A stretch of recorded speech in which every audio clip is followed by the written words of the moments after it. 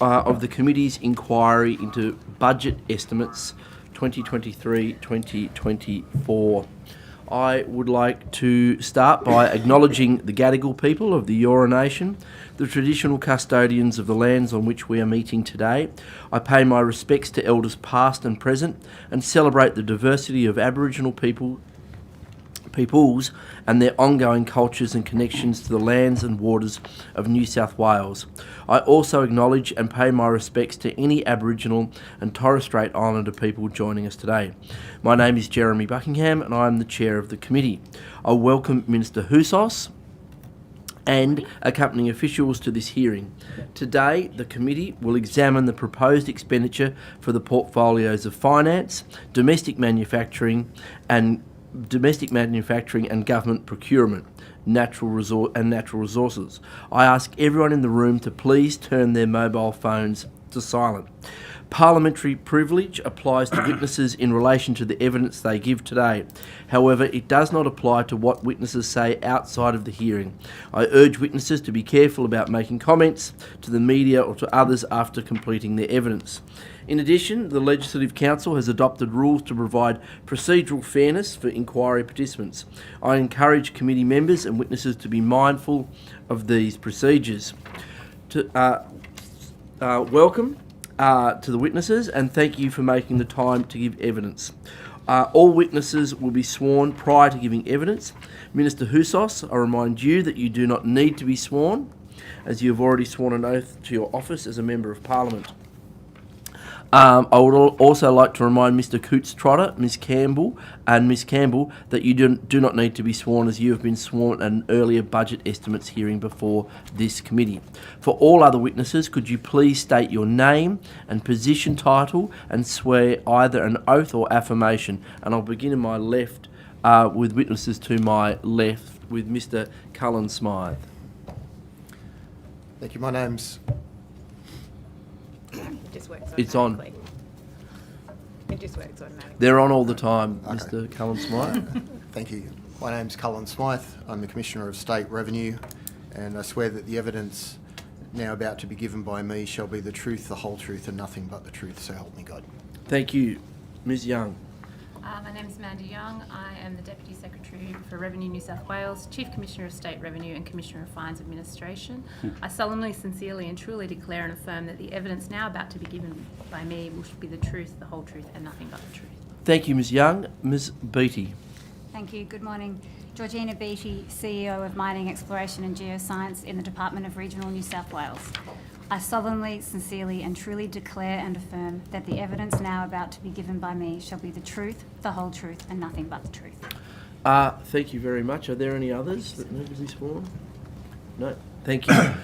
Today's hearing will be conducted from 9:15 to 9:15 a.m. to 5:30 p.m.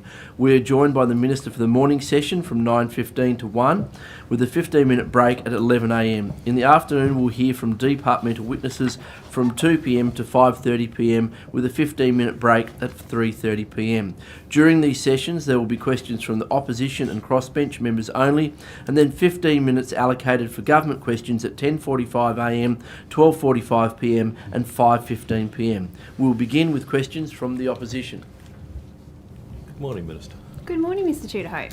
Lovely to see you. It's Mr Tudor-Hope, can I ask that you speak into your microphone?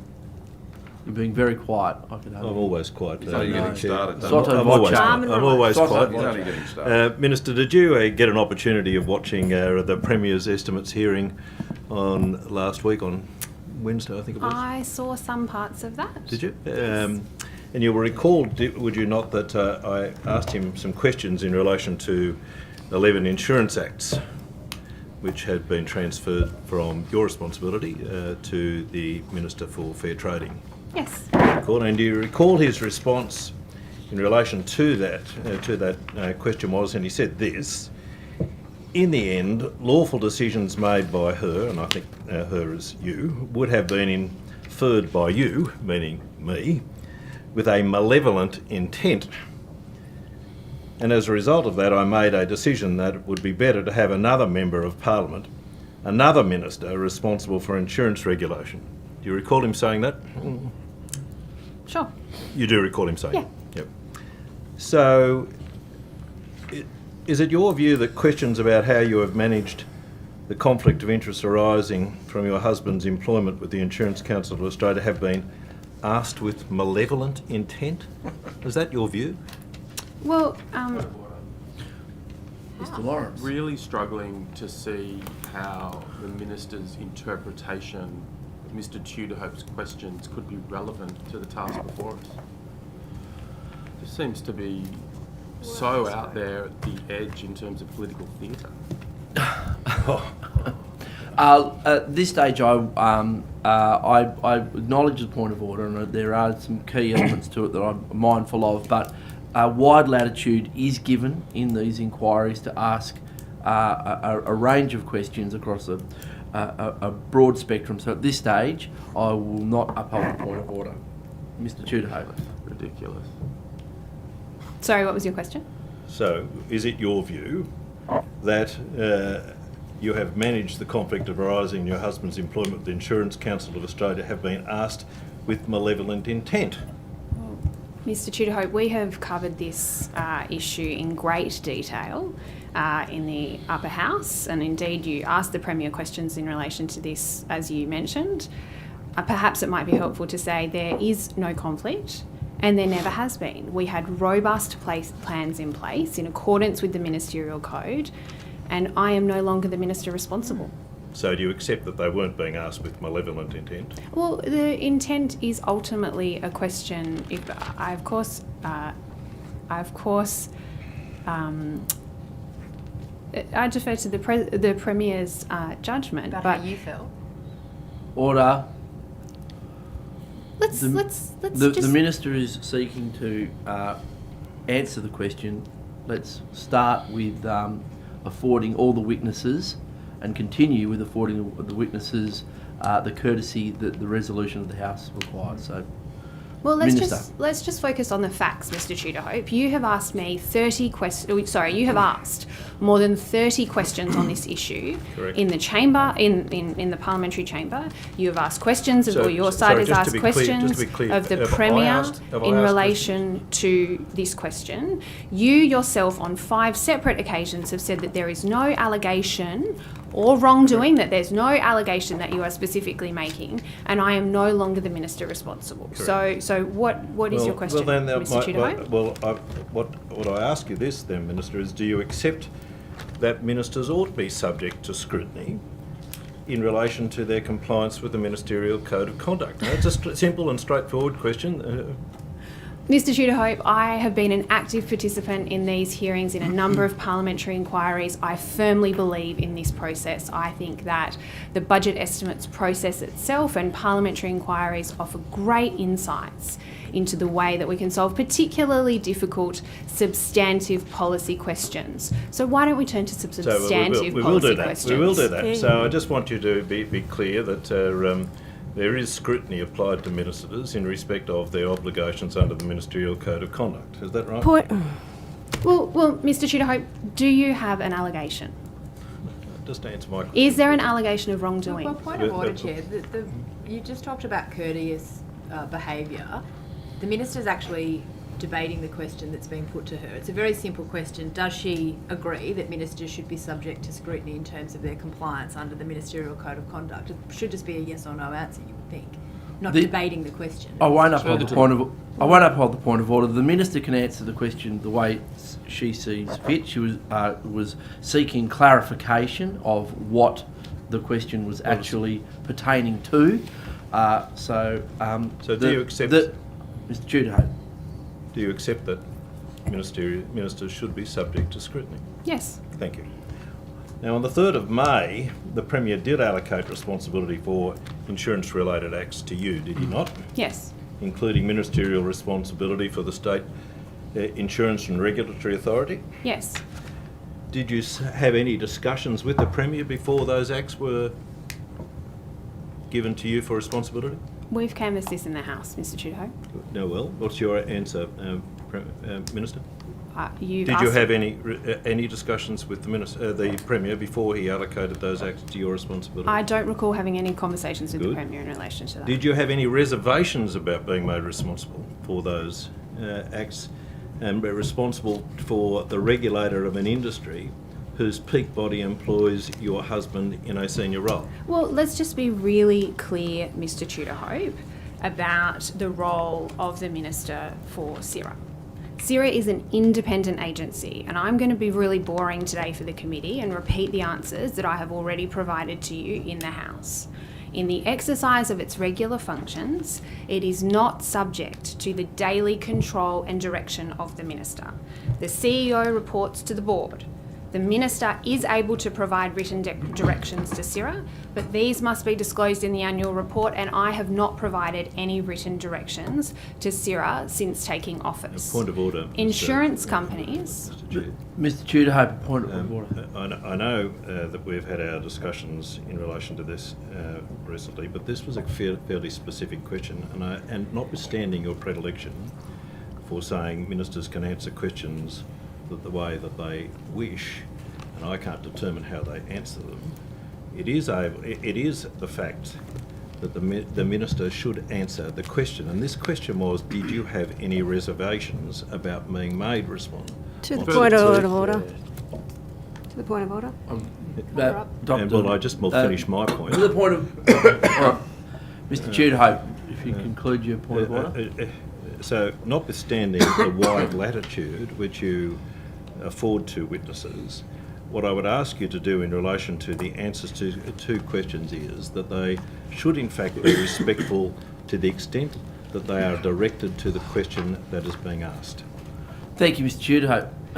Dr. Kane. To the point of order, with regards to wide latitude, I think we could all agree that all of us, in not taking a point of order to the actual original question, we're showing forbearance given how far outside of the actual issues that we were meant to be describing today, and given the Minister's substantial answers across many weeks in the House. And so I would ask that you don't allow that point of order. I won't uphold the point of order. While wide latitude is given in both the asking and answering of questions, it's important that the witnesses are relevant to the answer to the question, and the answer was being. I was listening very carefully. Was being directly relevant to the question that was asked. Minister, you have the call. No. Thank you. So, according to your and that would have been the appropriate response, Minister. According to your ministerial diary, disclosures you engaged. According to your ministerial diary disclosures, you engaged in only 2 meetings, where the purpose of the meeting related to your insurance responsibilities. Both meetings were with Unions New South Wales. On the 23rd of June 2023, you discussed workers' compensation portfolio matters. Do you recall that? Oh, sorry, you got to a question. Do you recall that? Sorry? Do I recall? That meeting? Can you just give me that date again? 23rd of June 2023.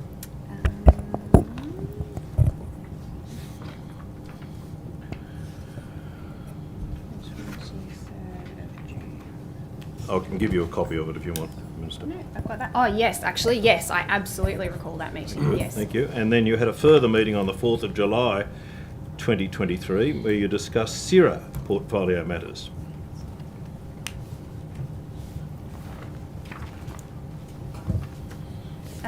Yes.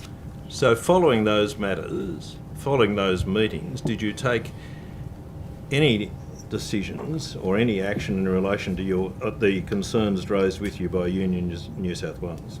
So it might be helpful for the committee to talk a little bit about what I did do during the 4 months when I was responsible for CIRA.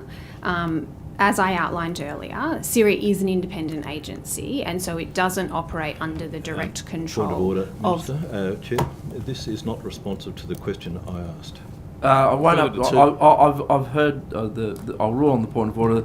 I won't uphold the point of order. The minister was 10 seconds into her answer, and I can't. Because of that, I can't determine whether or not the minister was being relevant or not. We should afford the witness the courtesy of listening to her answer before taking point of order. So, Minister, you've got the call.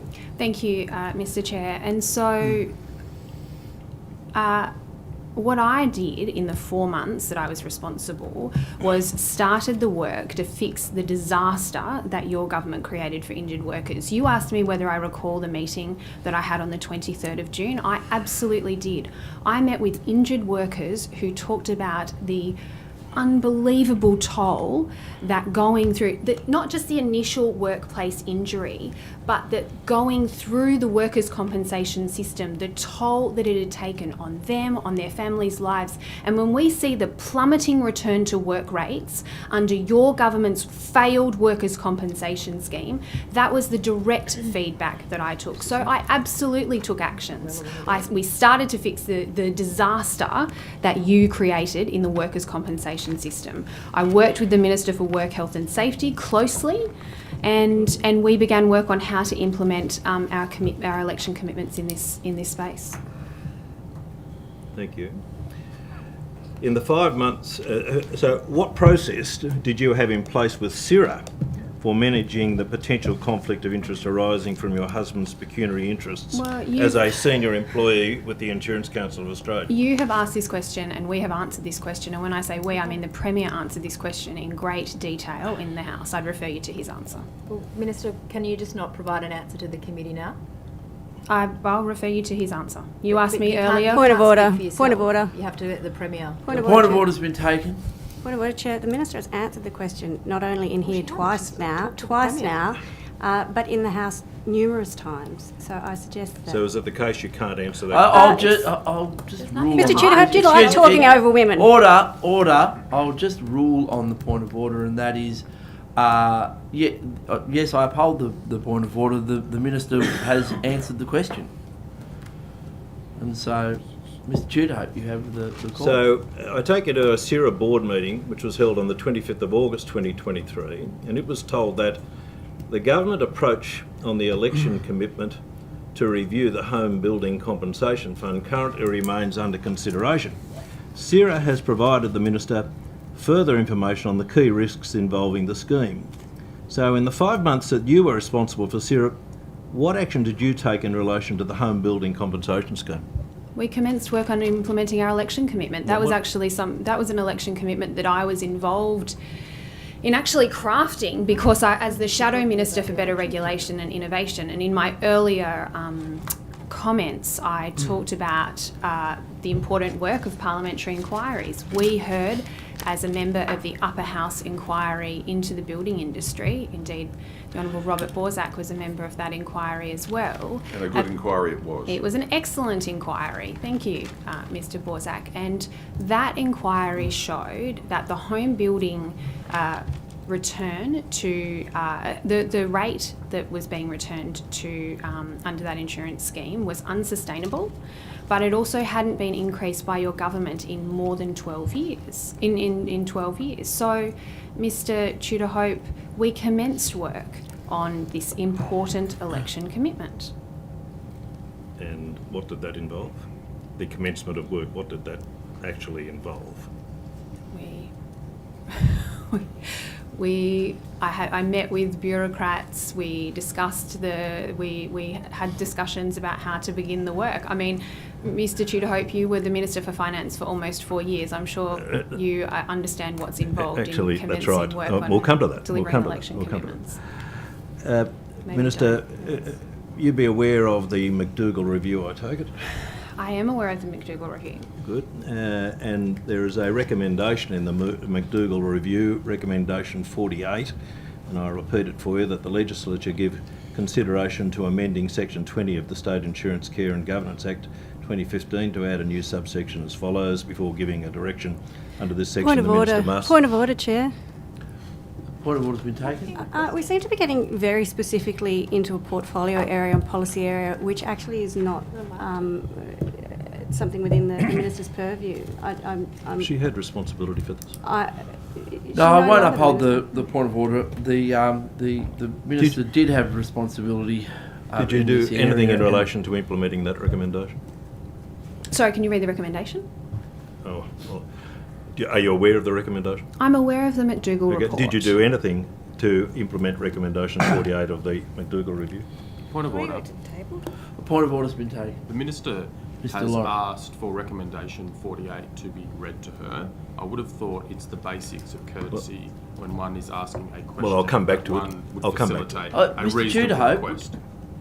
Yes, I do uphold the point of order. Well, I'll come If back you to could, it if and you can Mr. review Tudorhope, it if you're over going the to break. refer to a recommendation, it's please, for the, Yeah, the well, benefit it's of not a the memory committee test. and the benefit of the witness and Hansard, if you could, and the inquiry, if you could refer to that, that would be Yeah, helpful. I'll give the Minister a copy over the break and she can refresh her memory. I'll just move on. So, what I'd just say in relation to this, Minister, you've had the Insurance Acts now removed from your responsibility, so you'd consider that issue now, I suppose, resolved. No, I don't consider that issue resolved. I handed over my ministerial responsibilities to Minister Chanthivong, Yeah, that's right, who but is it- now undertaking that work. But the issue of potential conflict of interest has been resolved. Well, no, Mr. Tudorhope. What I'm going to say to you now is that there is no conflict of interest and there never has been. I have upheld my obligations under the Ministerial Code of Conduct at all times. Well, yeah, I am not suggesting that you have not that you have breached your obligation, but I'm Well, saying then, that there what is potentially the point of this potentially line of there's- questioning? Take it off you if there was no issue. Finally, The point of order's been taken, Mr. Nanva. Chair, point of order. Even allowing for a significant degree of latitude with this line of questioning, my point of order goes to relevance. This is an inquiry into the estimates of expenditure from the Consolidated Fund and related budget Always have papers. wide latitude. We have traversed this Been here issue 5 now minutes. for 18 minutes. The Minister has adequately answered the questions. If there are specific allegations, there are can use forms for our those to be time. made, but I would argue first estimates. this is We no can use our longer time as well. relevant to the terms of reference of this inquiry. Thank you, Mr. Nanva. Look, I won't uphold the point of order. I think there is wide latitude given that I do think it does fall within the scope of the relevance. In terms of relevance, the honourable member is free to ask the questions he wants to and use his time as he sees fit. So I won't uphold the point of order. Minister, could I direct you to budget paper number 1, page 4-7? Sure.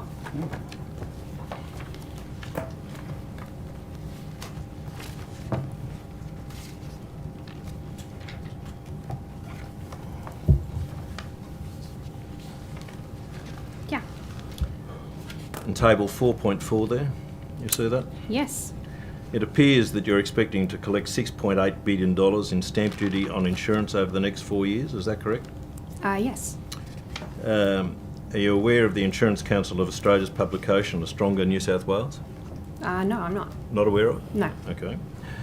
In that document, it provides, on page 5, that stamp duty on insurance adds 9% to the cost of insurance, further undermining the affordability and contributing to underinsurance.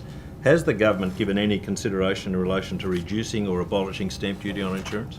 Well, Mr. Tudorhope, we have covered this at length during our discussions in the Parliament. You have asked me more than 30 questions. You have, on 5 separate occasions, said that there is no allegation of wrongdoing. Point of order, Chair. Do you have a Point of order, specific? Chair. The question was Minister, very the point of order's specific been in taken. relation to the government's consideration of reducing or abolishing stamp duty. It had nothing to do with the minister's Well, ask relevant questions, you might potential get an answer. conflict. It was a specific question about a government policy matter. Yes, it was a specific question, but the minister was, I think, being generally relevant to that and providing some context at the beginning of her answer, so I don't uphold the point of order. Minister, if you'd like to conclude your answer or continue your answer. I heard the timing bell. I think You're it's happy your to time, move Mr. away from it, are you, Minister? Point of order. point of order, time. Not answer the question. Order. We'll move to questions from me. Behaviour, Damien. Thank you. Minister, Mr. Buckingham. how much revenue does coal mining royalties contribute to New South Wales revenue? Yeah, that's an excellent question, Mr. Buckingham. You would be aware, as that coal mining revenue in terms of royalties is a key part of the state's revenue stream. It's royalties as a total. We receive 2.9% of our total revenue. It's $3.2 billion this year. And we will, and as you're aware, for the first time since 2009, we have made an increase in coal royalties. They will not come into effect until the 1st of June next year, which will be when the conclusion of the emergency coal cap measures expire. Thank you, Minister. Are you aware of Treasury's intergenerational report of 2021-2022? I would say that I am broadly aware of it, Mr. Buckingham, but I have perhaps not read it in as great detail as the Treasurer. I understand you asked him some questions about that. I did ask him some questions about it. An interesting part of that intergenerational report was a forecast from Treasury that extreme weather events and impacts of climate change will lead to natural disasters that will require funding from 2020-2021 in terms of recovery of up to $5.1 billion per annum. So how do you, could you reflect on the issue of us generating $3.2 billion of coal royalties and expending $5.1 billion on reconstruction from climate events? Are coal royalties worth the damage they cause to our community and to the government's bottom line? Yeah, I mean, I would say, Mr. Buckingham, that I am an absolute supporter of the mining industry in New South Wales. I accept that I often say that it's a key part of not only of our state's export revenue, the royalties that we've discussed already, but it also provides around 29,000 jobs across New South Wales. And I think it's about 180,000 additional jobs through the different supply chains. So there is no doubt that mining historically has played a very important role and continues to play a very important role in the state's economy. And you would like to see that continue into the future, for decades to come, coal mining specifically? Well, I think, Mr. Buckingham, I would say that coal mining is an important part of our state's economy at the moment. It certainly provides excellent, well-paid jobs right across, particularly in the Hunter Valley, but right across the state. But in coming decades, we will be seeing coal mines slated for closure. And that's something that I know that we've discussed, you and I, but also more broadly in the House. There is no doubt that there are new opportunities in mining, and I'm really keen to see us unlock the most that we can from those new opportunities. This week, we had the International Mining and Resources Conference here in Sydney. We saw investors from all over the world coming here to look at our critical minerals. In New South Wales, we have 17 of the 26 nationally identified critical minerals. We've got great reserves of copper through the Lachlan Fold. We've got other critical minerals that will be crucial for our clean energy future. And I think there's a real understanding that future is a bright one for the mining industry. Now, what I am really focusing my time on as Minister for Natural Resources, indeed in this place earlier this week, we held a consultation in relation to critical minerals and redoing the critical minerals and high-tech metals strategy. Thanks, Minister. So you don't see any sort of cognitive dissonance in generating $3.2 billion worth of royalties from coal mining, but in this year's budget, spending $3.2 billion on disaster recovery related to climate change? Yeah, I mean, This government is absolutely... You do? No, I would You- say but that... you started by saying yeah. Sorry, let me be very clear. I don't see a cognitive dissonance between that. What I would say is that this government, in particular this year, has spent a significant amount of money on emergency relief measures, particularly across regional New South Wales, in ensuring that people affected by natural disasters receive the support that they need from government, whether that's in Lismore and in the Northern Rivers for the flooding that we've seen there, or whether it's continuing to rebuild parts of the South Coast from the bushfires down there. Are you aware of how much the estimates of the cost to the economy of those two disasters is? Mr. Buckingham, I'd have to come back to you on that one. The Lismore disaster is estimated to have been about 6 to 8 billion for one event, and the Black Summer fires are estimated to be between 80 and 100 billion dollars, and the majority of that cost is being borne by the community, by private residents.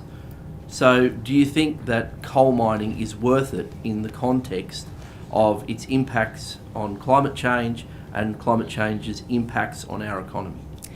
I think coal mining is a crucial part of our state's economy, and whether that's an end of our electricity network. Now, this government has clearly outlined, and indeed over in the Macquarie room, I'm sure the Minister for Energy is outlining a clear plan for a pathway to net zero, and we've introduced some legislation into the Parliament that I know the Minister for Energy is working on.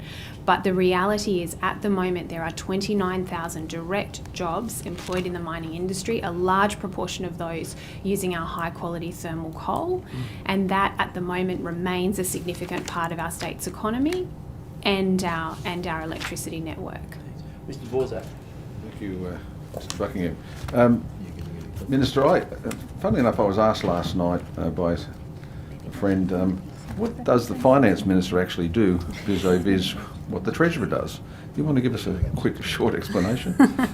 Well, thank you, Mr. Borzak. So my responsibilities are largely in relation to the revenue stream. So you'll see that I've got with me today the Chief Commissioner of Fines, and also I'm going to mess up the titles because I'm going to say the Deputy Secretary and the Commissioner, excellent public servants who work on the revenue side of the budget.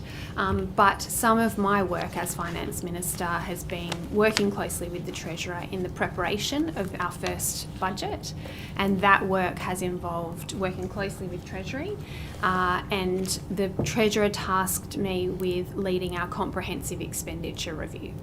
Right, okay. Well, that's interesting, because that's leading into sort of my next area of questioning, and that is, when I go through the budget papers, and it's the overview document's quite useful to this extent. From 2011, when gross debt was approximately $20 billion, we saw it grow to just over $35 billion in 2019, or thereabouts. And then, I suppose over COVID and other things, it blew out to about $140 billion at the change of government earlier this year. And the projections, based on, in page 9 of that budget overview document, it was projecting at $188.2 billion by June 2026. How would you assess the debt situation that you've copped since coming to government in your first budget?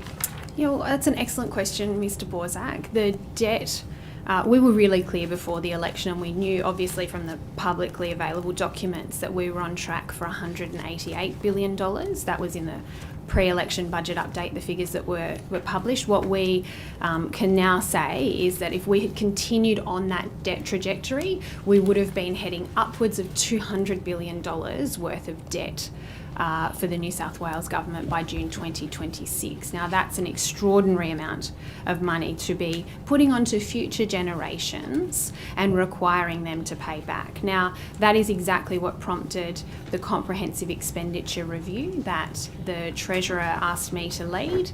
And as a result of that work and really diligent and prudent fiscal management from the Treasurer and the whole team at Treasury, we were able to take $15 billion off the gross debt figures this year.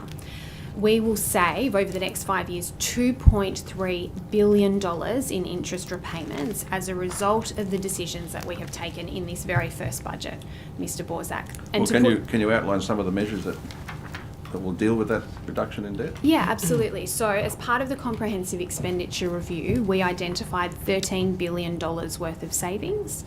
So roughly half of that was in relation to direct savings measures, and about half of that was in terms of budget reprioritisation measures. Now, we think it's really important in the first instance to make sure that the precious government taxpayer funds are being spent on the things that we were elected for it to be spending on, that is rebuilding public services in New South Wales, and certainly confronting the housing crisis that we're facing. But a key element of the work that we are doing is around paying down that debt and getting that onto a sustainable footing. So how would this improve the forward budget estimates? Yeah, so we expect that net debt will peak at about 12.6% of gross state product by June 2027, and that it will start to stabilise from that point onwards. We think that we have, in this budget, fundamentally changed the debt trajectory that we were on. Do you foresee a problem with the estate's credit rating?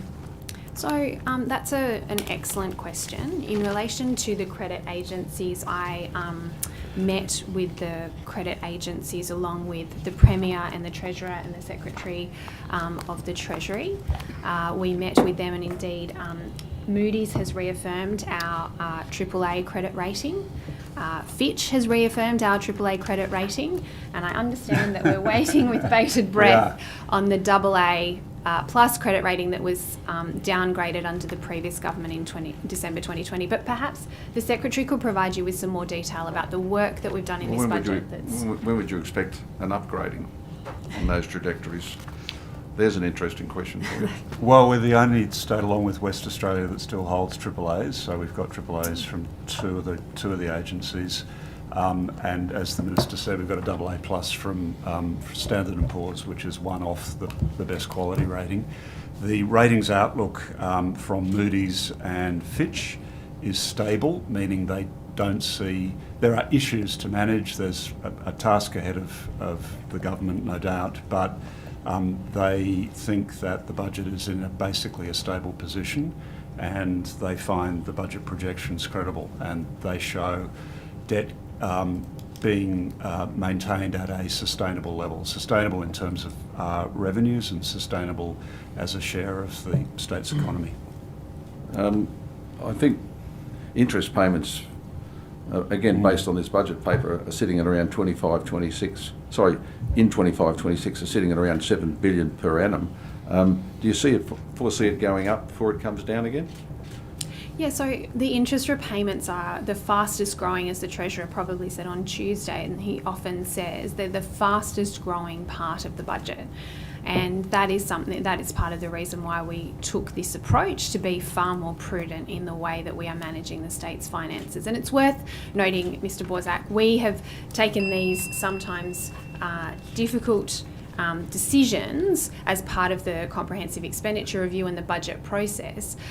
But what we've done is, but when you contrast that with what the previous government did, in the 9 months before the election, they got $27 billion worth of funding out the door. So we've taken a fundamentally different approach to put us on a different debt trajectory.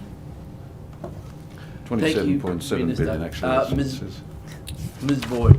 Thank you very much, Chair. And good morning to you, Minister.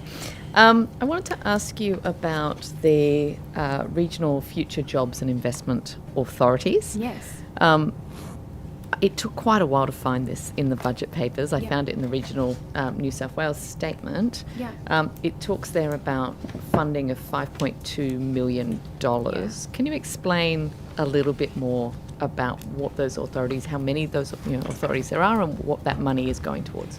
Yeah, so we made some election commitments in relation to the future jobs and investment authorities, and this was that we would have 4 key local authorities around the state. So I mean, Mr. Buckingham, the chair was asking me earlier in relation to some questions about the future of the coal industry, and there's no doubt that given that they are slated for closure, that we need to be working closely to make sure that we are equipping these regions of the state and working with communities to ensure that as we shift towards our net zero future, that we're not leaving anyone behind. So for authorities for 5.2 million, so that's 1.3 million per authority? No, so I just want to be really clear about the reason why I wanted to talk about the election commitment is because that is what we have committed to in terms of working with these local regions. So we've got one for the Hunter Valley, one for the Central West, one for the Northwest, and one for the Illawarra. So they're our major coal producing regions. Yep. So what I have done over the last 7 months is I've started to consult directly with those communities about how we are going to build those investment authorities. So I went to the Hunter in, I think it was August, and met with maybe more than 60 stakeholders on the 8th of August I met there. We had, I have to say, I was really impressed with the energy and the enthusiasm in the room. But I think it's really important that before we start to spend money, we use our power as government to bring our convening power to bring these opportunities together. Minister, I'm glad you mentioned the Hunter because they are so far advanced when it comes to looking at what a transition plan would look like. You're no doubt very familiar with the Hunter Jobs Alliance plan. They were at our roundtable. So what is it that this $5.2 million is going towards if it's not to set up the transition authorities? Yeah, so this was actually money that was put aside by the previous government, and from my sort of initial discussions with indeed some opposition backbenchers, I think they had anticipated that it would be some kind of grant scheme. Now, I don't anticipate. So it's not new money, so it's 5.2 million that the old government... Sorry, no. It's a part of a legislated fund that is there, that we have reserved for this purpose. Yeah, okay. And so we are maintaining this funding and we will provide that. But I want to be really clear, I'm not going to be spending this I'm not looking to rush this money out the door. What I want to be doing is partnering with local communities. There is a key piece of work that we need to be doing here in relation to encouraging investment, encouraging private sector investment, and finding opportunities, ensuring that we make sure that the skills are right. And then we also need to be, before we start spending our precious government taxpayer funds, then we will start to look at ways that we can be spending What is that the funding. timing for actually establishing these authorities? Yeah, so we're working through that at the moment. So the previous government had late last year appointed some expert panels, and I have met with those on several occasions. I've met with the chairs of those on several occasions, and I'm keen to hear their ideas for I guess that the transition authority is needed now. It was needed 10 years ago, 15 years ago. The Greens have certainly been calling for it for that long. So we have, for example, Hunter, also the Illawarra. These are communities that are really well up the curve. What they need from government is to set up these authorities and get things going. From what you're saying, we don't have any timeline, we don't have any funding set aside. I understand it was an election commitment, but this is urgent. What are we doing? $5.2 million that was already set aside. We know, for example, that Latrobe Valley Authority was seeded with $266 million. If we're going to get this transition right, we need to invest in it now. What assurance can you give me that you're actually taking this seriously? What I can tell you is I'm absolutely taking it seriously. That's why I've been up to the Hunter several times. I've met directly with the communities affected there. I mean, we have been in office for 7 months, and in that time this has been a key thing that I'm focused on. But the other point that's worth noting is that the federal government has set up their own net zero commission, and so I've met with the chair and the CEO of that particular organisation. I think you're right, there are some challenges, but let's put this into perspective. The next one, Muswellbrook Coal has closed, the Idemitsu site outside of Muswellbrook. The next in the Hunter Valley, the next coal mine Liddell's just closed. This is not just coal mining, this is also coal-fired power stations. These people need services now. When I go and speak to people in the Hunter Valley, for instance, in relation to increase in domestic violence that we are seeing, that we've seen around the world when it comes to this moving away from one industry into another, they need an authority to set up not just skills and training for workers and communities, but also they need a plan for how government is going to plug the gaps when it comes to essential community services. That work is needed now. When will we see legislation setting up these authorities? Yeah, Ms. Boyd, I mean, I also make this point. We're not coming from a standing start here. We're actually coming from way behind the eight ball. The crucial part of the piece that we need to do in terms of supporting communities here is in relation to skills. And what we've seen, what we've inherited, for example, in the Hunter Valley, is we've seen in this same forum, I prosecuted the case, the fact that the previous government was selling off TAFE sites in the Hunter Valley. Now that just doesn't make sense to me. This is a crucial challenge for government. It is absolutely one that I am focused on, and along with working collaboratively with my ministerial colleagues on. But in relation to getting that $5.2 million sort of out the door, I'm not going to commit to a timeline here today, because I am absolutely committed to partnering with those communities and doing this properly. We only have one chance to do this. We only have one chance to build and provide not just the government infrastructure, but the community infrastructure, and to encourage and foster that private investment. Let me just say this. One of the companies that was at our round table was a company called SunDrive, who I believe the Prime Minister was out visiting their pilot site in Kurnell. I was out there. I launched our critical minerals strategy consultation process out there, I think it may be a month or so ago now. That is world-leading research that they would like to do on the Liddell site. They have this amazing research that was done here at UNSW to take the silver out of solar panels, the most expensive part of solar panels, and replace it with copper, which New South Wales has plenty of, and actually make the solar panels more efficient. Set up. But yeah, I mean, when we're getting the work underway, Ms. Boyd, but there's a lot of work to do. Thank you, Minister. Mr. Tudor-Hope. Yes, I'll just return, Minister, to the question I was asking you before, the last time we were talking. The Insurance Council of Australia advocated for stamp duty and insurance adds 9% to the cost of insurance, further undermining the affordability and contributing to underinsurance.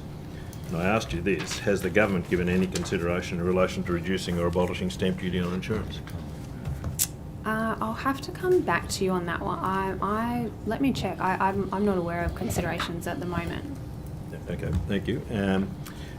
But potentially, I assume, if you were to come back to me, it may also involve you having a conflict of interest in relation to a submission by the Insurance Council of Australia. Do you agree with that? No. You don't agree with that? That is the problem. Minister, on page 12 of the Insurance Council of Australia, A Stronger New South Wales, it provides the next New South Wales government must remove unfair insurance requirements from government contracts and cease the practice of contracting out of proportionate liability. So has the government given any consideration to this recommendation? Well, Mr. Tudor-Hope, let me just say this. I mean, I'm sure that the Insurance Council would be delighted that you have so closely read their policy documents. I haven't, I will say this, but I'd also make this point in relation to the broader allegation that you're making. There is no potential part of your portfolio responsibility, Minister. Point of order. Point of order has been taken. It would help with the conduct of this hearing if the Minister could be provided a reasonable amount of time to answer the question without interjection. So I just ask that you uphold procedural fairness for all regarding courtesy. Yes, it's better if there are not interjections. They are disorderly at all times, and if Mr. Tudor wants to get the answer he's after, he'd be best served, I think, by not interjecting.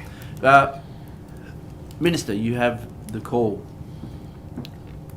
Mr. Tudor-Hope, I'm going to call this out for what it is. I have not said this before, but this is a baseless sexist attack. Good. This is a smear on my professional relationship, on my professional reputation, and on my husband's professional reputation. Because, Mr. Tudor-Hope, you yourself have said on 5 separate occasions that there is no allegation of wrongdoing. And I maintain that position, Minister. And so you might come from a different time, Mr. Tudor-Hope, but most families today, both partners work. Well, there is the Many. patronising Order. Many. comment, Minister. Point of order. Order. Many. There is the Order. patronising. Order. A point of order has been patronising. taken. Can't let a woman speak. I wouldn't push on with the point of order, except after it was taken, Mr. Tudor-Hope continued to interject. Yeah. I do uphold the point of order. Mr. Tudor-Hope, it is My wife is disorderly. a- It She's is, a I dentist. uphold the point of order. It is disorderly to be interjecting and speaking over the top of the witness. So please desist. Minister. Mr. Tudor-Hope, most families, both partners work now, and many of them have to deal with these kinds of issues. The first step is disclosure, which is exactly what we have done. We have made no secret of our 15-year marriage. We've made no secret of where my husband works. My husband and I took steps, which is the second point, is putting in place measures to manage a potential or a perceived conflict. And he voluntarily stopped working with the New South Wales government once I was sworn in as a minister, Mr. Tudor-Hope. So you have failed both the reasonable test and the fairness test, and this is just a baseless, sexist attack on working women. Well, to the you want me point of order. to Sorry, secede, to to remove point of myself order. from my role A because point of of what order. my A husband point of does. order has been taken. I just want to draw the minister back to the question. Mr. Tudor-Hope asked specifically, again, about a government policy decision in relation to recommendations that had been made by the Insurance Council. He didn't mention the minister's husband. He didn't make any allegations in terms of any improper conduct. He's asking a government policy decision that should be answered by the minister. To the point of order. To the point of order, Mr. Namba. The Legislative Council practice does provide a significant degree of latitude to the Minister to answer the question. Given the significant inferences that are being made within the questions, I think it is entirely appropriate that the Minister address those, Yep. which is what she is doing. Yeah, I don't uphold the point of order. Wide latitude is given. The Minister was being relevant and providing important context and context in the light of what I acknowledge are the inferences being alluded to by the question. Just So move the on. Minister has the call. There's nothing there. Minister, have you concluded your I've answer? concluded my Great. You conclude. Thank you. Do you have a question? The opposition. I'll just finish that particular line. Do you just accept this, Minister? And perhaps this is too difficult for you. Point of order. Order. I don't need to hear the point of... It would greatly assist the inquiry if those sort of comments were not made, that that all members... Well, to that... I order that if you are interjecting and casting aspersions and not treating the member with courtesy, I would ask you to desist from that, Mr. Tudor-Hope. Well, to the point of order, Mr. Well, there was no point of order. I was just... This point of Ruling order. on The Minister accused me of a sexist and patronising approach in relation to the questions I was asking. Well, it's been evidenced. Staring at me isn't going to scare me, Damien. Order, This thing is- order, please. You're making a point of order, Mr. The Chair. Minister accused me of a sexist approach in relation to these questions, and I'm just suggesting to the Minister that she does not understand the question. Further to the point of order. Further to the point of Mr. Lawrence. No, in fact, what he said, Mr. Tudor-Hope, that elicited the original point of order was, this will be too difficult for you. This will be too difficult for you. Yeah. Because she doesn't That understand order. these now. I don't need to be I- mansplained by you. Order. I don't uphold the point of order. That was the comment that caused me to call the committee to order, and I do again ask Mr. Tudor-Hope Well, she should not to respect not Not to she. order, You should Mr. respect Not Tudor-Hope, she. to And not you to should treat equally all respect witnesses. me. I do. Order to treat all witnesses with courtesy at all times and avoid adverse mentions. So, Mr. Tudor-Hope. Do you accept that there could be a perceived conflict of interest if you are making insurance decisions or decisions in your portfolio which relate to the Insurance Council of Australia for whom your husband works.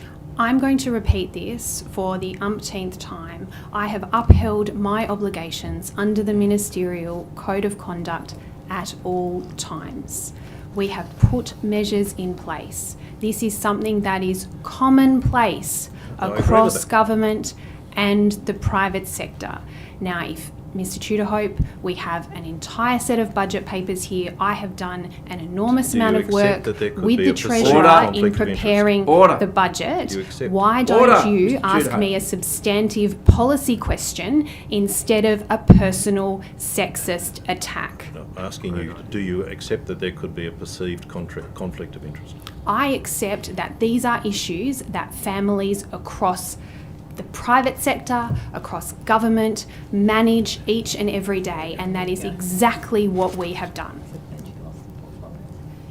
Thanks, thank you, Chair. Minister, I just want to ask you a few questions about your natural resources portfolio.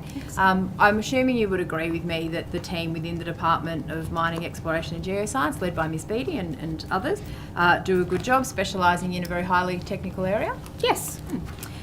You mentioned before then that you are announcing or consulting on a new critical minerals strategy. Yes. Do you not think that this is a waste of your department's time, given that there was a previous strategy announced only in November 2021?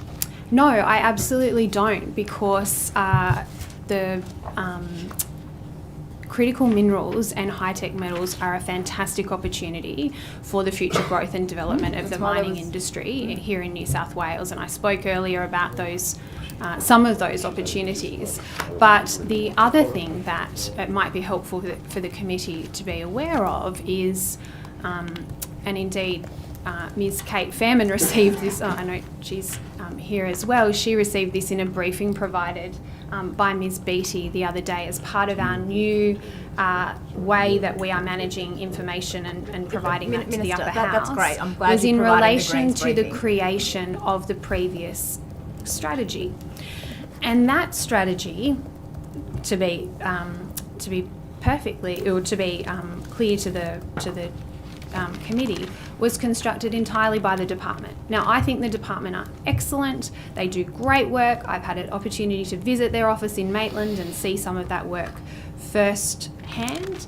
But I do think it's important when we start to develop these kinds of strategies that we engage with industry, that we engage with communities, that we engage with peak organisations as we're developing these key strategies. Okay, thanks, Minister. So I just want to take you to your announcement in September. You outlined a desire to, and I quote, entrench New South Wales's role as a preferred supplier of critical minerals to global trading partners. The previous strategy was devised to, and I quote from the previous strategy, build on our existing potential and position New South Wales as a major global supplier and processor of critical minerals and high-tech metals well into the future. Would you concede that there's really no discernible difference there? No, I would actually say that the previous strategy doesn't deal with some key elements that I am hoping that the new strategy deals with. And indeed, they were discussed at the consultation that we held here at Parliament on Monday, which is in relation to the skills that are going to be required. What we have in New South Wales is a rapidly declining mining engineering base. And indeed, I was at an event, an international copper event, and one of the mining companies there told me that while in other parts of the world they employ almost entirely local labour, here in Australia they are having to import those skills. Okay, so Minister, I think I'll getting the skills mix right thank you for that. crucial. I have limited time, as you well know. You've been in my position before. Yeah, you've asked me. Order, I order, would just like Miss, to order, ask Ms a few Mitchell. more. The minister was answering the She's question and filibustering being, talking about a being meeting. relevant. If the minister has if we could just allow the minister to conclude her answer, please. So I'm just going to some of the areas that weren't covered under the previous strategy that I hope will be covered in the new strategy. Minister. Can I? Well, it's my I'd like to ask you another Oh, question. sure. I mean, if I can that's tell okay. you more. Thank There's No, that's fine. I mean, as you say, you look at the previous strategy, it, for instance, spoke about moving away from a dig and ship model reliant on exporting raw materials, looking to process the materials here. You're just talking about local manufacturing. Your announcement says you have a desire to provide a sharper focus on domestic manufacturing. Again, I don't think that a average person on the street would see much difference in that comment. But I want to ask you, in terms of a key component of the previous critical minerals strategy was the establishment of a critical minerals hub in central western New South Wales. Will you commit to ensuring that that very significant investment in regional New South Wales will be included in the new strategy? I'm not going to make any announcements here today in relation to the strategy. Don't put words in my mouth. What I am saying is that we are going to engage, and indeed one of the key parts of the of that central hub out in Parks is a recycling facility, and they were at our consultation process on Monday. We are absolutely. Well, just to be clear, will you consider? Well, you just said you're not I've making been on any the other side of announcements. this, and I see what you're trying to do. No, with I'm just respect, trying to give you Minister, a fulsome But you've just answer. said you're not going to sort of announce anything or make any decisions. You've just mentioned that, you know, the town of Parks, this is a key issue for the central western New South Wales. But just to be crystal clear, you are not committing to that hub going ahead. Well, let me tell you this. We are updating the critical minerals strategy, and as part of that update, we're engaging with, indeed, some of those particular stakeholders were here at Parliament talking directly to us. Now, I understand the way budget estimates works, and as you mentioned, we were on the opposite sides of this for quite some time, and I'm not going to give you a definitive answer. Okay, sure. Yes, we're going to do that today, but I'm also not going, and I'm certainly, that should not be seen as that we are not going to proceed with this project. Okay, It's actually, thanks, there are great opportunities across the Central West using that Lachlan Fold reservation? No, I'm looking to the. I'm That's right. 7 we months can in, get so to I'm Miss going to Beattie later this defer afternoon. to the Minister, excellent CEO. I just want to ask you, how come you decided to do that announcement in Sydney? Why didn't you go to one of the regional sites that have critical minerals or rare earths? Because I did the announcement at Sundrive, which I spoke about earlier with Ms. Boyd. Sundrive highlights a great example of where the previous critical mineral strategy didn't deliver. Sundrive is a local company that comes out of research conducted here at UNSW that is looking to make solar panels more efficient by taking out the silver. I'm going to use some really technical terms, but sludge. It's quite a significant part. It's also the heaviest part of the solar panel and the most expensive component. Vince, the CEO there, in completing his doctorate at the University of New South Wales, conducted his own research and found that he could replace that silver in solar panels with copper. Now, you would be aware, Ms. Mitchell, it's our alma mater, that they actually I just wanted to know why you didn't go to the regions where you you actually extract these minerals. Have you visited any regional sites? Since in the 7 months since you've been Minister? Have you been out? Yes, absolutely. Okay, great, thank you. I just want to move on to the Resources for Regions program. Was that your decision as part of your comprehensive expenditure review to cut that program? The Resources for Regions Fund was administered by the Minister for Regional New South Wales. Yeah, I understand that, but you're the Minister for Finance. You just told Mr. Borzak that you were involved in everything to do with putting together the budget. What involvement did you have, particularly as Minister for Natural Resources, in terms of the decisions about the future of that program? Well, I'm a member of ERC, I'm a member of Cabinet, and that was a decision, but that particular fund is administered by Regional New South Wales and by the Minister. Well, that's fine, for Minister, Regional but New South Wales. you've also just said in an answer to the Chair that there is billions of dollars in revenue that comes to the government from mining communities. You would agree with that? Yeah. Okay, so the Resources for Regions program was specifically designed to provide critical community infrastructure to those local government areas that have the impacts of mining literally on their doorstep day in and day out. Hundreds of millions of dollars went to very worthy projects over the years to support those communities, recognising the impact of mining.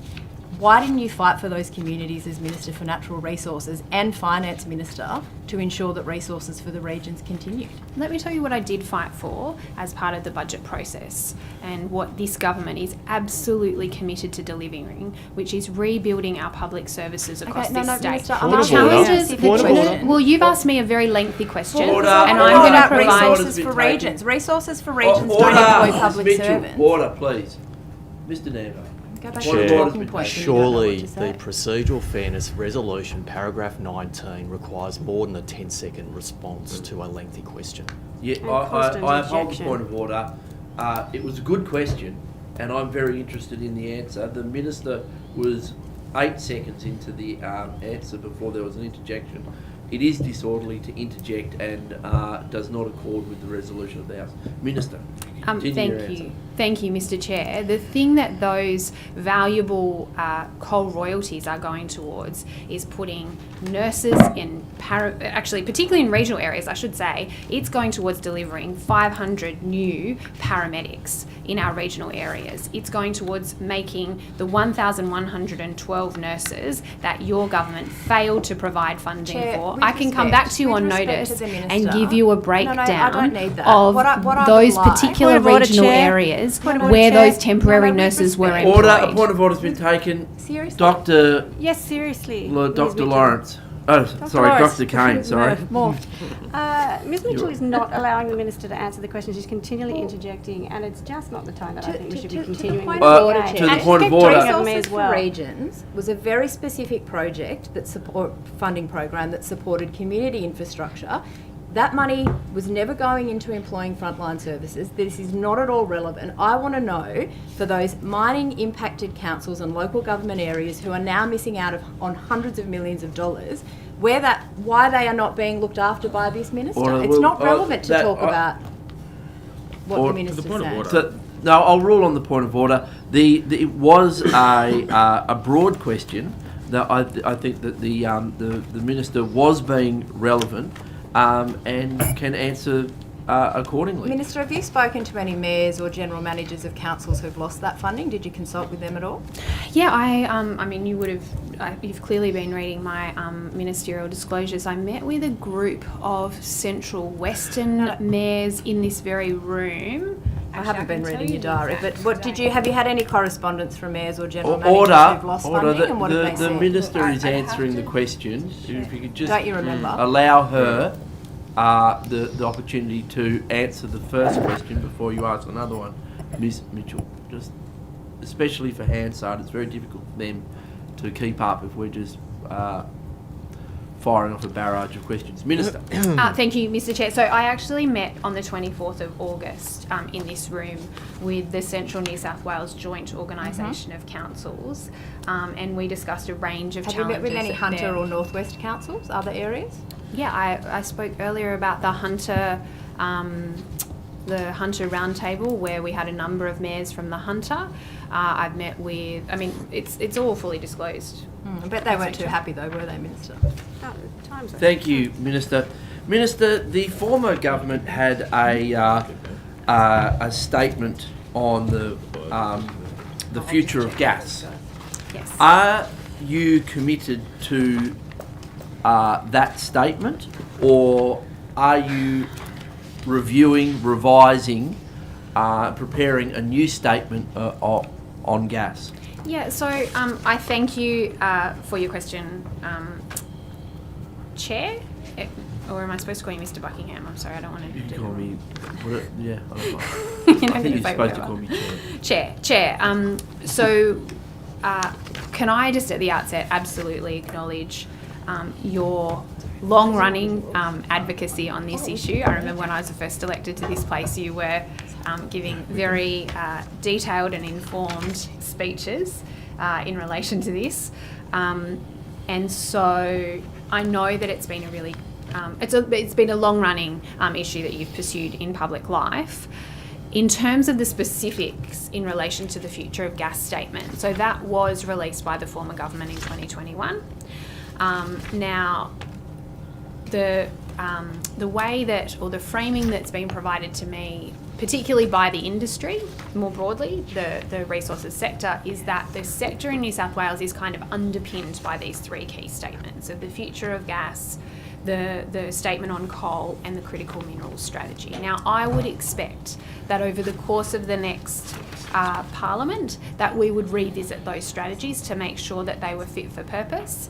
I was particularly excited about the opportunities in relation to critical minerals and high-tech metals, and I do think that there's some particular deficiencies in relation to that, and so that's why we've undertaken that work first. So in answer to your question, Chair, I would certainly expect that we would update that over time, but in the meantime, it remains a document that's been published by the New South Wales Government. In terms of the critical minerals and high-tech metals consultation that you're undertaking, I notice on the department's website there's, in terms of the framing of that consultation, there's no mention of responsible or triple bottom line mining practices. Why is that? Oh, look, I'd be happy to take that on board. This is a consultation process, Chair. Like, we are looking at new and different opportunities for our critical minerals and high-tech metals. The other, in response to Ms Mitchell's question, the other thing that we, I think, have a great opportunity for in New South Wales with our critical minerals and high-tech metals is the ESG component of them. This is something that the Queensland Minister promotes really heavily, and it's something that I think we can be talking about a lot more. Well, why aren't we? Well, that's exactly why we're consulting with the sector at the moment in order to formulate our strategy. The strategy will set the framework for how then we can foster investment, we can provide those guidelines to encourage the development of this industry. There are great opportunities. There are certainly great opportunities, Minister, but there's also a lot of alarm in the community about how some of our critical minerals have been mined to this point. Like the budget documents talk about non-quantifiable contingent liabilities, and one of those is mine rehabilitation, and I'd argue that they are just they just haven't been quantified. They're not unquantifiable. We could assess them, but in particular the liabilities associated with some of our largest mines, and that being one of those being Cadia. There's enormous concern in that community. It's where we're mining copper and gold. That is not a best practice, and when it comes to critical minerals, that it's not responsible mining. Do you agree? So that was quite a long series of questions. So I might just provide a considered response to a number of those issues that you've raised. In relation to Cadia, I actually, Ms Mitchell asked me before if I had visited any regional mines. Cadia was the first mine that I visited. When I became mining minister, I thought it was really important that I visited a critical minerals and high-tech metals mine. I think that's certainly where there's broad understanding that there is a great future for the industry, and I thought it was really important for me to get out there and meet directly with the miners, but also with the workers on the site. Did you tour the tailings dam? Did they show you the dam wall collapse? I didn't tour the tailings dam, but Mr Buckingham, but Chair, there's a couple of things that you raised in your question there.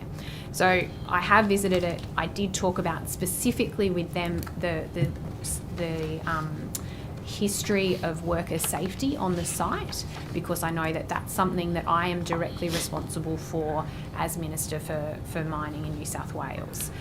The broader issues in relation to the community are policed or are the responsibility of, I should say, the Minister for Energy, who's obviously over in the Macquarie room at the moment, and the Minister in her capacity as the Minister for the Environment.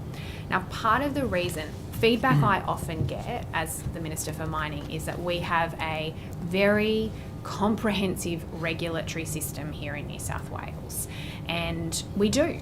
But part of that is created by the nature of our mining system, which is we don't see fly-in, fly-out workforces in the way that we do in other states. I would accept we have drive-in, drive-out, but a large number of our mines are closely located with local communities. And that means we need to have a really robust planning system in order to be assessing those mines. It means that we get the benefits of those jobs across regional New South Wales, but it also means that we do have a very robust regulatory scheme in place. That said, do you think that robust regulatory regime, as you put it, has protected the community around Cadia, who are now being advised by doctors to leave the area because of concerns about heavy metal blood poisoning? The EPA fining Cadia on multiple occasions because of breaches of environmental laws, and concern across the region that this is not best practice mining. Should we be opening up new critical minerals under the current planning laws and regulatory regime when it comes to mining? Shouldn't they be revisited in the context of, what our biggest critical minerals mine being an environmental and some would say, economic disaster? Yeah, so I mean, you've asked me quite a long series of questions, so I might just try and unpack some of those parts. So the first thing I would say is, in terms of the regulation, as Minister for Mining, I am primarily responsible for the worker safety on the site, and I'm sure the CEO of MEG could provide you with more details around the regulatory activities that are conducted by MEG through the resources regulator in order to make sure that that work is safe. The second part I would say is that in terms of protecting the community, that oversight is done by the EPA. Now, they don't report directly to me, they report to the Minister for the Environment, and that's certainly something that, while we have discussions about it and we continue, and I'm certainly keeping across the issue, I would say that is probably a question that's better directed to her. I understand that, Minister, but you're through this process, this consultation, you are trying to convince communities across New South Wales that greenfield critical minerals and high-tech metals mines will be good for their economy, good for their community. Do you think that's being helped by when they look at places like Cadia, when they look at Lake Cowal and the history of mining there, and the fact that hasn't been a key part of the consultation, a new framework for how these new mine areas are opened up? Yeah, I mean, the point that I would make, again, is there is no doubt that there is an understanding that there are enormous opportunities in mining, and Cadia, that you are speaking about, has 1,900 operational jobs. Now, that's been a mine that's been operating for 25 years in the state's Central West, and it is the largest non-coal contributor of mining royalties to the New South Wales government. So it's a really significant local employer. Now, I absolutely agree that we need to have a robust system in place to make sure that the community is protected. But I think that as we are doing our strategy and as we are... Do you think that you have that robust system in place? Do you think that it could be improved? Well, I'm open. Do you think I would not say that I have all the answers there, Chair, and I am happy to speak to the community if there are, and hear their concerns about how we can make that better. That's the whole purpose of us consulting about a strategy, is to engage and to get feedback on those issues. If I could just ask the one last question before we break, and that is, has the government considered any changes to the 4% flat mining royalty rate for critical minerals? Look, that's not something that we are actively considering at the moment. Thank you. Mr. Borzak, thank you. I know you don't want me to ask any questions, but I am. No. Go Minister, just to take you back to the mundane issue of the budget, this document here, or at least this part of it anyway. Just talking about the fiscal outlook, and in the budget papers, again, now on page 11, dealing with the fiscal outlook, it talks about redirecting $13 billion worth of budget measures to reinvest in unfunded programs What sort of programs are we talking about Yes. in relation to that?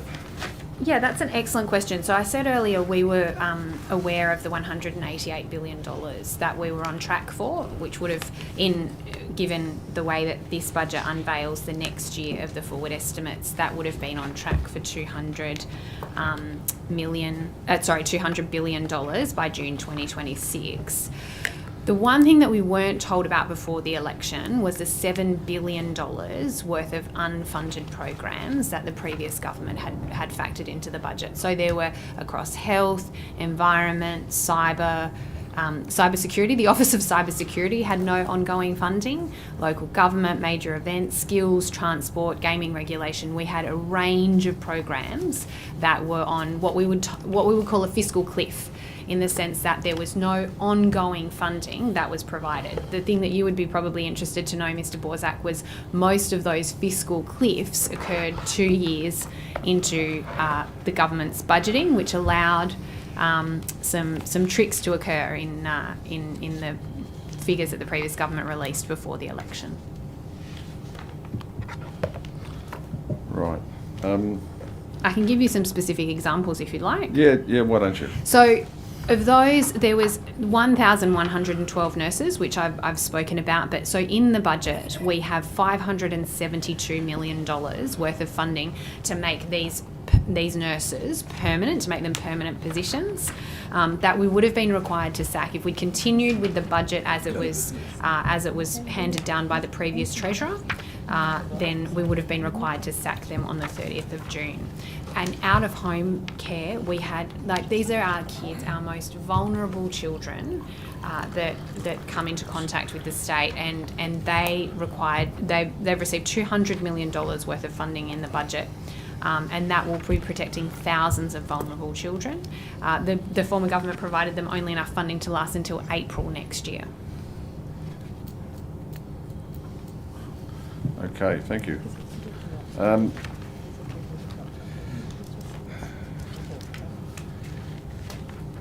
Since, and it's really only very recent, of course, since the publication and promulgation of the budget, has the fiscal situation deteriorated in any way? I mean, you're projecting 844 million surplus in 24-25. Is that going to be worse or better? Well, as we you might be excited to know that we've already begun the process of preparing for the half-yearly review, which will be released in mid-December, but perhaps the Secretary can provide a bit more detail on that. So, Mr. Borzak, that's the point at which we'll provide an update on any major changes to the assumptions underpinning budget estimates for this year. So at this point, the short answer is no, but there is reforecasting happening at the moment that'll be released in the half-yearly review. Did the budget scope in interest rate increases for November and December when you were doing it back? We assumed, thank you, Mr. Borzak, we assumed there would be one further interest rate rise during the course of this financial year. 25 basis points? 25 basis points. Okay, thank you. Minister, in terms of, you talk about fiscal cliffs and all that sort of stuff, and that leads me to think about grants programs, for example. In the last Parliament, there was a fair bit of crowing from the previous government, or some people in the previous government, about grants programs and how we can have it all and just help ourselves and do what needs to be done. Can you outline to me if and what poorly administered programs you've found in terms of your processes of preparing the budget?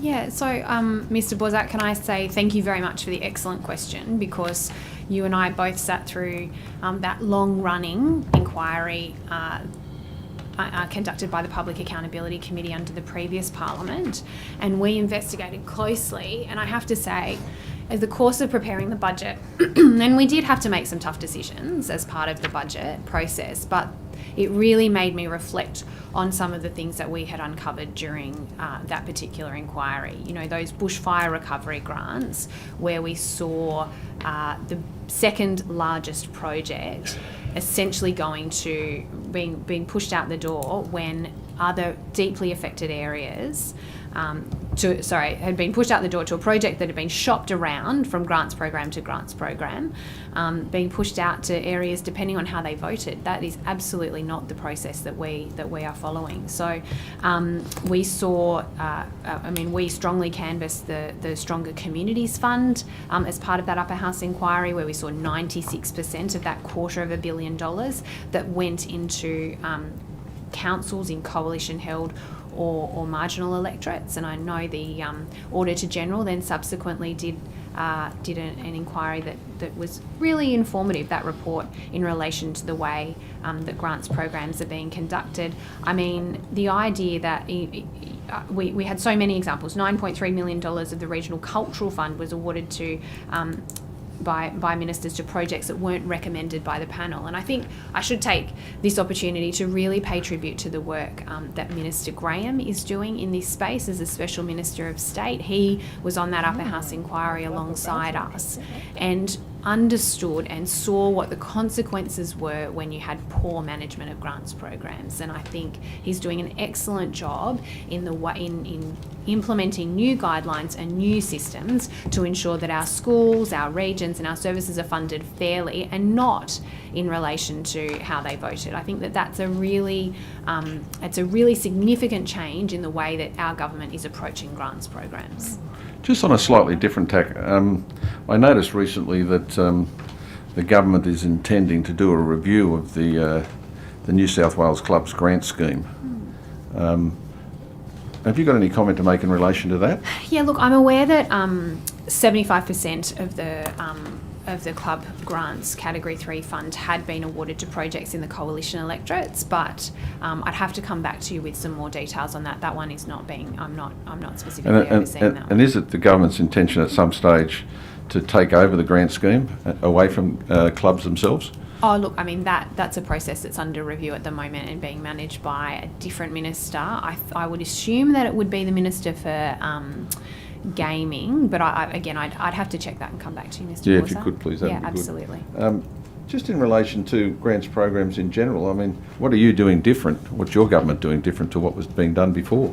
Yeah, well, I mean, the first thing I think is a fundamental change, which is in being really disciplined and fiscally prudent around the way that we administer these grants programs. We understand that this is not free money. This is money, in fact, that given our current debt trajectory, we were borrowing, and the interest repayments on that funding were the largest part of the budget and largest and fastest growing part of the budget. So we absolutely are reorienting our grants programs and the budget more broadly to be more fiscally disciplined and to be more prudent. Now, we are putting in place specific measures in order to increase the accountability and the transparency around grants programs. And I think, I mean, Minister Graham has said this in the House, there is no doubt that there's a time and a place for ministerial discretion when it comes to grants programs, but that needs to be clearly documented and outlined. And I think he's doing an excellent job in specifically administering and finding a new way for grants programs to be administered in this state. But Minister, you do agree that, you know, community clubs do have a vital role to play in relation to community grants and the money and the concessions that they're given by government to make those grants? Oh, I'm certainly aware that clubs do great work in our local communities. So that government is not that avaricious that would take those concessions away? Look, I just don't want to make any sort of... I'm just being quite cautious about the comments that I make in relation to this because it is part of another minister's responsibility and the program's under review at the moment. But I say this, I absolutely understand that clubs play a really important role in local communities and that they do some great work across the state, particularly in regional New South Wales. Particularly in regional New South Wales. Thank you, Minister. Thanks.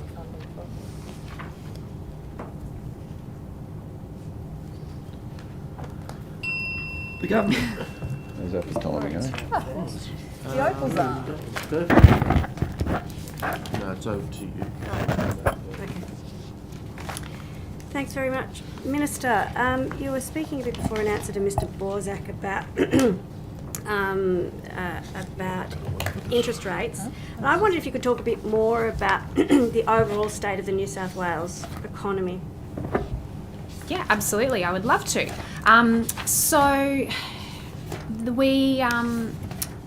I think the first and foremost thing that guided the way that we prepared the budget was that we understand that most families and households across New South Wales are under enormous cost of living pressure at the moment, and certainly in the way that we are all waiting to see what the Reserve Bank does on Melbourne Cup Day. There is no doubt that that individual families and households and businesses are feeling that cost of living pressure. But off the back of that, I mean, some of our broader economic activity measures show that the economy is starting to rebound after COVID, and between the strong labour market and strong land values, we've certainly seen increased returns in our revenues to the state's budget, along with the fact that we've seen migration return and population start to be growing strongly. So we are seeing quite a tight labour market. So there's some good economic indicators there, but at the same time, we understand that with inflation, it is remaining an issue, and it is creating real problems and real challenges for families, for households, and for businesses right across the state. And just understanding that pressure and providing very targeted and specific cost of living relief to families in particular and to households who need it most, that really drove us through the budget process. Thank you, Minister. And I wondered if I could move on to a newer part of your portfolio, and domestic manufacturing. So what's the New South Wales Government doing to prioritise local content and to rebuild the manufacturing industry? Yeah, look, that's a great question, Dr. Kane, and I really thank you for it, because domestic manufacturing is something that we have seen just dramatically decline over the last 12 years. It's been deliberate policy decisions, but also neglect from the previous government.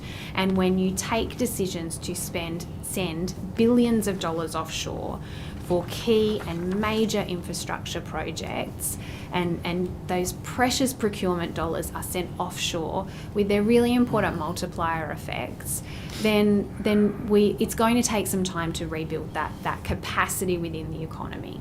So we've already started work on how we can spend those, how we can encourage spending those dollars right here in New South Wales. But it is going to take time, and the importance of it is not just in relation to those direct jobs that we procure.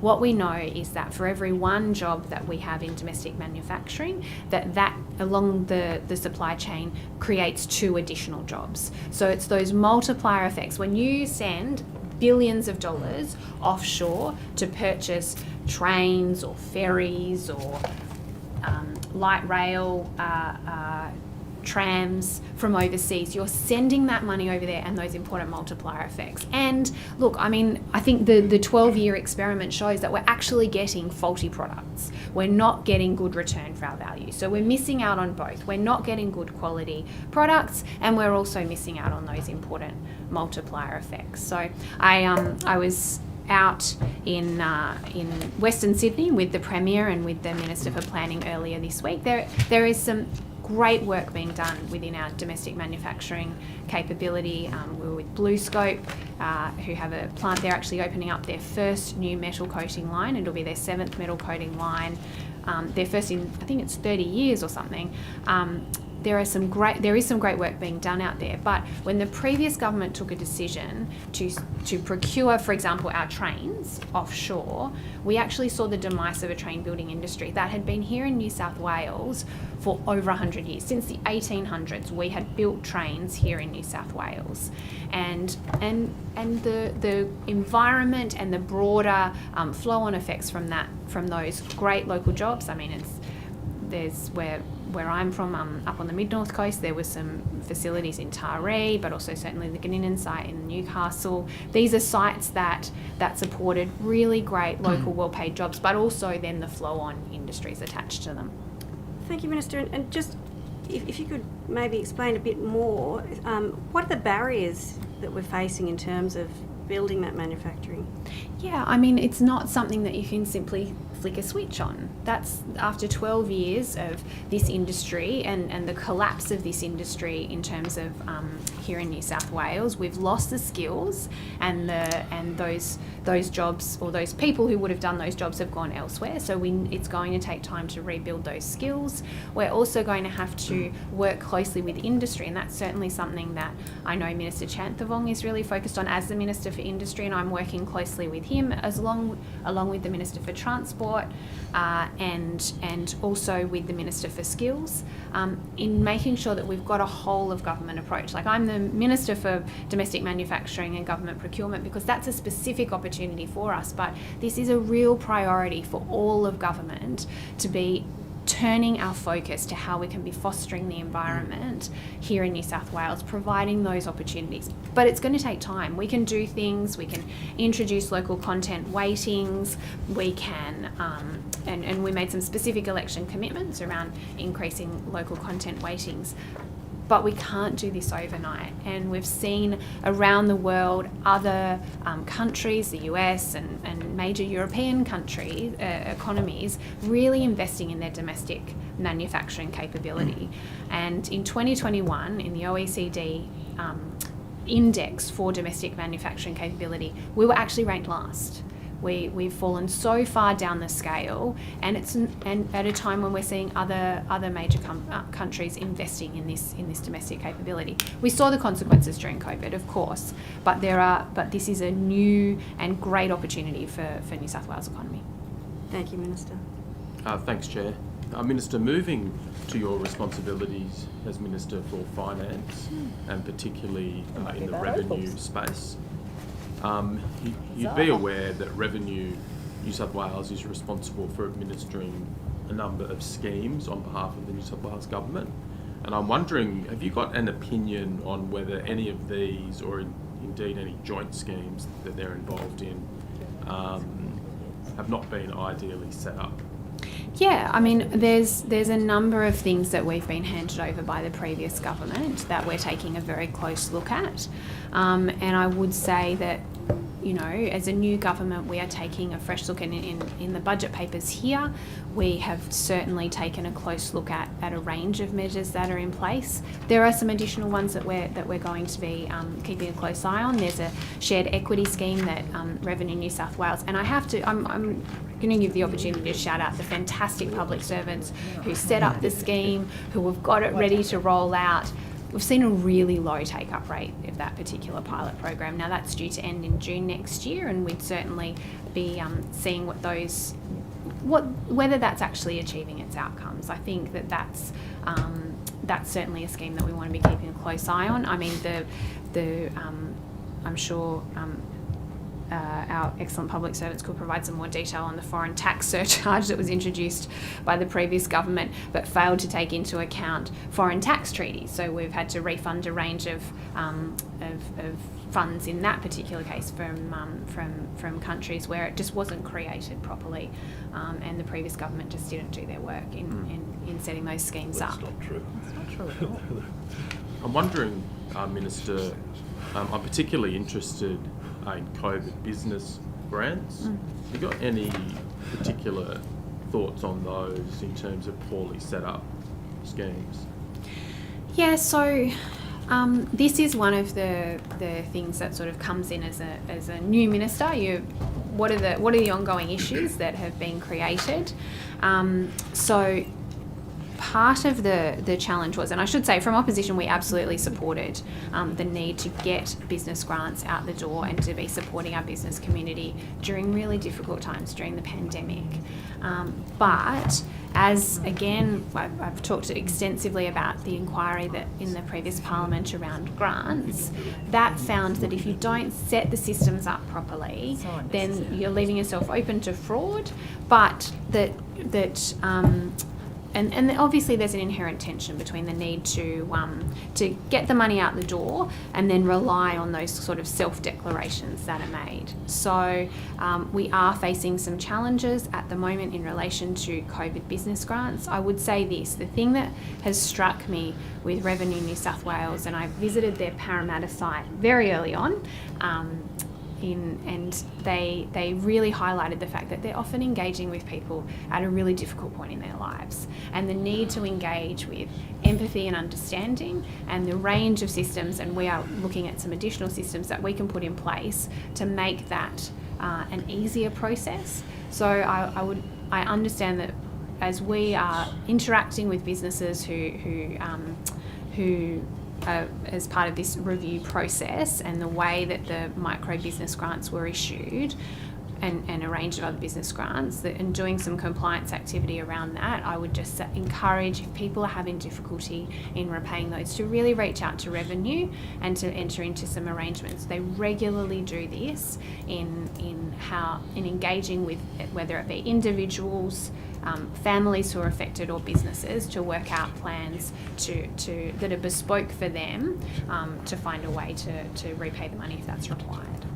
Certainly. Thank you, Minister. You done? I hope so.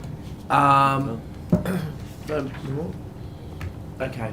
All right. Well, thank you. Thank you very much for your answers, Minister.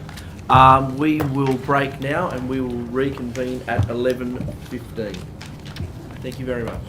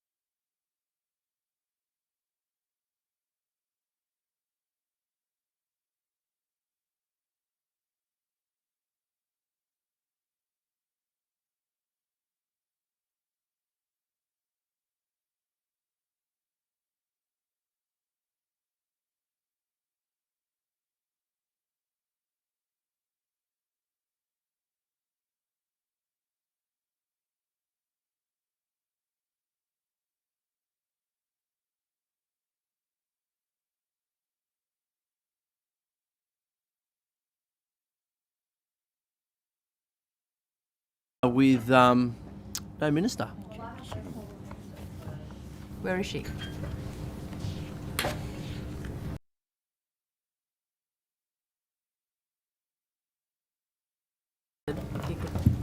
We are back on air.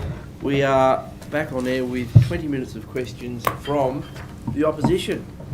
Thank you, Chair. Minister, I want to take you back to some of the comments that you made, particularly around concerns about cost of living, but also, I guess, in terms of livability. You know, as I mentioned before, the Resources for Regions program has been cut. That no longer exists. That's correct, Minister? Yeah. Yep. Sorry. Can you just... So the Resources for Regions program no questions. longer... Sorry. You asked me a series of questions then, which started with cost of living pressures. Why don't you ask them as single questions? Because this works... I mean, I think the Treasurer said the same on thing. How to make it work, Minister. What I would like you to do is just confirm, unequivocally, Resources for Regions as a program no longer exists, correct? Well, no. What I am going to say is that the Resources for Regions program is administered by Minister Moriarty, and you had the opportunity to ask her questions in relation to that. Minister, you are the Minister for Natural Resources. We spoke before the break about the impact of mining on those particular local government areas that have mining occurring on a daily basis.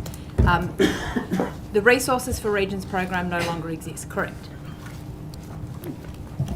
Yes or no? The minister, as I've said to you Point of order. extensively, you missed your opportunity. Sorry, a point of order's been taken. Mr. Nandra on a point of order. Chair, this isn't budget estimates for regional New South Wales. This is budget estimates for finance and natural resources. To the point of order. I believe the Minister has adequately answered the question. Yeah. Can I just speak to the point of order, yes, Chair? to the point of order. I have 2 points. The first is we've already canvassed matters in relation to this in an earlier part of the hearing, at which no objections were raised to us talking about Resources for Region. The Minister is responsible for mining under her natural resources portfolio. This is a program that impacts mining communities. She is also the Finance Minister who said earlier was involved in putting together the budget papers and those decisions through ERC. This is entirely relevant to her portfolio responsibility. Further to the point of order. Further to the point of order, Dr. Kane. I don't know if the Honourable Ms Mitchell remembers that the Minister did address this question when you said were there any objections raised. The Minister answered in exactly the same way that she has now, which is it's not in her portfolio area. So to say that it was engaged with in some way earlier is just not... Order. I'll rule on the point of order. I will not uphold the point of order because the Minister has answered the question previously, but I'm mindful that she has been asked the question and answered it previously. Thank you, Chair. I will not uphold the point of order. So again, Resources for Regions no longer exists. You mentioned before that this money is now going towards, in your words, supporting frontline services.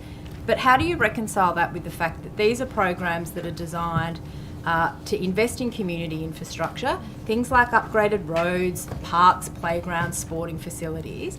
Livability is very important when it comes to regional communities, I'm sure you would agree, Minister. So how do you rationalise that decision to cut a program that provides funding specifically for mining impacted communities to ensure that they are great places to live and work? How can you possibly justify that as both Minister for Finance and Minister for Natural Resources? Well, I lost count of how many individual questions you asked me is part of that long series of questions there. So let me start at the outset. Of course, I support our local mining communities, and I think that they are facing the same challenges that that we're facing across the state. We've got chronic teacher vacancies in our schools, as you know, Ms Mitchell. We've got we had 1,112 nurses, and I'd be happy to come back to you on notice and give you a breakdown of exactly That's where... not your portfolio, Minister, so I don't need that from Order. you. What I need is an explanation for these mining impacted communities who now will not be able to access hundreds of millions of dollars worth of support for community infrastructure. Order. A point of order has been taken by Mr. Nanva. I reiterate again, it goes to relevance. these questions would be more suitably addressed to the Regional New South Wales inquiry. Covering up the cuts. If there is a question on natural resources specifically, I think that is legitimate, but to cover that in natural resource or mining communities more broadly would make it subject matter that is more relevant to the Regional New South Wales inquiry, not this review. Yeah, I do uphold the point of order. It the issue has been, it's been has been previously exercised by the committee, and it's clear it's going beyond the remit of the Minister and her responsibilities. Okay. Thanks, Chair. So, Minister, as Minister for Natural Resources, what have you done to ensure that there is support for mining impacted communities when it comes to local infrastructure? Yeah, so this budget has a range of measures for right across regional New South Wales. Indeed, I think Mr. The Honourable Robert Borzak was quoting from a document which I haven't actually brought with me, but we had a series of overview documents. I'd refer you to the Regional New South Wales one in relation to that. But we have a range of measures that we're specifically for mining impacted communities, Minister, not Regional New South Wales more broadly. I want to know for the mining impacted communities. What are you doing as Minister for Natural Resources to ensure that they get their fair share of funding, given the amount of royalties that come from those communities, in terms of their community infrastructure investments? How are you championing that in your role as Minister for Natural Resources and Finance Minister? What are you doing? Point of order. A point of order has been taken, Mr. Lawrence. That is, in any substantive sense, exactly the question that the Minister was just interrupted in attempting to answer.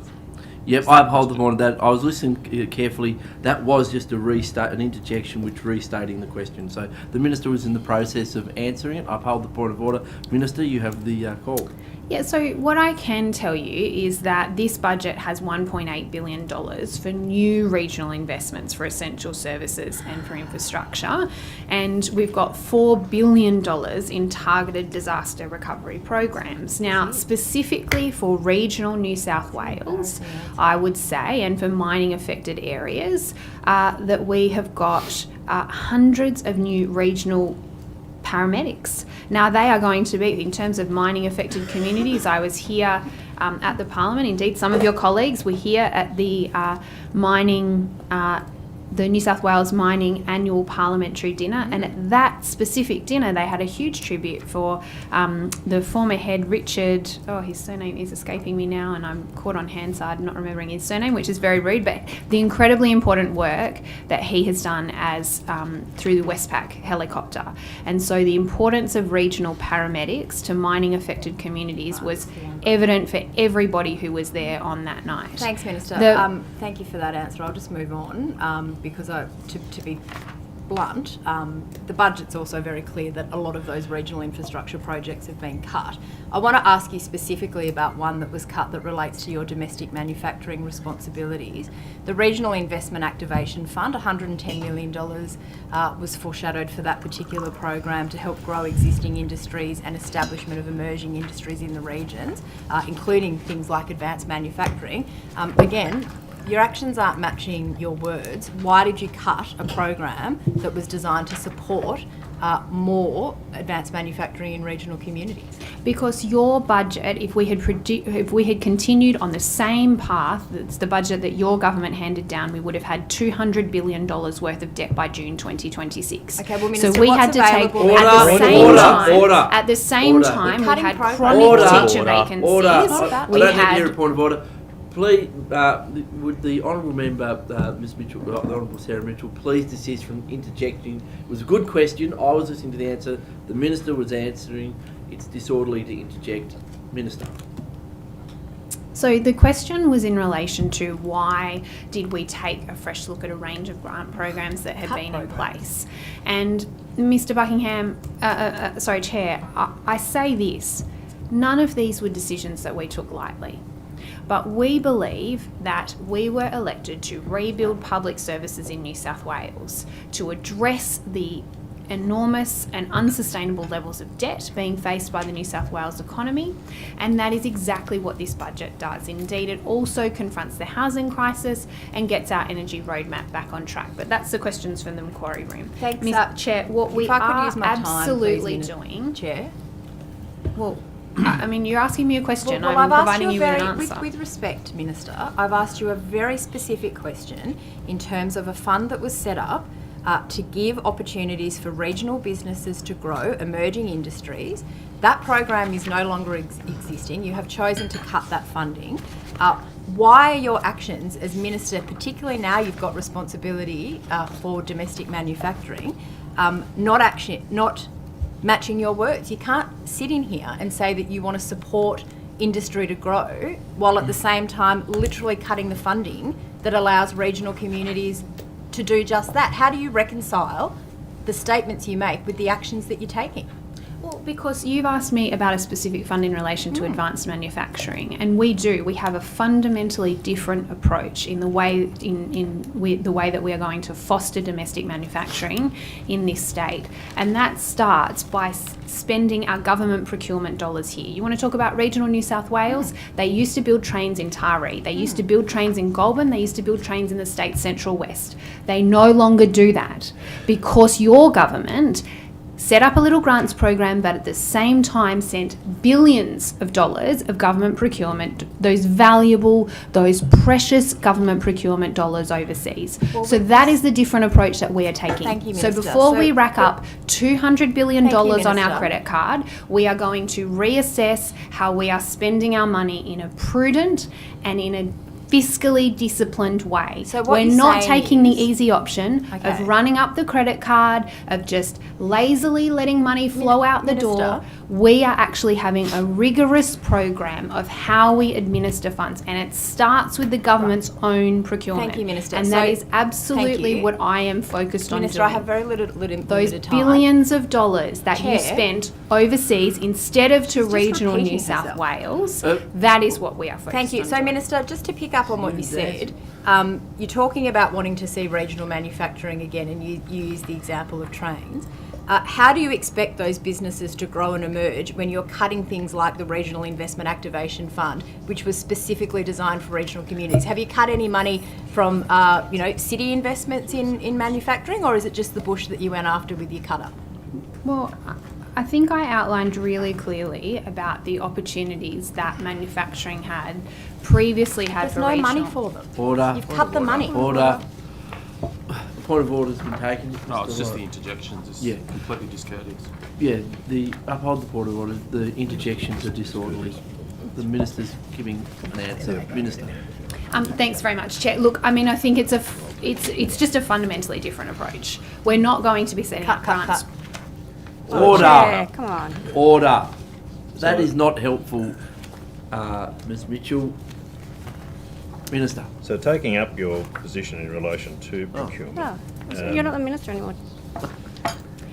So in relation to our approach to fostering domestic manufacturing, it is about using our procurement dollars first before we start issuing grants programs. But I think the question of those specific grants programs, they're not administered by myself. Well, and I take you, That one. I take you to that point, and in fact, it's a position you've adopted, and you're quoted in this morning's Australian as saying that it is crucial that we get value for money in government procurement, and this includes the multiplier effect, and I think you gave an explanation of that earlier. So I take it that this lines up with your pre-election commitment to redefine value of money to better capture wider economic benefits, job creation and industry development when spending government money. Is that right?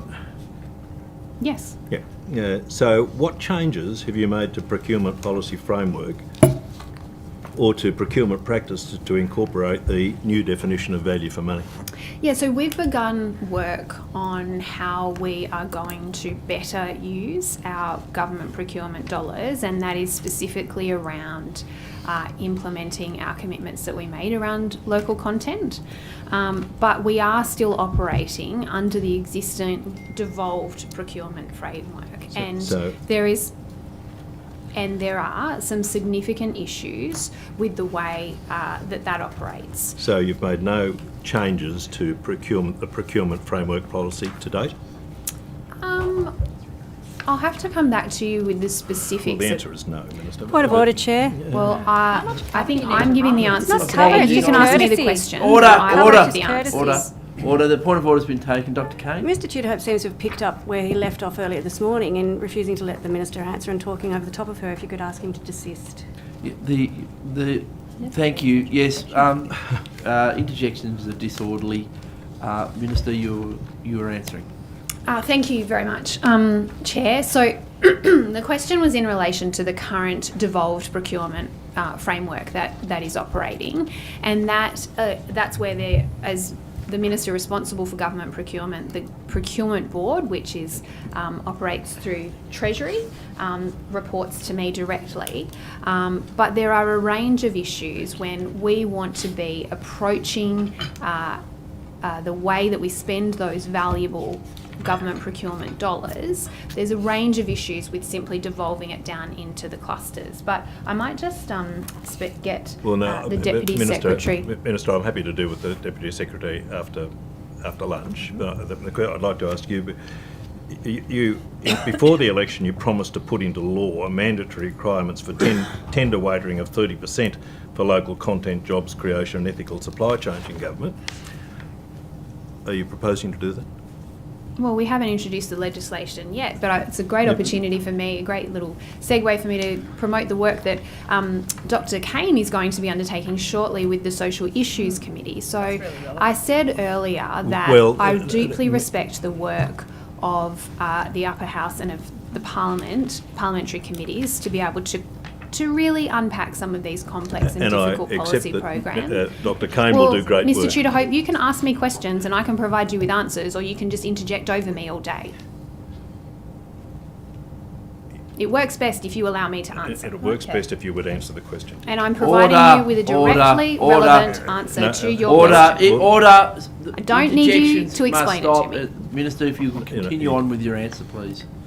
Thank you, Chair. So there is no doubt that when the New South Wales government it spent over $40 billion on procurement last financial year, that the devolved procurement model does not allow us to maximise the way that we can use that to stimulate our domestic economy. So I'm looking forward to working with Dr. Kane and with her parliamentary inquiry. We have made some specific election commitments around changing the way that the government assesses the value for...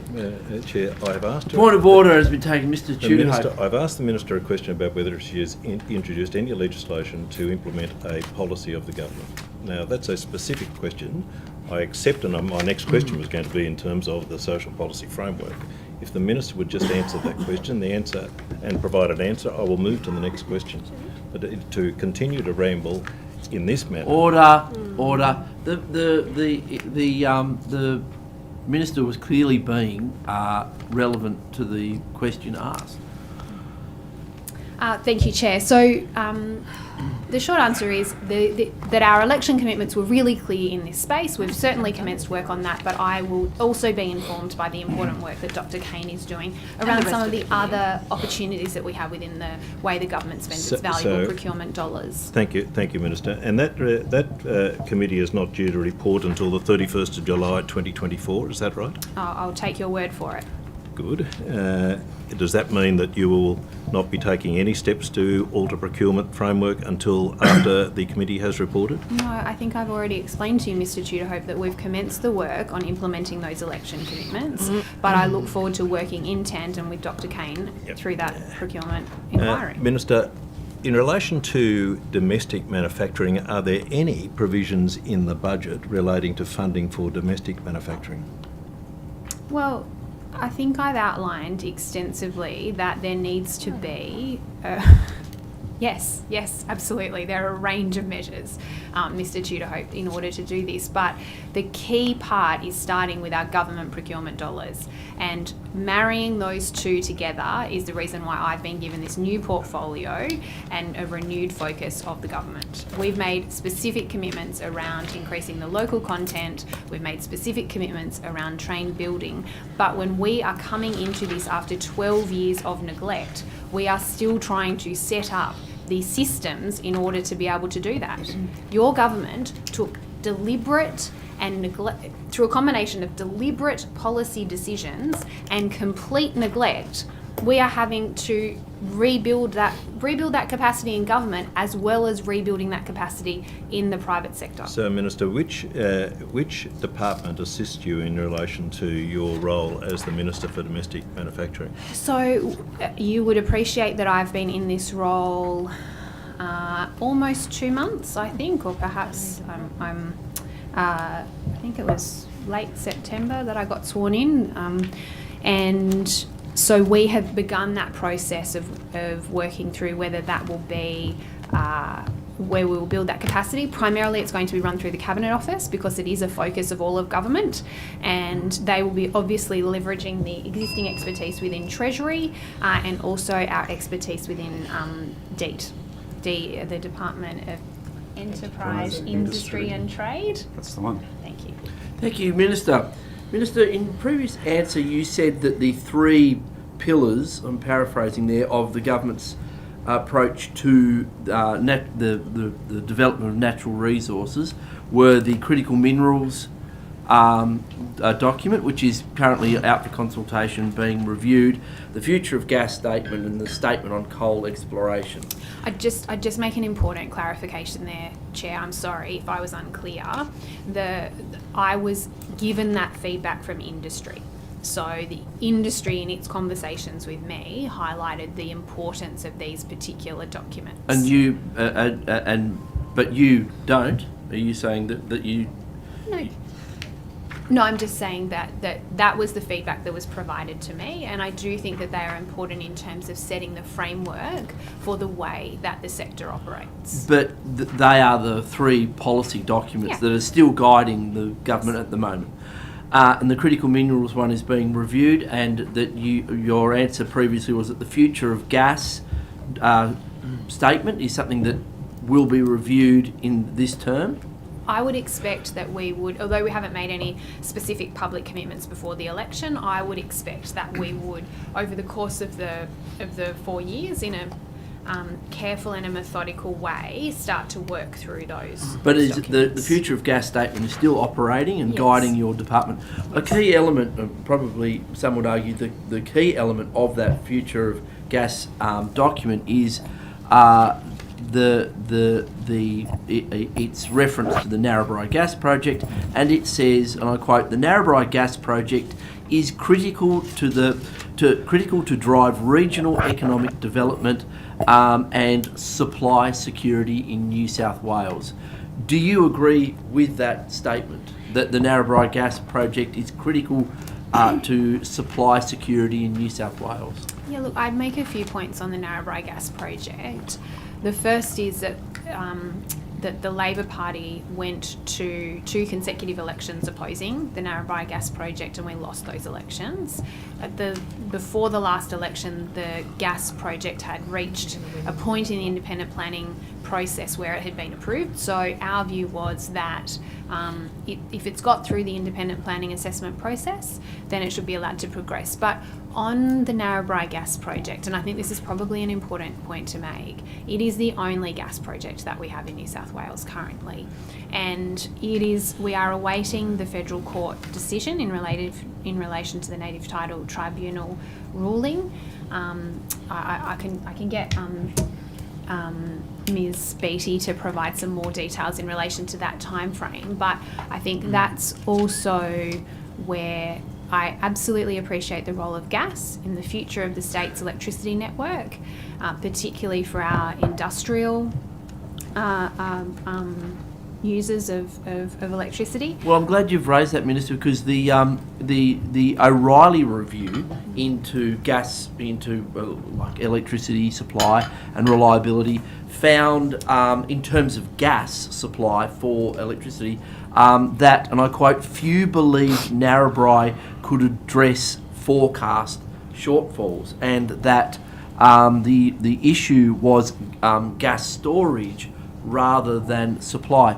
So would you agree that the Narrabri Gas Project, as Mr O'Reilly has said, is not necessary to supply gas to our gas-fired power stations? In actual fact, it's storage which is the critical issue.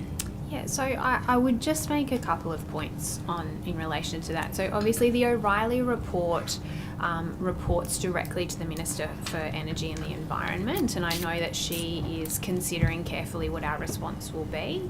My role as the Minister for Natural Resources in working closely with the Minister for the Environment is I'm obviously mindful of the report and looking at those recommendations and how we work through them, but she's really the best placed person in terms of, so there's this intersection between obviously resources and energy, and I would just say we work very, very effectively together, but I do think in relation to specific recommendations of the O'Reilly report, it's probably best to direct those to Michelle. Since you've been Minister, have you met with Santos?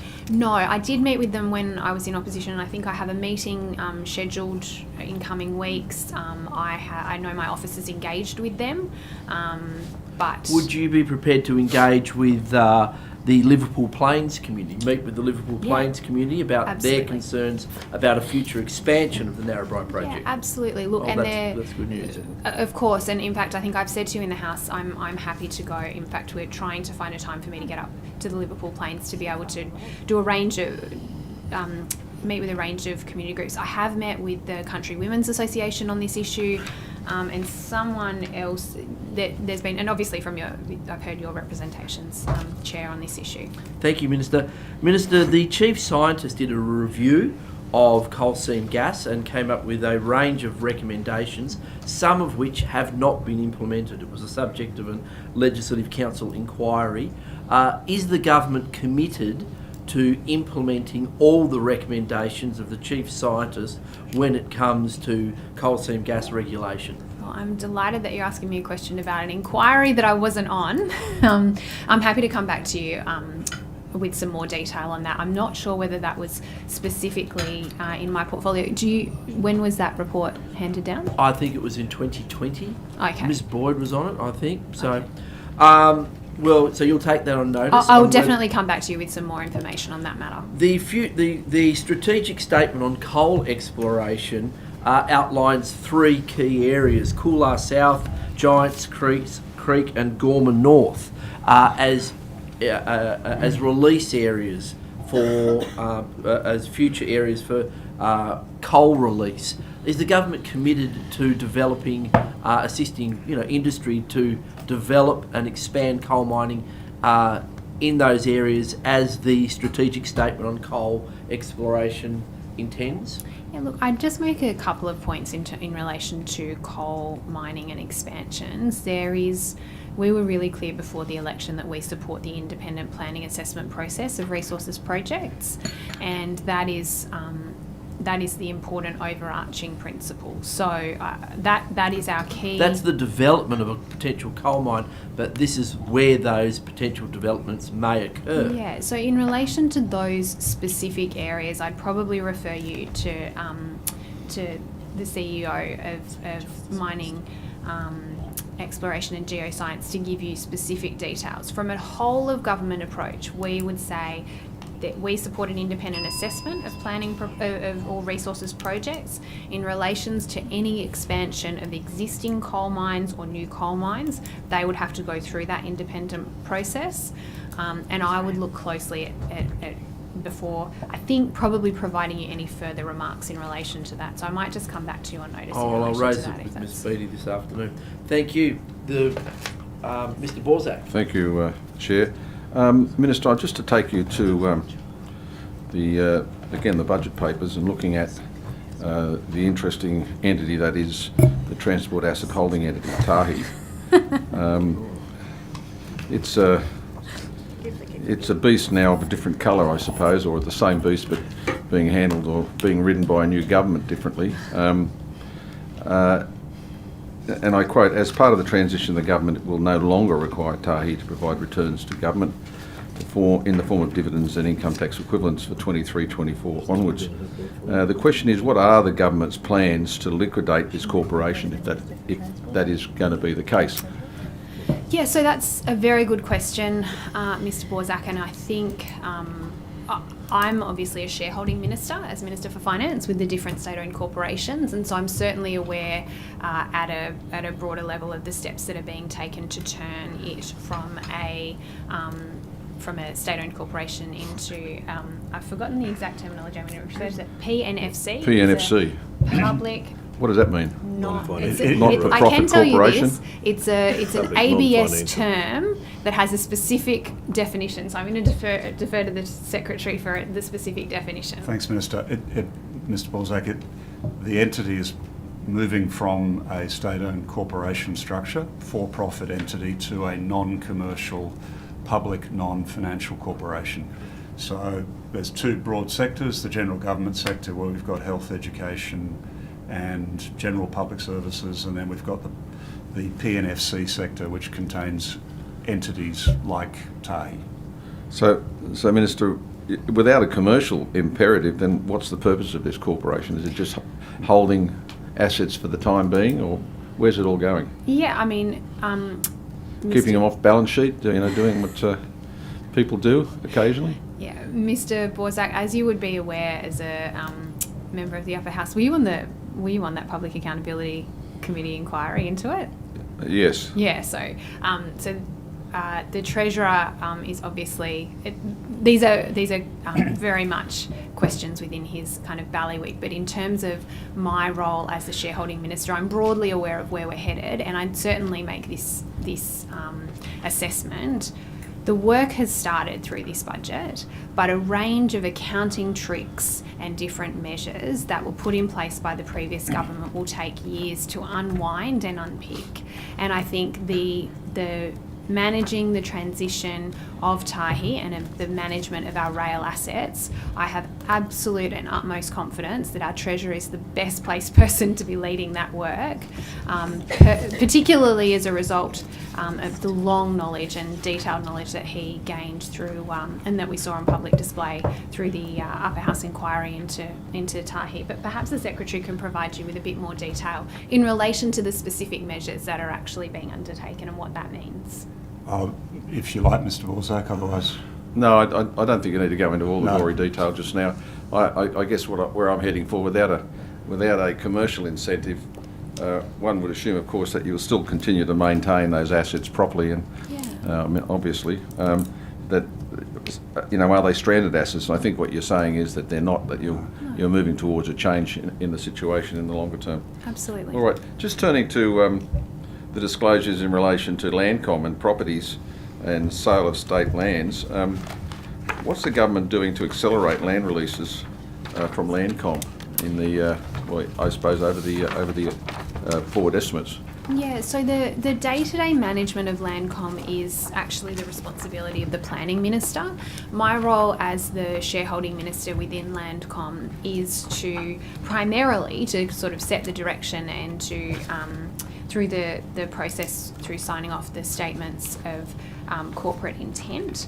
Now, in relation to those, we are very keen to make sure that we are orienting both our state-owned corporations and the broader government sector to the government's priorities. And as I've said earlier, one of the key things that this budget is starting to address is confronting the housing crisis that is here in New South Wales.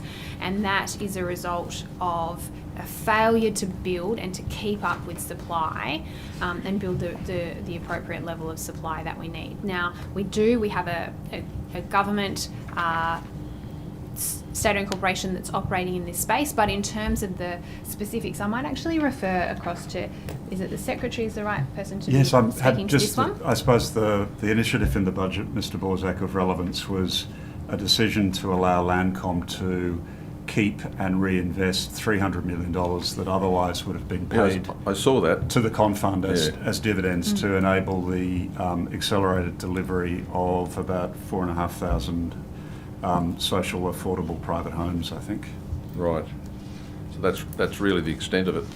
That's the first step, but there is an audit going on of government property holdings, and as I understand it, one of the objectives there really is to identify government land that could be used to help accelerate the supply of housing.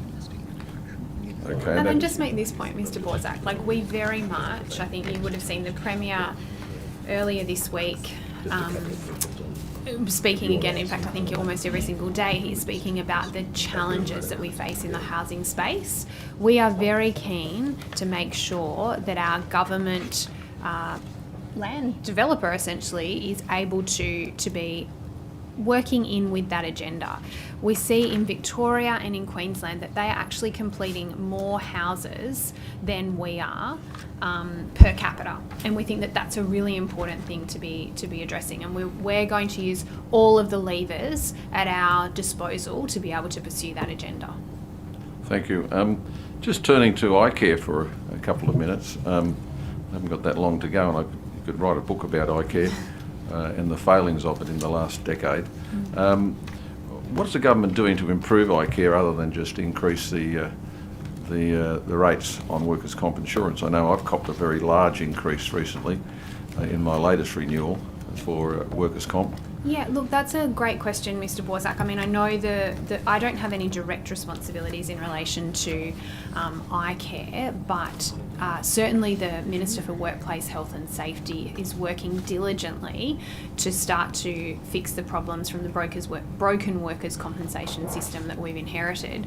One of the first decisions that she had to make was in relation to the proposed increase to workers' comp premiums. So I can assure you that although your bill went up significantly, it would have gone up even more so had it not been for her intervention and the government's intervention. But perhaps I can pass to the Secretary just to provide you with those specifics. Minister Kotsis, of course, Mr. Borzak is appearing before a committee next week, so I wouldn't want to... Oh, okay. All right. I thought you might have had some insight into it. That was all. Just turning to the issue of, and my colleague here talked about it earlier, the coal royalties on the industry. What consultations have you undertaken with the industry in relation to where that's likely to go in the future? Yeah, so you would be aware that we have announced in September, prior to the budget on the 6th, that coal royalties will increase from the 1st of July next year. Now, that will be the first increase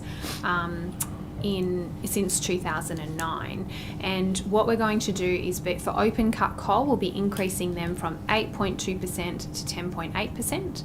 For underground coal, it will maintain the existing discounts that were in place for underground and for deep underground coal, but overall we will see an increase in the royalty rate of 2.8%. Now, this is a significant decision for the government to take, and before we took that decision, we engaged in close consultation, the Treasurer and myself and the Minister for Energy, directly with the coal industry, also with our key trading partners, and the Minister for Energy engaged with the power generation companies as well, because we were facing a situation where the emergency measures that were put in place, that were legislated through the Parliament, were coming to an end on the 30th of June next year, and we'd made a commitment before the election that we would not make any changes to royalties while those emergency measures were in place. Now, there were a range of issues with those emergency measures, and I certainly heard that feedback, and we raised some of those concerns at the time when the legislation passed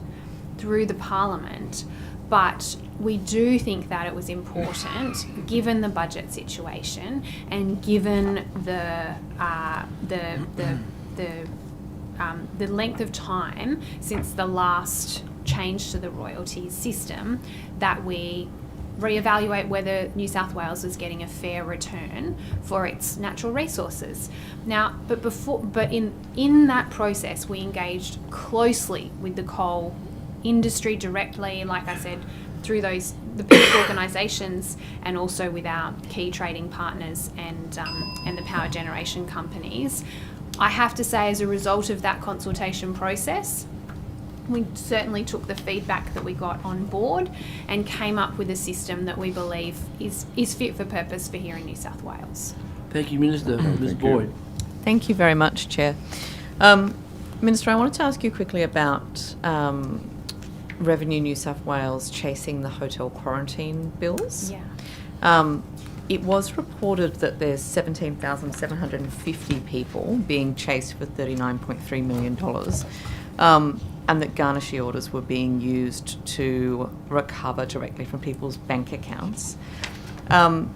understand that the minimum amount to be left in someone's bank account under the current rules is around $570.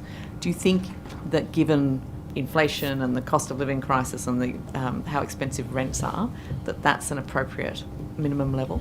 Yeah, I mean, I very much thank you for the question. It has been well publicised and discussed publicly. This is one of those legacy issues that we are dealing with. There's these fees that were due to be paid for people who were trying to return home during a really difficult period. And I understand that that they were this was something that was done under the previous government's sort of period in office, but it's left to us to collect the money. And I think the thing that is really driving us is these are outstanding bills that have to be paid. So we are doing that. I'll talk you through just the process of what's going through. Now, I spoke earlier about revenue, and the thing that has really impressed me is the way that they engage and their approach to engagement. So there is a minimum of 3 attempts that is undertaken to contact a person before the garnishee. Just because of the time that Of I've got, course. I might come back to the officials in the afternoon. Yeah. But if we had a situation where for a period of time that quarantine was funded entirely by the government, even when it was in hotels, people were coming home, they weren't doing this by choice. Yeah. For $39.3 million, is it worth inflicting this amount of hardship on thousands of people in order to get this money back for something that was done to people? And it's not something that they chose to do. Yeah, look, I accept that it was a really difficult time, but we are in a very tight fiscal situation, and so we are seeking to recover that money. I do think that the people who incurred those debts were advised of them at the time. I'm happy to take on board your feedback about the $570, whether that's an appropriate amount.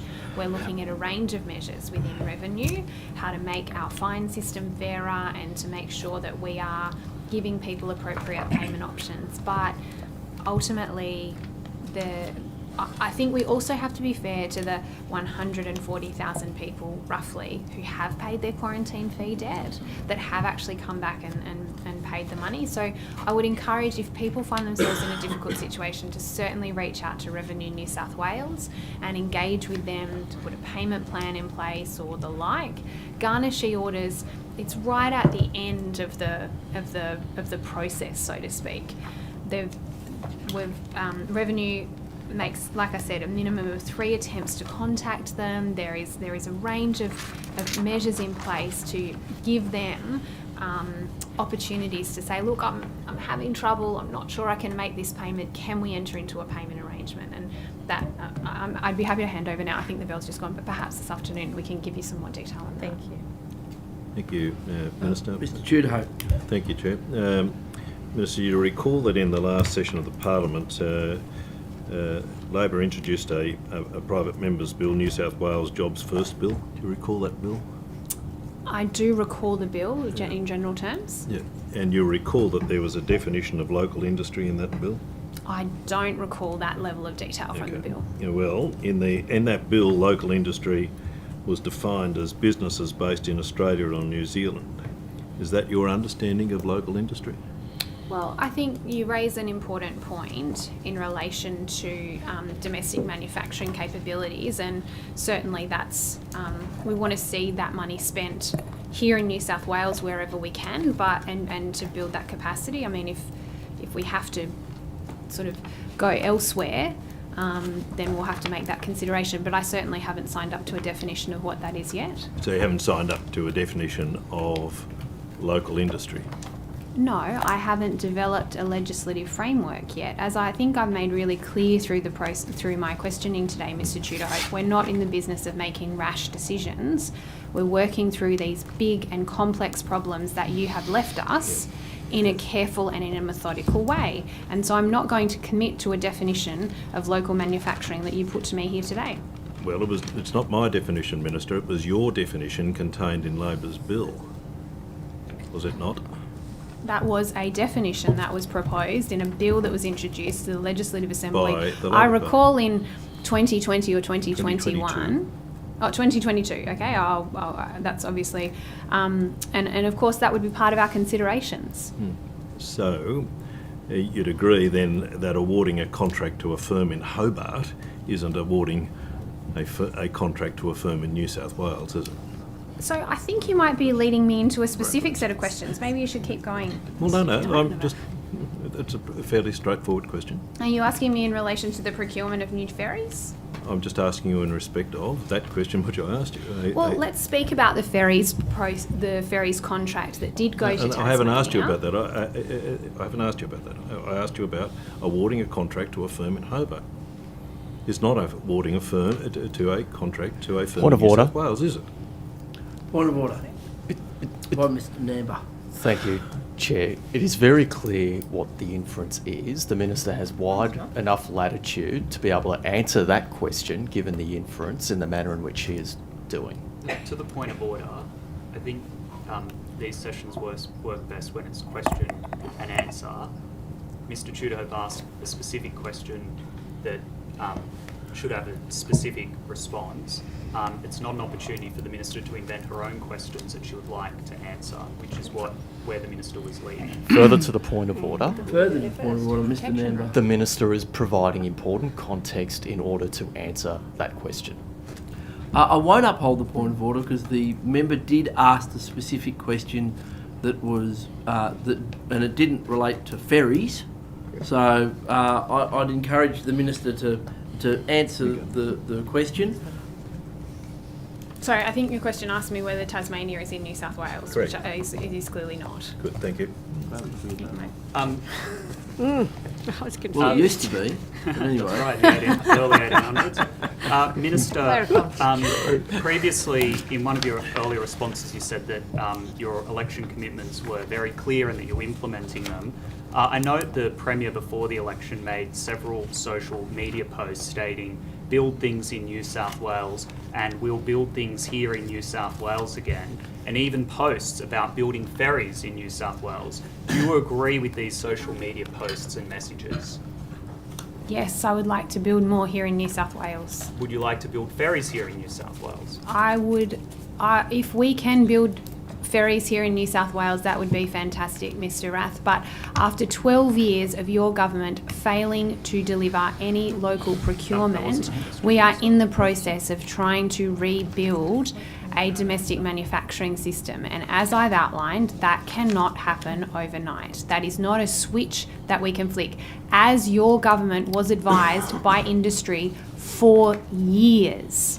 For years, industry tried to meet with your transport ministers and with senior ministers in your government to say we need a pipeline of projects. And the decision that your government took was to send those billions of dollars worth of taxpayer funds overseas. So, Minister, with a infographic that says, with a big picture of a ferry from the Premier that says, let's build these in New South Wales, and then another post from the Premier, and you can have this, Minister, we will build these here again with an arrow pointing down to a ferry. Do you stand by those social media posts by the Premier? Point of order. Point of order has been taken by Dr. Kane. The Honourable Chris Rath has asked the same question twice. That wasn't the same question. The Minister has. Do you stand by it? Was the same wording, Mr. Rath? The same question twice. The Minister's answered the question. Also, I believe. I am new, but I believe it's convention if something is being cited that we all get a copy so that we can all have a look at before it's referred to. So I'd appreciate it. I'm happy to table the document. Yes, if you could table the document, that would be appreciated. We can all get a look at the ferries. I don't uphold the point of order. The member was asking a slightly different version of a question you'd asked previously, but he's allowed to do that, and I'll allow the question. Yeah, I haven't got a copy of the document yet, but I'm assuming that it was probably in response to the previous Liberal government government's decision to purchase 10 overseas river class ferries in October 2021. Now, these ferries face such issues as not being able to fit Minister, under wasn't some the bridges. question- When the former government bought ferries from Indonesia, they were too high. Point of order, Chair. The question wasn't about the previous ferries. The question was about social media posts saying, we will build these here, which has nothing to do with the previous government's decision. Well, to the point, sorry, I'll rule the point of order. These were reference to ferries. The Minister is providing some context regarding the construction of ferries in New South Wales and Hobart or wherever. I'll not uphold the point of order. Minister, you have the call. I mean, it's some great social media content here. I'd really encourage people to check it out.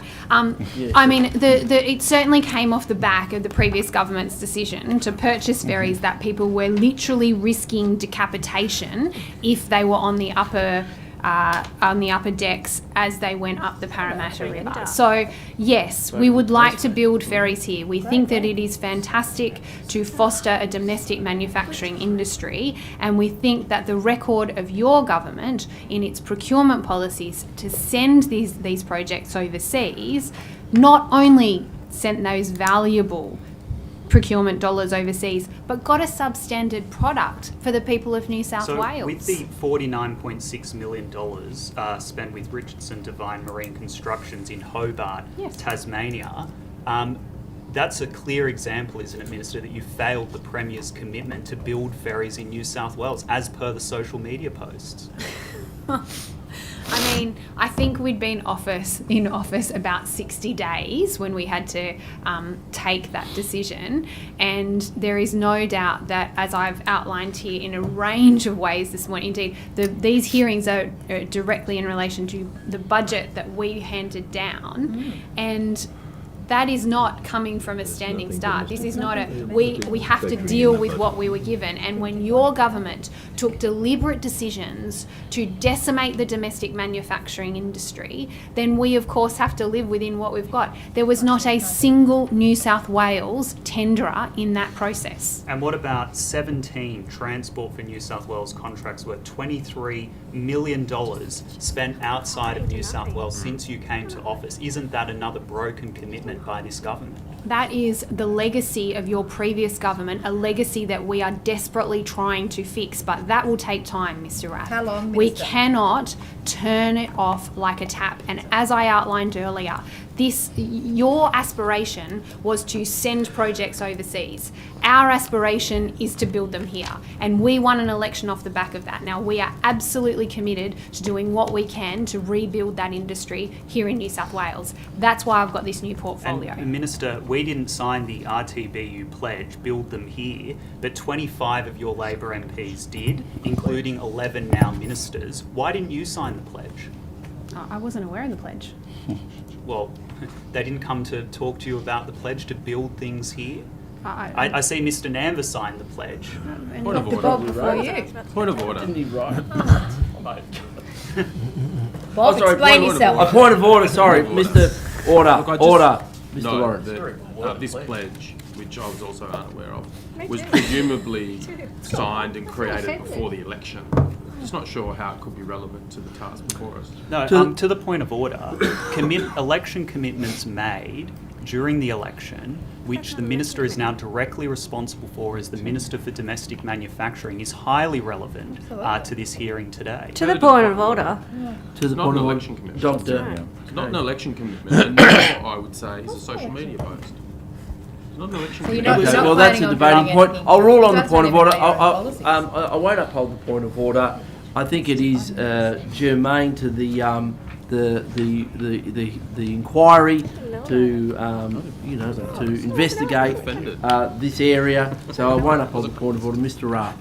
So in the pledge, and I'll take your word that you haven't seen the pledge, but... Have you got a copy of it? Yes, I do, and I'll table that Oh, as I'd well. love to see a copy of it. Happy to Noticed table that the one. pledge. Good pledge. In the pledge, it says designing, building and maintaining our trains, trams, buses and ferries in New South Wales and supporting procurement policies that mandate the use of local content on government transport contracts. Do you support that, Minister? Well, I'll just wait until I get a copy of it. It's good content. You can't answer a question. I think I've got one here.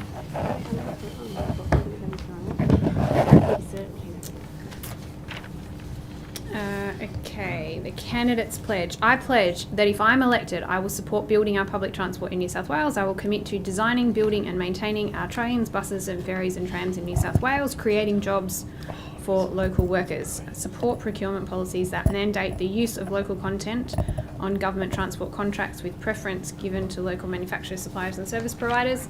Make safety and reliability a priority in the procurement of the new public transport and consult with end users through every step of the process and invest in the TAFE system to ensure we have a skilled manufacturing workforce.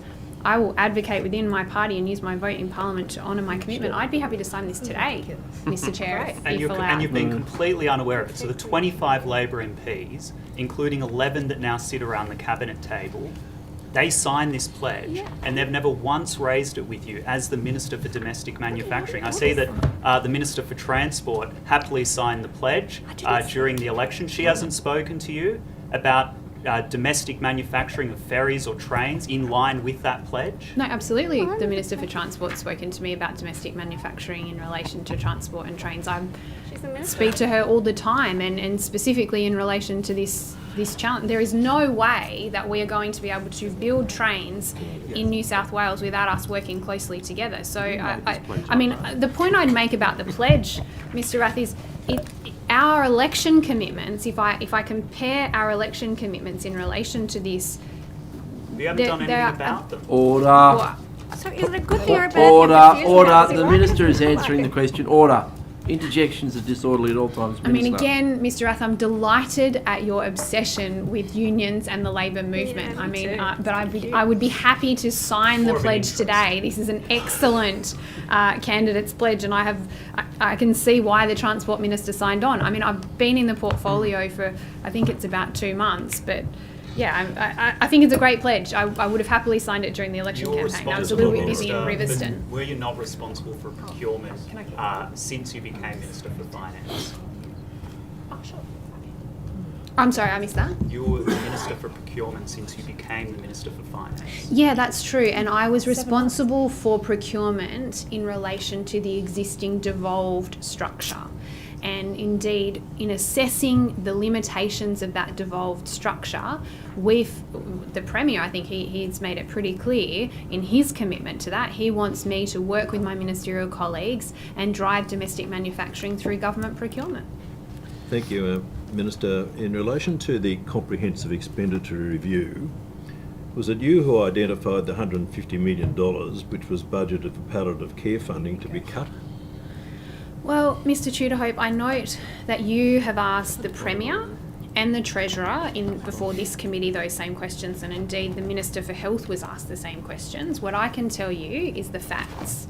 The facts are that palliative care funding will increase by 6.8% this year and 8% next year. Thank you very much, and the Premier gave a similar answer, but do you also agree that the Comprehensive Expenditure Review identified $150 million to be cut from palliative care? Mr Tudorhope, could you just speak a little bit closer or bring the microphone a little bit closer? Some of the other members are finding it difficult. Do you agree with that? Sorry, do I agree with... That $150 million has been cut from the funding which was allocated by the previous government for palliative care. I am telling you what the facts are in the budget papers, which is exactly the same response as the Premier gave you, exactly the same response as the Treasurer gave you, exactly the same response as the Minister for Health. Indeed, the other members of the committee would have heard the same response, which is this year we will be increasing funding by 6.8% to palliative care and a further 8% the following So there has year. been no cut to palliative care funding? I am telling you the facts, Mr. Tudor. Is there a cut to palliative care funding, Minister? You can keep Point of asking order, me the Chair. same question, and I will keep giving you the same This is a answer. Point of direct order, question. Chair. A point of order's been taken. I mean, Mr. Tudhope again is veering into the disrespectful behaviour side of the equation, and I would have thought by this time in the afternoon that maybe he would have realised that's not fruitful. Is it? I won't uphold the point of order, but Mr. Tudor-Hope, if you could allow the Minister to answer the question before firing off another one, that would be good for the Thank you, Chair. It's a yes or no. Has $150 million been cut from the palliative care budget? And I accept that there is an increase of funding in the budget for next year and the year after, but has $150 million been cut from the palliative care budget? Well, Mr. Tudor-Hope, this is The a little bit Premier boring did for admit you that. and Order. for your colleagues, Order. but you've asked me the same question 4 times in a row. And will you give me an answer? So I'm going to give you the same answer, which is the same answer that the Premier and the Treasurer and the Minister for Health have given you, which is this year's budget increases palliative care funding by 6.8% and Is next it's a year's yes or increases no? Point of order. by 8%. Point of Point order's of been order. taken. Mr. Nanber. Mr. Tudor-Hope is entitled to ask the same question over and over again, but not when it's veering into badgering the witness. It's a disgraceful I would just say... Order. I would just say that is in breach of paragraph 19 of the procedural fairness rules, and I would just ask that you uphold them. Yeah, I uphold the point of order. It is discourteous to be interjecting, as I've previously ruled, over the top of a minister who is answering the question. It maybe not in the way that the honourable member would like, but is answering the question and is relevant and being relevant. Mr. Tudor, Minister, can I ask you, is it the case that $150 million, this is just in relation to that, and I accept the 6% and the 7% position at the moment, will you accept that $150 million has been cut from the palliative care budget? The Premier admitted it. He said yes. Order. Mr. Tudor-Hope, I'm going to give you the So you're not going to same- answer it? Order. Well, you've asked me the same question 5 times. You've asked me the same Order. question that you've asked the Premier, A point of and order's the been Treasurer, taken, Mr. and Lawrence. the Minister for Minister. Health, and we're all giving you the same answer Order. because it's the Order. same budget Minister. papers. It's the same answer. Minister. You're not giving the same Mr. Lawrence has the call. Mr. So the Lawrence, point of on order is that it's discourteous and in breach of the resolution. It's not a good answer. To ask a question and then within And 2 seconds Courtney. interrupt. I completely Mr. agree. I Tudor-Hope, uphold the Minister point of Tudor, order. Courtney. Mr. Tudor-Hope, please allow the minister to answer.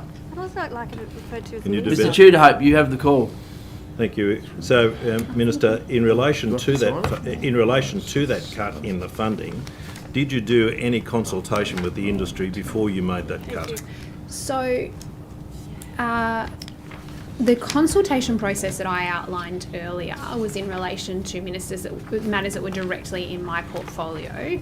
The issue of palliative care is one that is directly within the Minister for Health's portfolio. So I would suggest that you would. Oh, his hearing has already passed, so perhaps you need to ask him that question next year. So, although the cut has been made in your comprehensive expenditure review, you never conducted any consultation with the industry in relation to it about whether the industry was capable of spending that money, because the evidence has been provided that the funding could not be spent by the palliative care industry. Is that your understanding? So, in relation to your question about the comprehensive expenditure review, I can tell you this. In a very short period of time, we conducted over 100 meetings, I think, the Yes. Treasury advised me, in order to reprioritise and find savings measures that totalled $13 billion. And that was a process that was, I would say, gruelling. I would say grueling too. I accept the Secretary's analysis as well. But that was a process that we undertook in good faith in order to begin to repair the budget. And that was a process where we engaged closely with portfolio ministers. So if you have questions, specific questions in relation to consultation or advice received, I would suggest that you So you cut ask funding, the cut funding for people dying and in Mr. Tudor, thank you. Savings is cut. Thank you, Mr. Tudor. That was a comment. Minister, which type of revenue delivers more for the people of New South Wales? Speeding fines or minerals royalties from non-coal sources? That is an excellent question, Chair. I appreciate the pop quiz. I have to say, I don't know the answer to that question. You've got a smile, which seems to imply that you know I the bet your Cullen answer. knows. Is it A? No, I won't do A, B, C or D. But it is surprisingly, it's speeding fines by about 400%. The non-coal royalties deliver $200 million to the people of New South Wales in terms of revenue. Do you think that that's an appropriate, fair amount of money to be returned to the people of New South Wales for their minerals being extracted by private entities? And is that a royalty that you would consider reviewing in the context of the critical minerals and high-tech metals consultations? Yeah, I mean, you make a really good point. I'd encourage you to make a submission in all your spare time into our strategy. I think that that's certainly something that we could be considering. I mean, I'd also raise this point. We're seeing other jurisdictions. So we're and the point that was made to me, particularly earlier this week at the International Mining and Resources Conference that was held here in Sydney, but certainly that's been made to me by other, and probably at the consultation earlier this week. This is not the question of attracting investment to critical minerals and high-tech metals projects in New South Wales. It's not, it's actually a global race that we're facing. So I take on board your feedback in relation to the relatively small amount of royalties that are being returned, but I would just make this point. Other states, including Queensland, I know, are pursuing royalty-free periods for some critical minerals projects. So it's a balance that we have to do. We can't compare, in some ways, the coal royalty system, which is a really well-established and highly functioning part of our mining sector, with the critical minerals part of it in terms of the stage of development that the sector is in. So I don't think we can kind of compare apples with apples, if you understand what I'm saying. I understand. The budget papers, and I referred to this previously, refer to non-quantifiable contingent liabilities, and mine rehabilitation being a significant one of those. Is it that rather than being non-quantifiable, is it that they're just unquantified, that we haven't put the resources into quantifying what those liabilities are, significant liabilities are, in terms of mine rehabilitation? And is that something that your government could or should do? Yeah, so that's an excellent question. So in relation to mine rehabilitation, there's a couple of components of that. So the first part is, I would say at the moment we have a very rigorous system in place in relation to the bonds that mines are required to hold with Treasury, and there is specific ratings around those bonds, and I could get the Secretary to provide you, perhaps that might be an issue we might want to pursue this afternoon with the Secretary and also with the CEO of MEG, because the question of the rehabilitation of existing mines, I would say that is a very robust system. The question in relation to legacy mines that have operated, I mean, we've been mining in New South Wales for, since very early days of New South Wales, and there haven't always been rigorous systems in place. So there is an existing program in place for legacy mines. And that is something, I think there's two different parts to that. The other thing that I would say in relation to rehabilitation of mines that I'm really interested in, and it's certainly something that we discussed during my visit to Mount Arthur coal mine, because that is a coal mine in the Hunter Valley, the next one that's slated for closure. They've just put in an application for an extension. They want to close that in 2030. It's the biggest employer of a single employer of mine site in the Hunter Valley. It's located really close to Muswellbrook, and I know I've certainly received representations from local government, but also more broadly that the existing rehabilitation requirements mean that it needs to be returned essentially to as it was recovered, which is virgin farmland. Now, whether that's the best use of industrial land, essentially what is industrial land at the moment, and a requirement to remove all of the existing infrastructure, the roads, the train lines, on a site that is located so closely to a major centre. I think that's something that is certainly something that I'm really interested in, and we're going to be doing some more work in. Thank you, Minister. This is quite a long question, so bear with me. The New South Wales Labor Platform 2023 includes, and I quote, site rehabilitation for employment and conservation purposes, end quote, among the functions of each of Labor's 4 planned future jobs and investment authorities. However, more recent statements by the government omit rehabilitation and conservation from the functions of any such authority. Will the forthcoming authorities have mine rehabilitation and post-mining land use for purpose including conservation within their remit? I would say post-mine land use is one of the key things that the future jobs and investment authorities will be looking at, and we have to get that balance right between conservation and with repurposing the land to ensure that we continue to support jobs. I think it's a balance that we need to find. I know, for example, Mount Arthur is the most concrete example that I can point you to because it's such a large site and there's some real opportunities for us. I know they're looking at in fact, I think they're consulting with the community at the moment on a specific plan that looks at conservation on part of the site, potentially some farming on part of the site, a pumped hydro in the system in the void. They're in the middle of a feasibility study in that process as well. So given the scale of these sites, I would certainly say that conservation will play a role as part of that. And rehabilitation? Absolutely. Okay, thank you. Minister, the Mining Act and the Onshore Petroleum Act, is it your intention to conduct a statutory review into these acts to see whether or not they are fit for purpose, that they could be modified, improved, amended?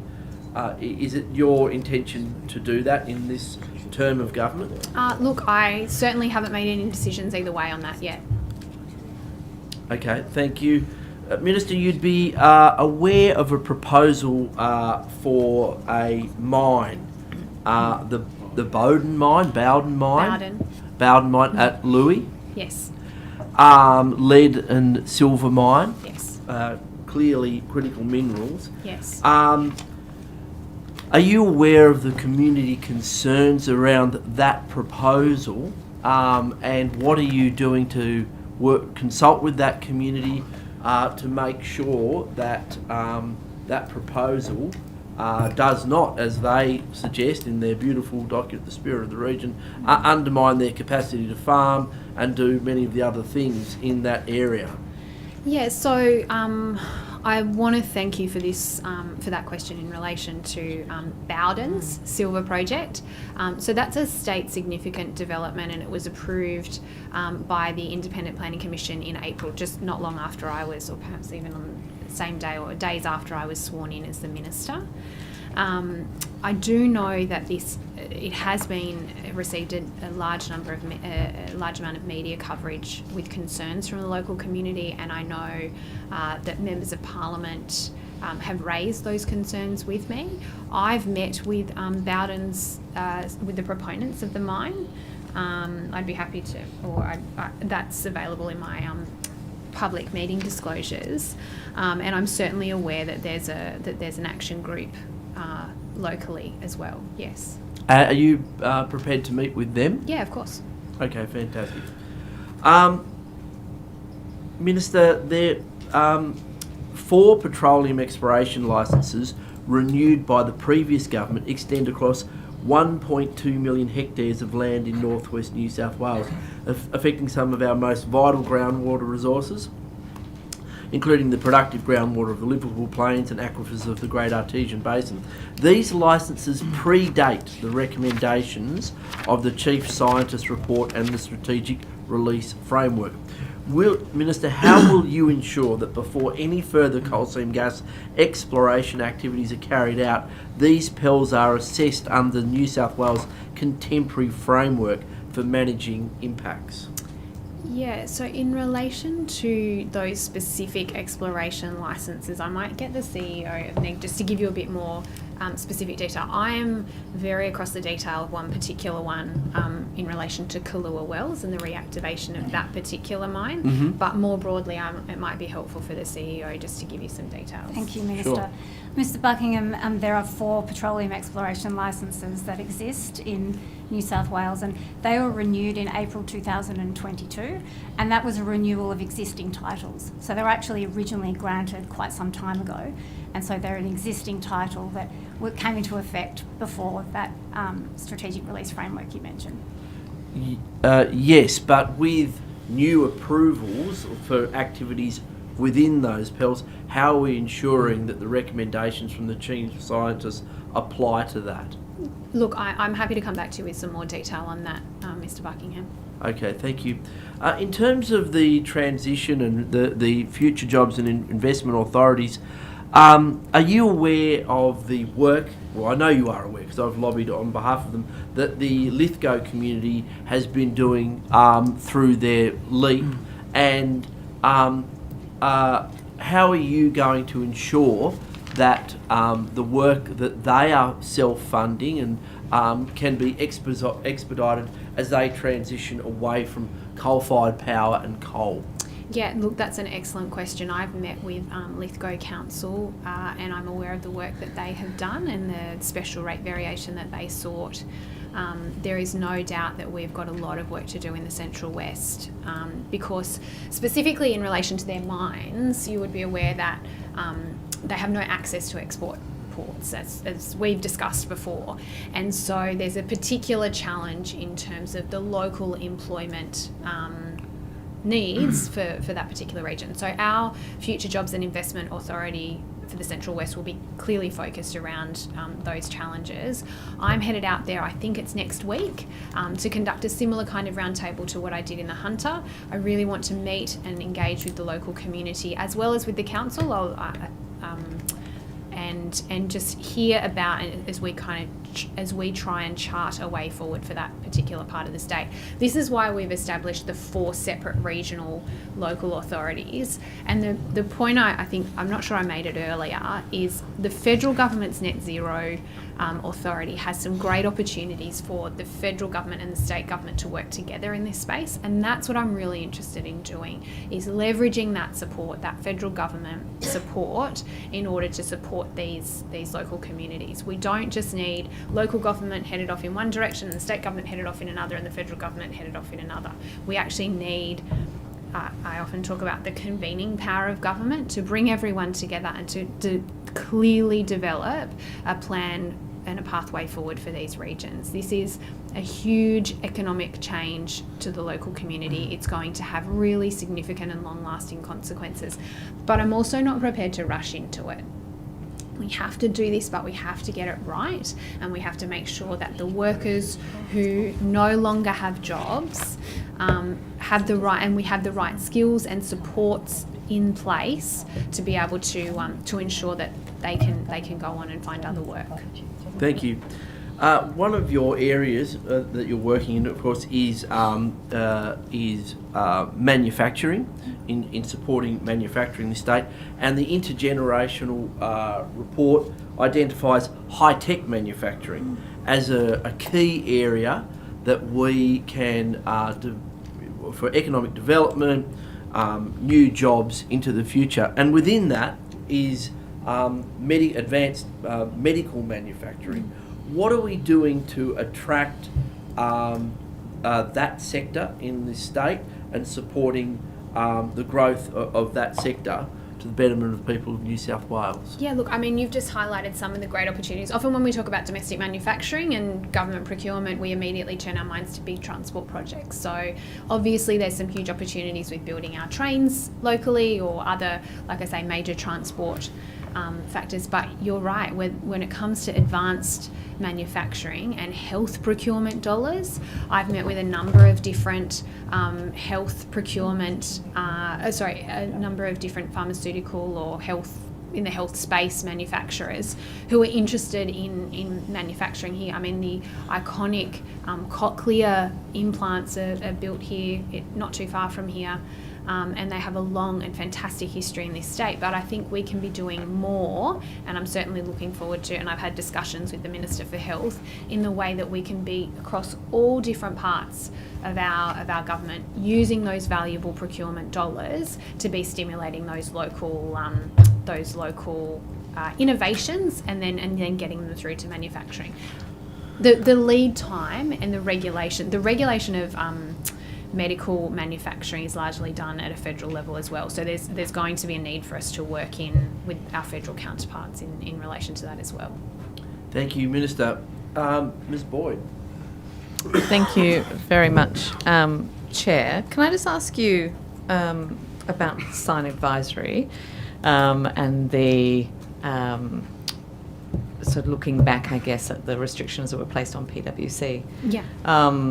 When that scandal first hit. I understand that that Sign Advisory is now sort of up and running and seeking to get business from government clients. Have you met with them already? No, so I haven't. I don't think that I have met with them specifically, but I might just refer you to the Deputy Secretary's looking at me with these knowing sort of eyes. She's got some more information for you. Thank you, Minister. Just to confirm, the Minister hasn't, but the New South Wales procurement team have met with them. Mm-hmm. Will the procurement team be putting in place a similar monitoring process to what the federal government is imposing on site? No decision has been made on that yet, Ms. Boyd, but those are matters that are being considered by the procurement board. Minister, what measures do you think would be appropriate in relation to any attempts to engage this new advisory group? Yeah, look, I mean, I would just make a few comments in relation to consultants, and I would very much say that we are following the work of that your committee and your committee members are doing closely, because we think we really want to change the way that consultants are used by the New South Wales government. There is no doubt that there is a need for specialised expertise to be brought in from time to time. And I know that within, for example, some of my own directly responsible areas, there's a need for specialised actuarial advice or some kind of very specialised technical support. But the way that the previous government, and we've canvassed this extensively through the Auditor General's report, spent over $1 billion on consultants, broadly contracting out key functions of government, that is something that I am directly keeping a close eye on, and we've made specific savings measures in relation to that. So just because I've only got a minute left. So I'm sorry. That's okay. Just you've got me on an issue that I'm quite passionate about. So in terms of the specific measures, I might come back to you on notice with those ones, if that's okay. I mean, you would be aware, we passed legislation through the Parliament to put additional requirements around the confidentiality arrangements that are in place. Sorry. I've been talking a lot this morning, and we did, and I would certainly be open to putting in more things in place. And I would say this: we are very much looking forward to the report of your committee and taking appropriate action as required. Just in the last 15 seconds, as you'll know, I put forward a proposal that we gather payroll tax out of these consulting firms in New South Wales. At the time, you said you needed more time to sort of think about it. Will there be any moves to close that loophole for consulting firms? Yeah, look, I mean, it's, as I said to you at the time, and as I think I said in the House at the time, it's something that we are looking at. I'm not in a position to make an announcement today, but I think that I'm certainly open to having a discussion in this space. Thank you. Thank you. Minister, yesterday, or the day before, we had the Treasurer before us, and we had the Ministerial and the Treasury team in the afternoon, and we went through the Comprehensive Expenditure Review. In a question on notice which we asked you earlier about the components of the Comprehensive Expenditure Review, you were not able to tell us about the amounts which were attributable to each of the components in relation to the Comprehensive Expenditure Review. Can you now do that? Which amounts actually made up to the $13 billion? Well, Mr. Tudor-Hope, you've asked me about 4 questions there. So you asked me a question on notice in relation to the Comprehensive Expenditure Review, which I provided you an answer with. I know the Treasurer provided you with some detail in relation to that, and there's some detail in the budget papers. Yeah, but there were some specific things in relation to how the $13 billion was arrived at. Are you able to give us the detail of how that $13 billion was arrived at? Well, I can assure you that as part of the $13 billion, there is, as I've outlined previously, there's about about half of that, about half of that is in relation to budget savings measures, and about half of that is in relation to budget reprioritisation measures. So the half that is in relation to budget reprioritisation was us delivering on a range of our election commitments where we said we would refocus spending on improving public services, building schools in Western Sydney and in regional New South Wales, fixing health services across regional New South Wales and across Western Sydney. So that was the half. The other half was in relation to specific savings measures. So that's fine, and that's I think the 2 figures that you're referring to are $6.4 billion in relation to savings measures and $6.6 billion, I think it is, in respect of reprioritisation. Does that sound right? Yes. Yeah. So in relation to the breaking down of those numbers, are you able to break down in dollar terms each of the items? For example, we asked the Treasury Secretary the saving in relation to labour hire, and as quick as a flash, straight he had the figures straight at his 420 million. Are you able to provide similar figures in respect of the savings which have been made in relation to the manner in which the $6.4 billion was arrived at and the reprioritisation of the $6.6 billion? Well, it sounds as though the Treasury Secretary already answered your question in relation to labour hire. If you have a specific question, Mr. Tudor-Hope, I'm happy to answer it. But I mean, we've been clear. The budget papers are there. You are welcome to peruse them. I can tell you that we got $4 billion in operational efficiencies. We got $2.9 billion in ceasing or reducing wasteful programs.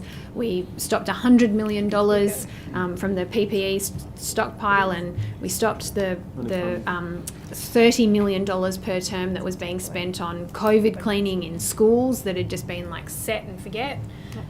Lost $60 million there. Jeez. We are getting savings in relation to consolidating the Western Sydney Parklands, the Western Parkland City Authority and the Greater Cities Commission. And yes, we are getting savings in relation to labour hire, the Senior Executive Service. I'm sorry to everyone at the table for we're all taking and in fact, Minister, a pay freeze, I should say. Sorry. Yeah. You've gone through some of the detail there and identified specific measures. What I would expect at the end of the day then, when you added all those figures together, you would get to $13 billion, or if it's a reprioritisation of existing funds, it'd be 6.6 and 6.4 for savings measures. Why weren't you able to provide that detail? No, I don't agree with your assessment that I'm not able to. I would say that we published the budget papers in exactly the same way, and this was something that you canvassed at length with the Treasurer on Tuesday, that the budget papers are presented in exactly the same way as the Treasurer's beforehand, with one omission, and I think the Treasurer squarely took responsibility on Tuesday for saying he thought it was a waste of time. I mean, I have to agree. I have to say I agreed with his assessment that the outcomes, I agree in principle. The idea of judging how you spend your money and evaluating that is, of course, an important principle and one that we're doing some further work on. But the measures statement that was presented by the previous government was not particularly helpful. So he took the decision, the excellent decision, to cut the printing of that budget paper. But the rest of the budget is published in accordance with exactly the same transparency measures that you signed on to as Finance Minister. But Minister, in your answer to my questions on notice, you said that and you have affirmed here in this hearing today that the numbers which make up the $13 billion are in the budget paper. They're not in the budget paper though, are they? Yeah, see, this is exactly, it is in the budget paper, and Where? I would encourage you to read the budget papers Where as is we did in opposition. So you are welcome to get out your calculator and work it out, but I have provided you with an answer, the Treasurer has provided you with an answer, I provided you with answers on notice. I'm not your research assistant, Mr. Tudor-Hope. You can do your own research. Well, Minister, I'd invite you to take me to the page which identifies the labour hire savings and the numbers attributable to that in the budget paper. Well, you just told me the Treasurer, or was it the Treasury Secretary provided budget you? papers and it's Yeah. not. So why are you asking again? We're going to reducing Why are you spending asking? on consultants. All I'm asking you to do, you've told me it's in the Sadly, budget time papers has in your answer expired. to me. Where is it?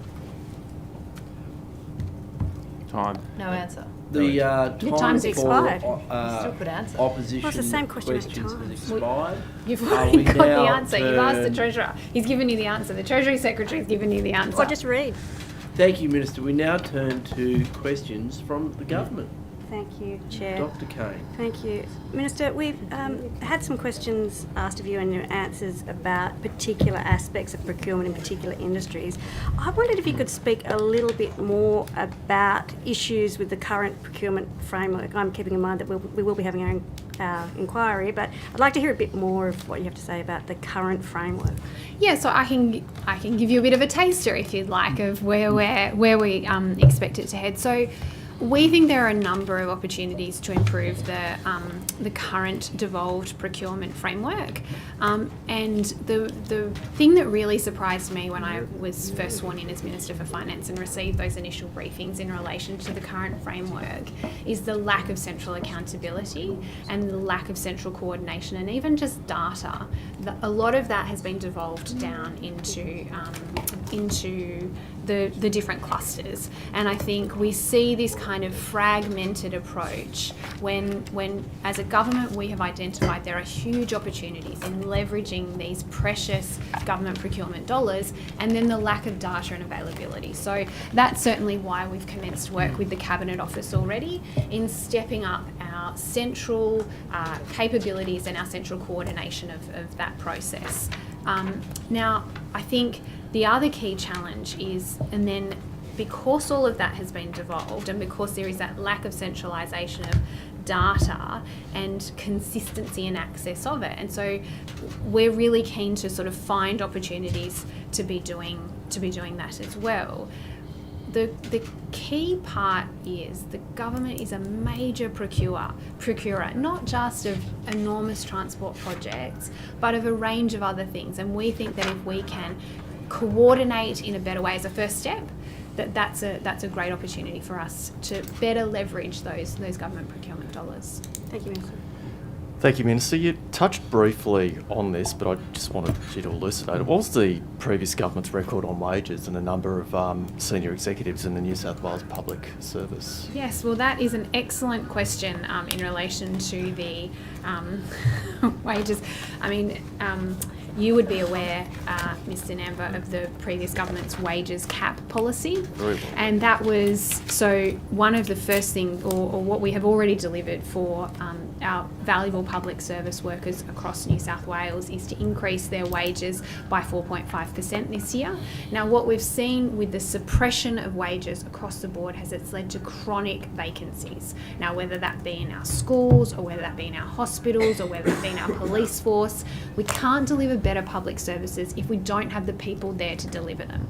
The average person expects when they send their kid to school, or when they turn up at a hospital, that there will be a teacher or a healthcare professional who is there, who is able to help them. And that's just not the case at the moment in New South Wales. And that's a consequence of 12 years of wage suppression with the previous government's wages cap. So we've already put in place a 4.5% increase. That's the largest increase in a decade. In this budget, what we've done is we've put aside $3.6 billion in an essential services fund, because the good work, the excellent work that's being undertaken, and in line with our election commitment to establish a new interest-based bargaining system, means that we will have a policy and not a number as our wages policy. We want to engage with our workforce and find savings and efficiencies by actually working together with them, engaging in that conversation. We think that those people who are delivering the services on the ground are best placed to be identifying ways that we can do it better. And this is a conversation that the government refused to have, and we've already done it with, and I really want to commend the work of the Deputy Premier in the way that she's engaged with teachers and with the Department of Education to find $1.4 billion of savings. In addition to the 4.5% increase that's been delivered to teachers, $1.4 billion in savings to redirect funding into our classrooms to the source of the single biggest factor in improving student outcomes in the world. Now, I say this regularly, we have the fastest falling education outcomes in the world in New South Wales. And the key thing that we can do to turn that around is in the classroom. And every single member of the community would be able to tell you about that teacher who inspired them or who made an incredible change. And the idea that the previous government refused to acknowledge their worth by engaging with them and saying, how can we do this better? And I really want to commend the Deputy Premier for taking our teachers in New South Wales from being the worst paid in the country to the best paid. And this is again another problem that is going to take years to fix. We can't immediately click our fingers and deliver new teachers, but these important steps, making our teachers the best paid in the country, reducing the administrative burden, that is how we will start to solve those chronic vacancies that are just plaguing our public services across New South Wales. Minister, just another question that's dear to my heart, and I'm sure dear to Mr. Rath's heart, but how would you describe the previous government's approach to privatisation and its impact on the budget as well as on households? Yeah, well, that's an excellent question, and I very much thank you for it.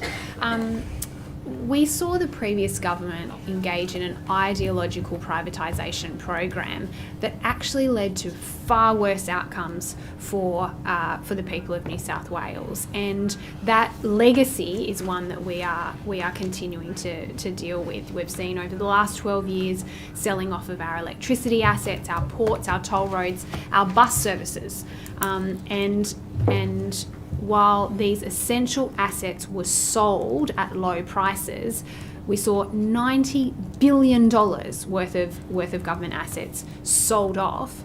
What we have seen is the public paying an ever-increasing amount just to use their own services and their own facilities, with far worse outcomes. You ask an average person in a privatised, I can tell you the member for Coogee would be keen to, and I know members in our inner west in those privatised bus service contracts that were signed off just before the election, they would be able to tell you how they are constantly being told by local constituents and members of the community that they're getting a worse service. So it's the people of New South Wales in the end are paying more. So we are very clear, we are not going to privatise assets.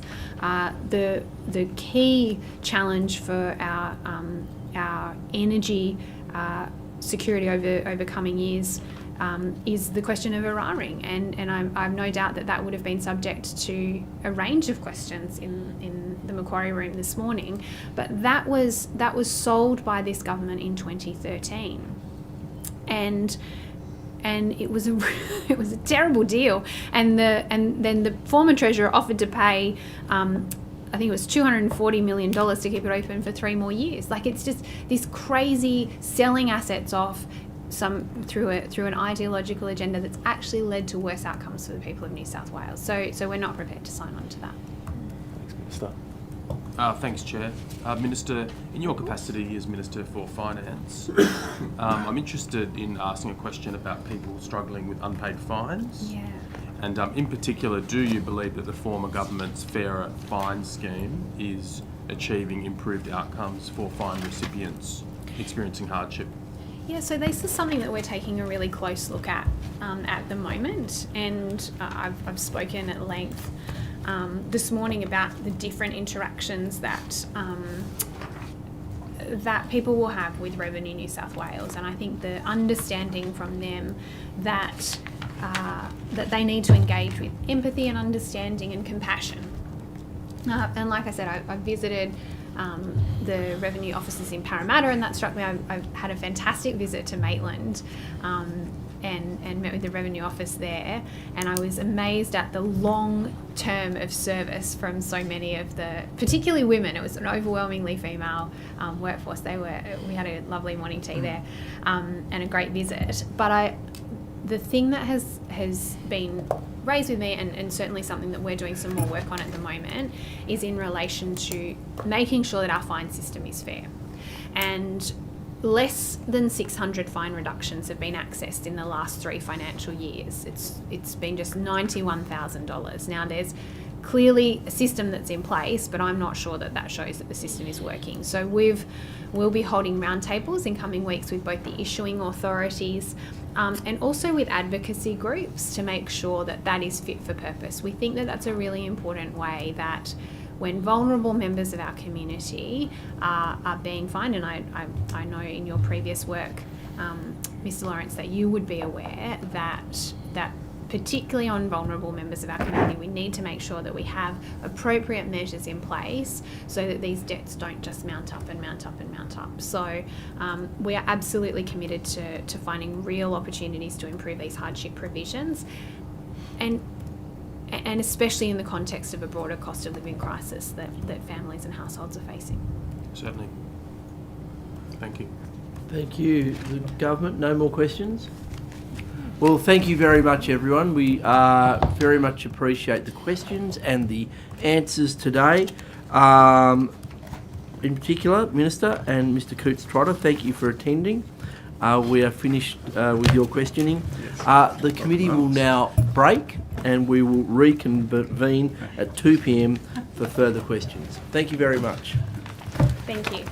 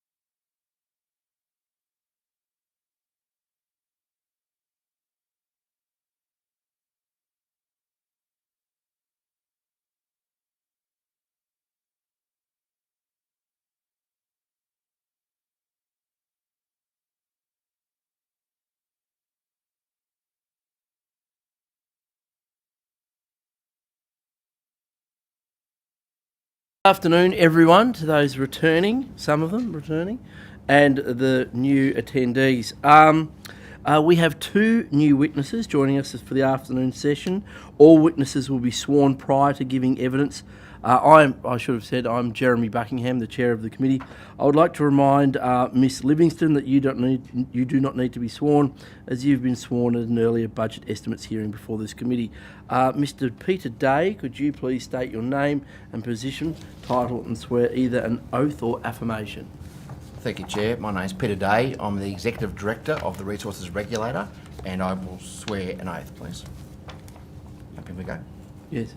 Yeah, so I swear that the evidence now about to be given by me shall be the truth, the whole truth, and nothing but the truth, so help me God. Thank you, Mr. Day. We now turn to questions from the opposition. And thank you all for returning this afternoon after the boisterous morning we've had. It must have been tempting not to come back. It was. My questions are directed to, initial questions directed to revenue. There have been some 10,000 letters directed to small businesses, and I think there have been letters to those small businesses involved in micro business grants during COVID. For the purposes of issuing those letters, what were the criteria for deciding whether a business received one of those letters?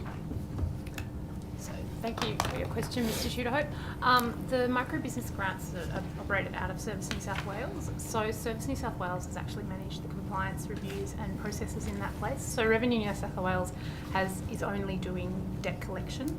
Yep. So if they feel that someone hasn't complied, then we collect that debt. So that decision was made by Service and then sent to us, and we would send out the letters for debt collection. So have you got a copy of the letters? We have a copy of the compliance letters for Service New South Wales from Service New South Wales, but the debt collection would be our standard debt collection letters. So, to the best of your knowledge, do the letters addressed to those businesses require them to produce various records? I think I would have to have my best answer by us. Well, they're issued by Revenue. The letters are they not? No, they're issued by Service New South Wales. But for the micro-business grant, by Service New South Wales, from a compliance point of view. But what role does Revenue have in relation to that? So if Service identifies that there is a debt to be repaid, they refer that debt to us and then we collect that debt. So if the end process of the correspondence which has been directed to those micro businesses, if the end of that process is that there is a determination made by Service New South Wales that there is a debt to be collected, then that will be referred to Revenue to collect. Yes. Is it true? Do you have any knowledge as to whether the correspondence addressed to those businesses suggest that there may be criminal penalties involved? I would have to check. I'd have to come back to you on that. Could you take that on notice? Yes. And perhaps, of course, if there was a decision that this was for the purpose, there was to be a prosecution as a result of this, and I think the correspondence, as I understand it, requires the businesses to produce bank statements and the like to further substantiate their entitlement to the grants involved, to the grants. If there was to be a decision that the grants were made fraudulently or the applications were made fraudulently, that would not be handled by Revenue, would it? No, Service New South Wales would work with New South Wales Police on any fraudulent matters. Would refer it to the police. In respect of small businesses generally, there has been action, or Mr. Smythe will be aware of this, but in respect of payroll tax, doctors are concerned in relation to audits which are being carried out for the purpose of their liability to pay payroll tax. there has been an amnesty, you're aware, in respect of the conducting of those audits. Is that correct? Not an amnesty exactly, but I'll hand over to Mr. Yep. Smythe to Well, answer that perhaps you in can- detail. I think many people may view it or might use that terminology. I would probably... A pause. A pause, yes, characterise it as a pause. Yep. So, if there was a perception by a medical practice that they are getting an amnesty from the bill, that's wrong. And in fact, what is occurring is we're not pursuing it at the moment to collect it.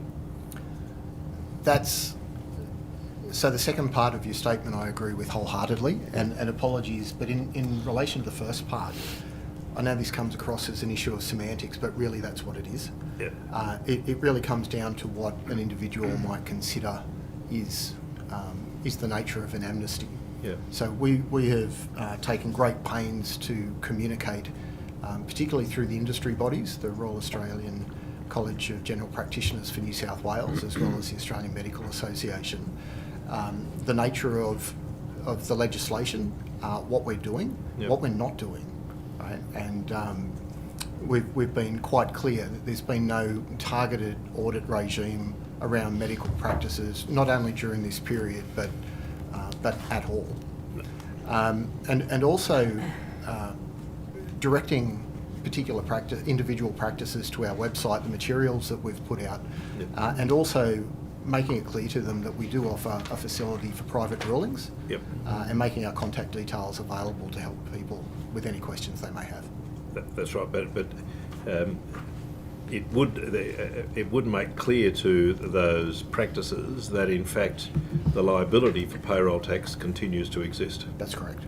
And after the pause has finished, if there was to be an audit, that audit would in fact encompass the current period of time as well as potentially previous years in relation, unless there was a policy change by government. It's difficult for me to comment on precisely what would happen because the circumstances faced by individual practices are quite different. Well, if they were to be liable in respect of what's it, the Opti-store? Optical superstores. Optical superstores. Thomas and Naz. I knew you'd know.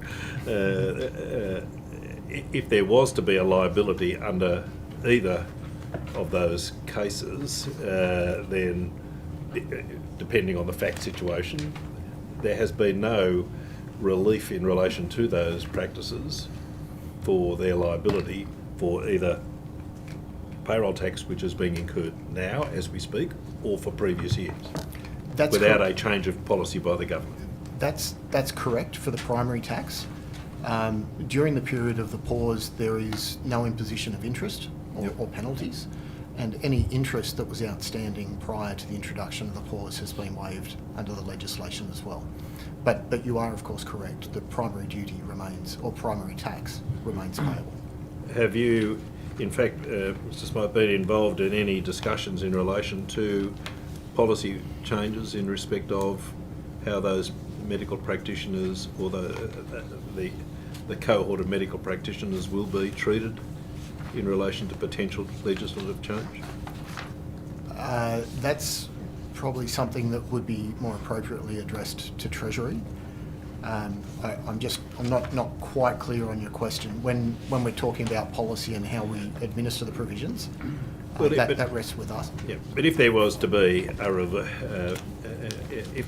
a reversal of the current legislative positions as articulated in the optical superstores case, it would need legislation to change it, and that would require a decision of government to actually bring in legislation to change that.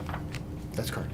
And to the best of your knowledge, is anything being done in relation to moving towards legislation to reverse the liability for payroll tax in respect of those arrangements?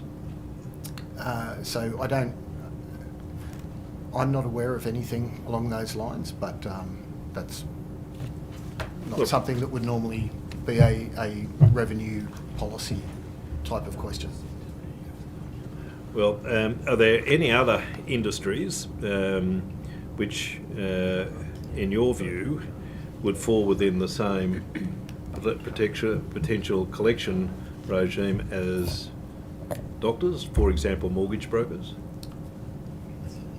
Yes. I'm trying to restrain myself from outlining the whole history of the No, contract. feel free. Okay. So the current legislation we have came into effect in 2007.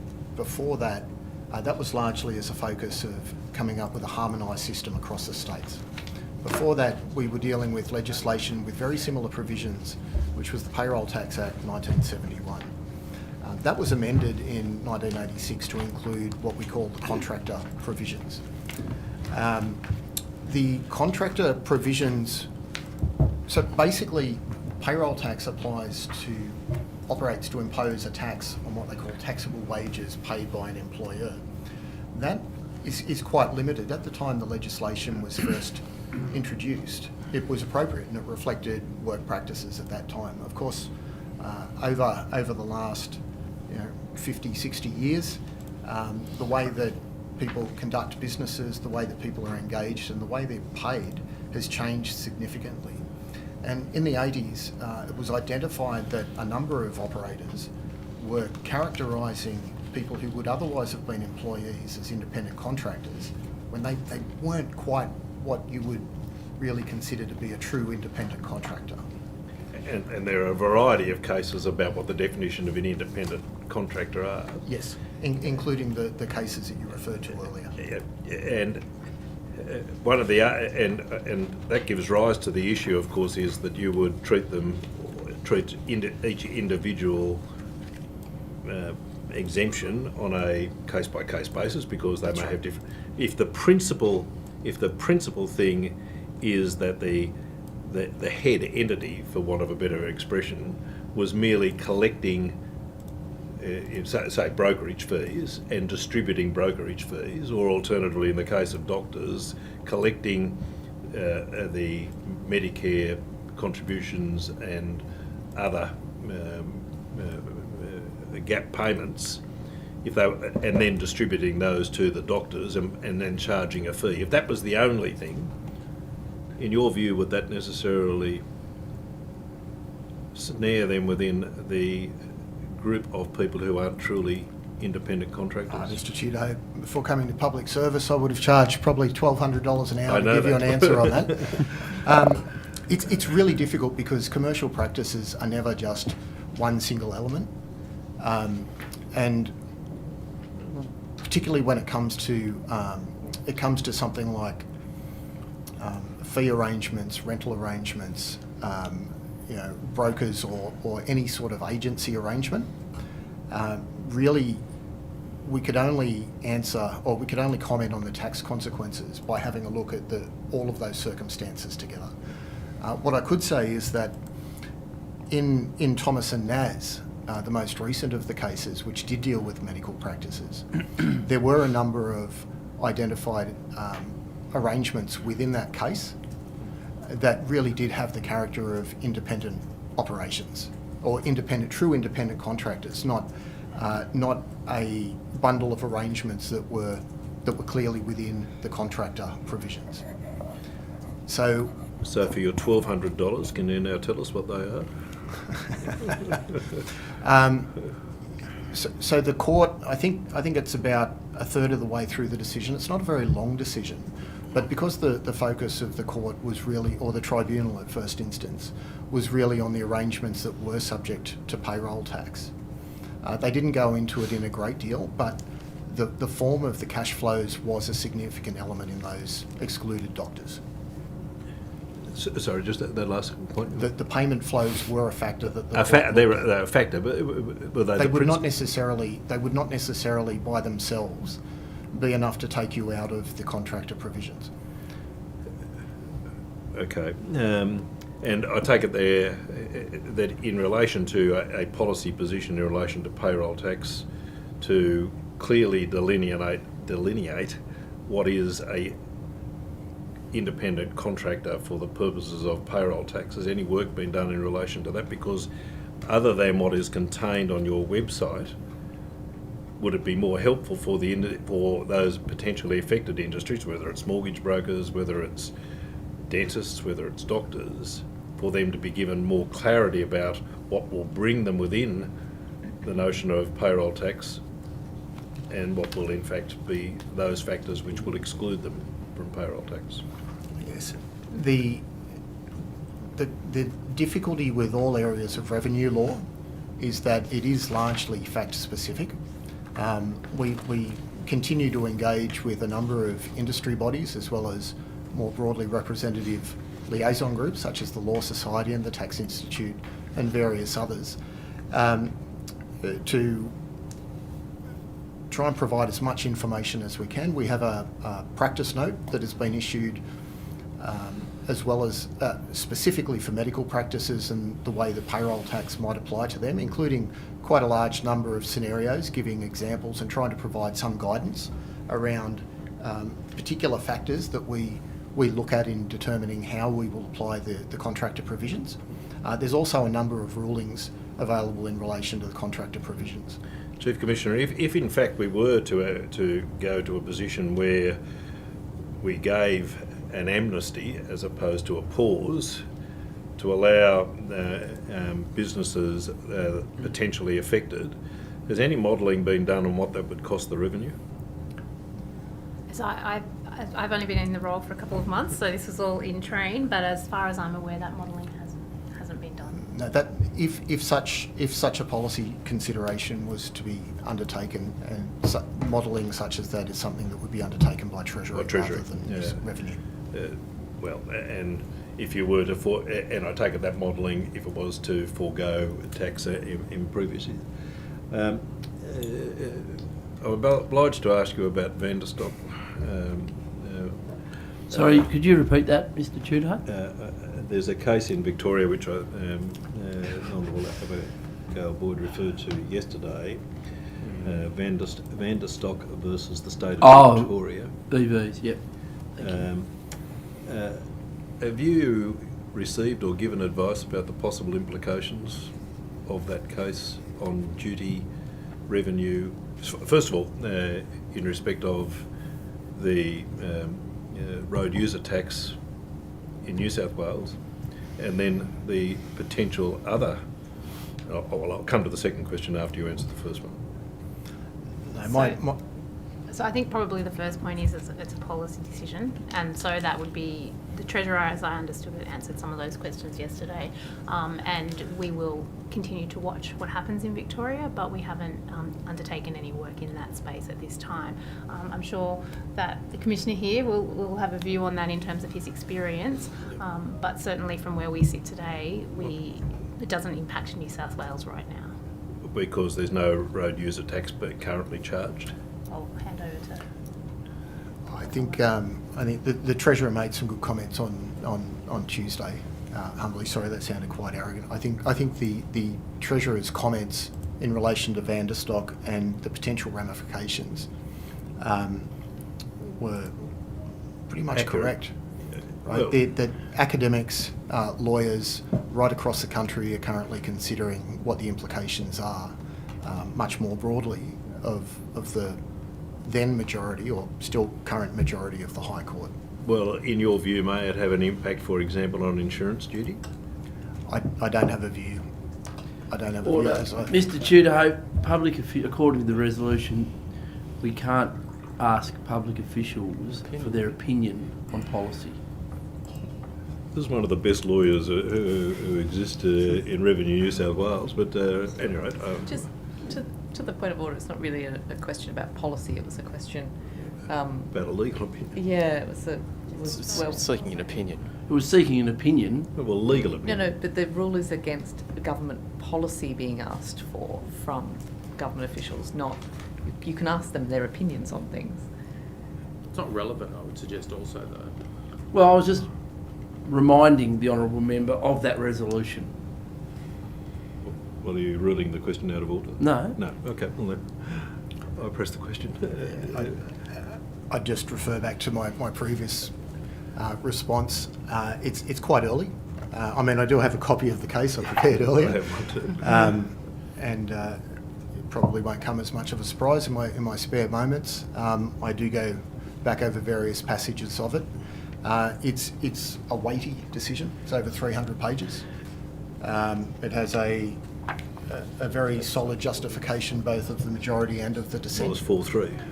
Yes, as was Har versus Victoria. So, we're a good 30 years down from the last Which case. they wouldn't reopen, by the way, Har and Victoria. No. Yes, I know. I noticed. Look, I think given the size of the case and the issues involved, it will probably be some time before Well, if I was to ask you this then, on your reading of the case, if it was to expand to other duties, what would they be, in your view? I would need to consider the case in more detail and take the question on notice. Well, I'm happy for you to take that on notice. Thank you, Mr. Tudor Hope. I think your time is just about to expire. I won't start on another. Thank you. I won't start Ms. on another. Boyd. Thank you very much. I just wanted to come back to the hotel quarantine bills. Are you able to give me any kind of update on how many of those bills are still outstanding? Yes, I can give you that detail. So, as of the 30th of September, we had a total of 163,000 quarantine invoices issued to customers. Mm-hmm. Of those, 139 or so thousand were paid. There was another 14,000 that were withdrawn. And there are 17,480 customers who still have a debt outstanding. Okay, so it's not gone down very much. I think it was. So the original amount that was due to be paid is 326 million, and we've collected 242 million of that and waived another 44 million of that. And so what does that leave? So we've left with 38.4 million outstanding. Yeah, so it was 39.3 reported, I think, last month. Yeah, and so okay. in that time we've collected more. And the 14,000 that were withdrawn or waived, why were they? So it will be a variety of reasons. I could get back to you with the detail in terms of taking that on notice for the variety of reasons, but some of them are due to hardship, a range of things that might sit in that space. Mm-hmm. It was also reported, I think it was last month, the 5,190 bank accounts had been directly accessed to pay these fines. Has more now been accessed? So again, I take it on notice, but I don't understand that we haven't done any more garnishee orders. So the difference though being that an order can be made, so there was 5,000 odd orders made, but that relates to I'll get you the number in a second, that's but the it's orders. less people, that's the orders, Yep. so that would go to all of the banks for a range of customers. It's a bit of a lucky dip. So for instance, if someone didn't have that minimum amount in there, then it wouldn't be able to be accessed? Not exactly, so yes, that's one thing. So if the amount wasn't in their account, that wouldn't be accessed. But also, we don't know which bank customers bank with, so we might send 4 orders for one invoice. Yep. What's the average debt recovery cost being applied to those amounts once they've been taken out? I have to take that one on notice. Is that debt recovery done directly through Revenue New South Wales? Do you have a contract with? No, it's done directly through Revenue New South Wales. So the debt recovery cost, is that, I guess if you need to take it on notice, but how is that calculated?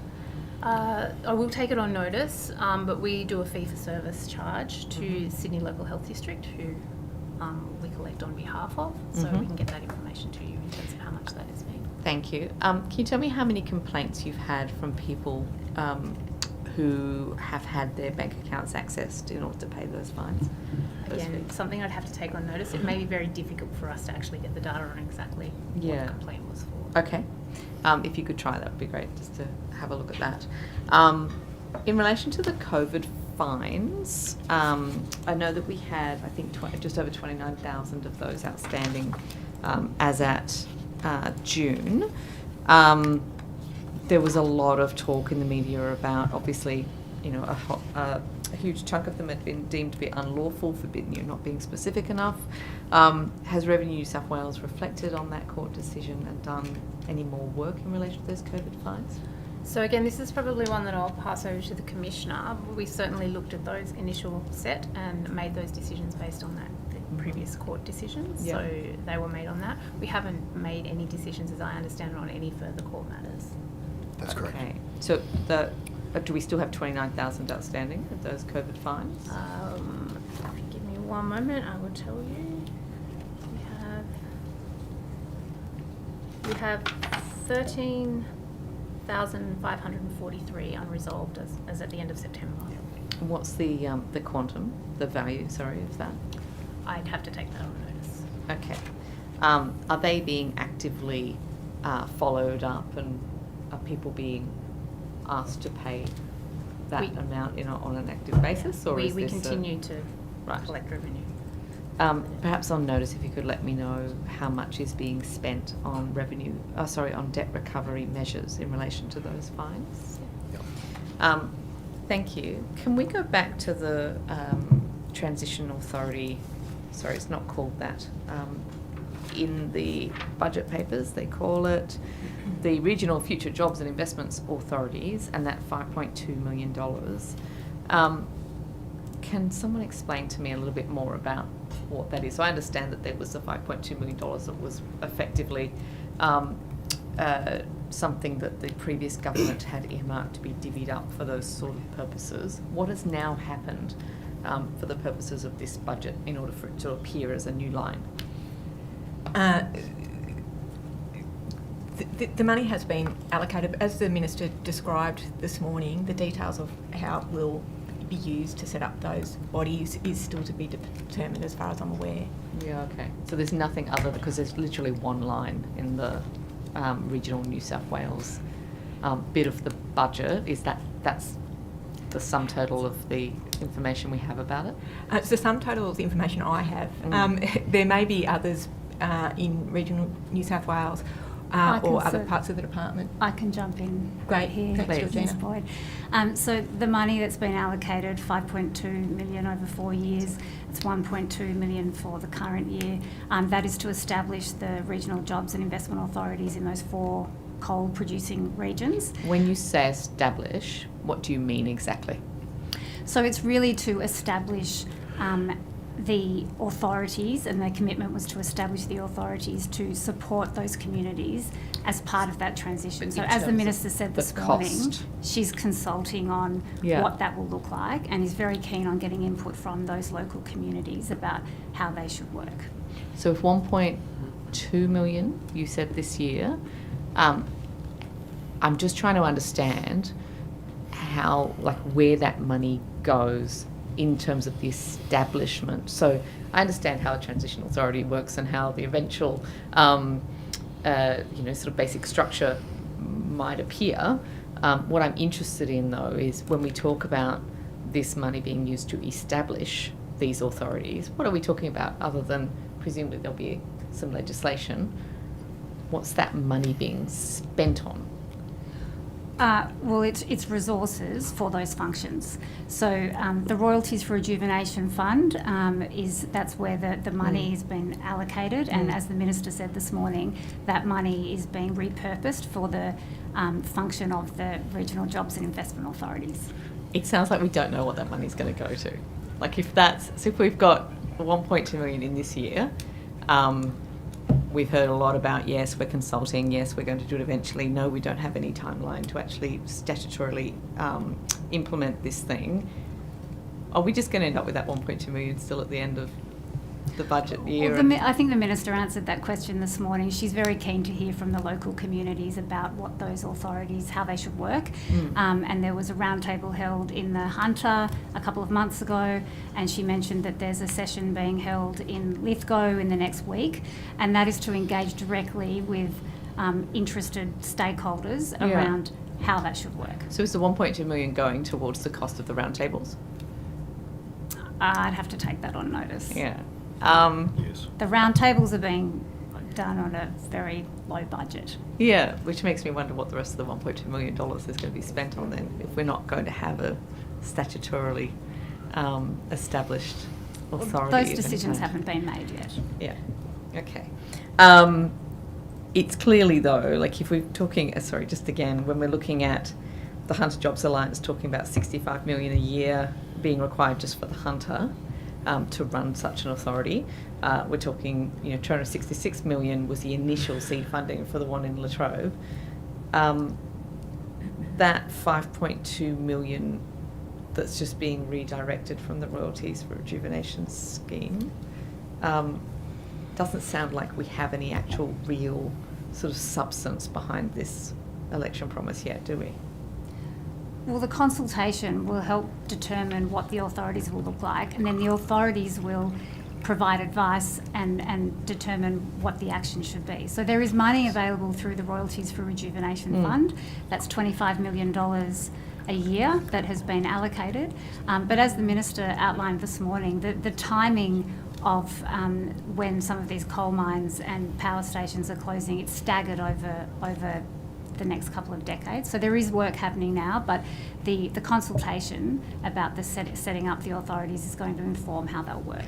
Yeah, but with respect, that's not how these authorities are supposed to work. They're supposed to happen well in advance. They should have been put in place 10, 15 years ago, ideally, so that you can shepherd the industry. Because although we have closures coming at different times within a particular region, obviously there is a need as people are sort of dropping out of particular jobs and things are changing to boost those industries. You don't just have, a day when coal mines get closed down and then you have some new industries just the next day. So I guess, I think I'm getting a clear picture of what's being done here. What I would add to that is that the government is working directly with some of the sites that are looking at closure. So Muswellbrook Coal is in closure. We're working closely with that operation. Mount Arthur Mine is scheduled for closure in 2030. We're working closely with that operation. Again, with respect, that's business as usual. What the authority does is actually bring together not just industry and government, but is taking community, First Nations groups, unions, a bunch of others to actually look at a whole of community transition. That's why we need it in the first place. So is there, for example, a plan to put a person in place who is going to oversee this consultation process to make sure it happens within a certain time? Is there any money being spent on actually setting up a transition process at this point? Well, there are resources within the Department of Regional New South Wales that are supporting the consultation about the authorities. Is there a timeline for that consultation? Well, there's consultation happening the next week in the Central West, and there was consultation in the Hunter a couple of months ago. In terms of a project management timeline, if you were to be taking this seriously, there would be a timeline where we'd say we're going to consult from months X to Y, and then we're going to have this put in place, and then we're going to have a draft plan. Is there anything like that in place as yet? I'll have to take that on notice. I'm not directly overseeing that, so I'm happy to take that on notice. Can I just jump in there? Sorry, Ms. Boyd. The Royalties for Rejuvenation Fund, that's $25 million a year. How many, has that been operating for 2 or 3 years? How much money is in that fund? Is it 50 million or 75 million? It's about 70 million. So there's 75 million in that fund at the moment? About 70. 70 million. That's a nice bucket of money. So what's happening with the rest of that then? So 5.2 million is being given to establish these authorities. Where's the rest of it? It's held in a Treasury special deposit account and allocated for later years. Perhaps you can tell me a bit more about the $89.8 million investment in mining and exploration in regional New South Wales that was mentioned in the budget. Sure, just a minute. That's a revelation. Yes, thank you.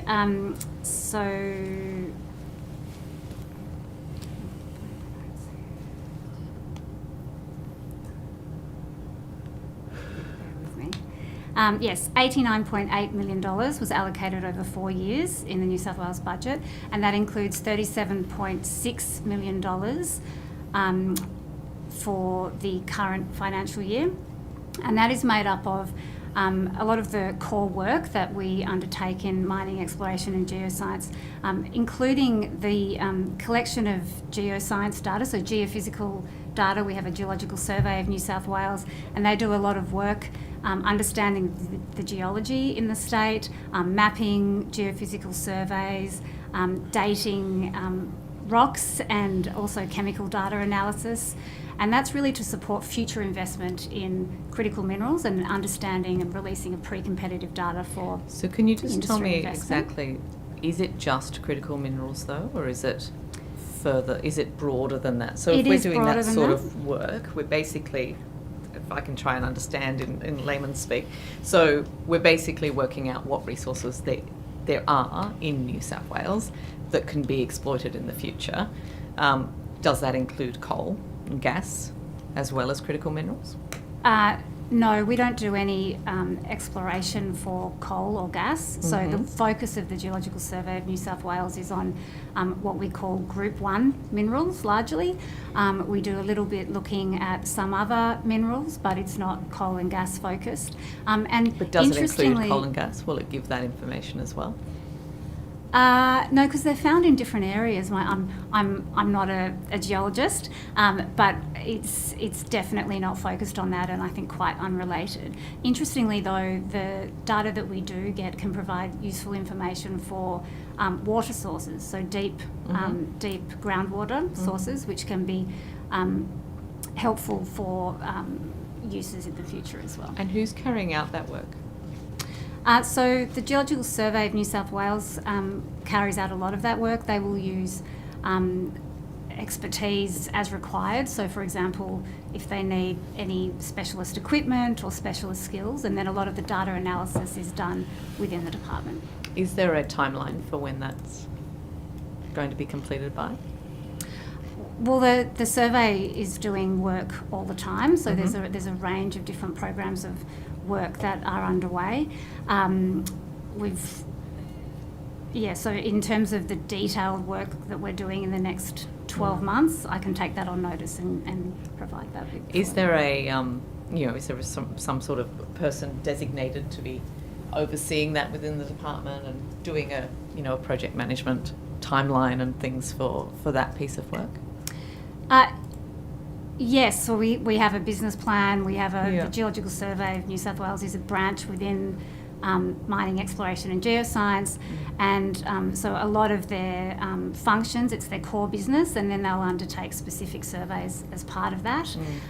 Also in relation to that overall number of 89.8 million, it includes some of our policy and legislation work, and also some specific projects looking at coal mine waste and in fact one of the geophysical surveys that we're undertaking is in the Cobar region. So there's a whole range of projects that fall within that stream of work. Have you quantified how much in the budget is, I guess, of benefit to coal mining or to coal and gas? To the coal and gas industry, whether we can argue about whether it's called a subsidy or not. Have you quantified how much there is in terms of not exactly, but I mean the work we do related to coal and gas is really on the regulatory side of things. So we have responsibilities under the Mining Act and the Petroleum on Shore Act to be assessing titles that come in, so as to assess them against the regulatory framework, and also with compliance and enforcement activities.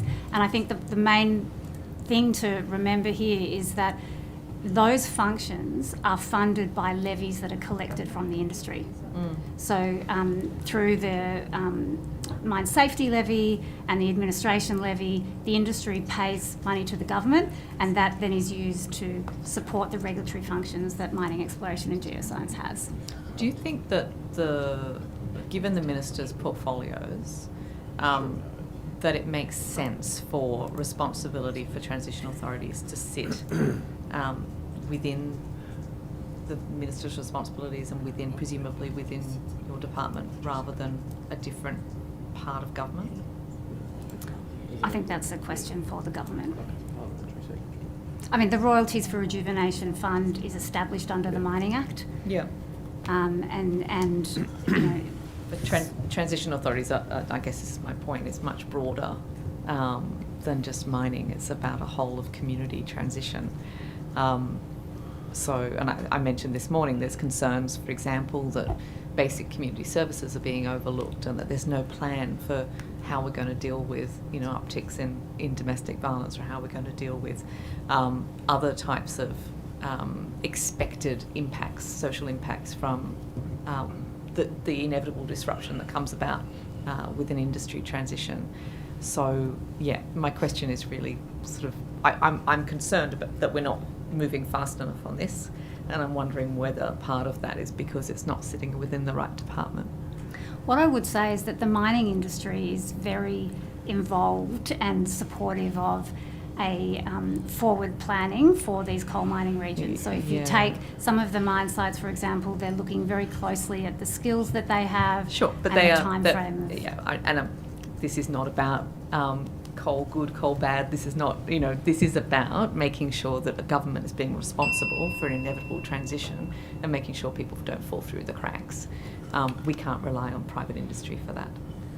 Well, look, I'll take that as a comment, Ms. Boyd. Can I just jump in with one question? Is one of the critical minerals that mining, exploration and geoscience explore for uranium?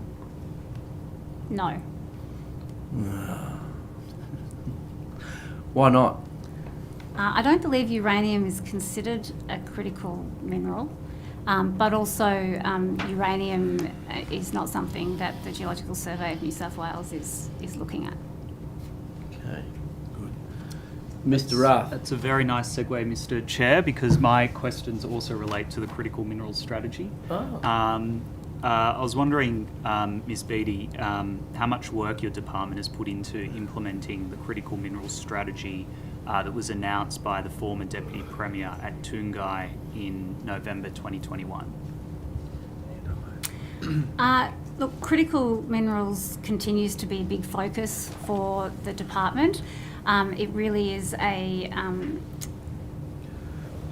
hot topic, and nations all around the world are focusing on the potential for critical minerals and their role in supporting the future, our future in particular as we move towards net zero. So in New South Wales we have 17 of the 26 critical minerals on the current Australian Government's critical minerals list.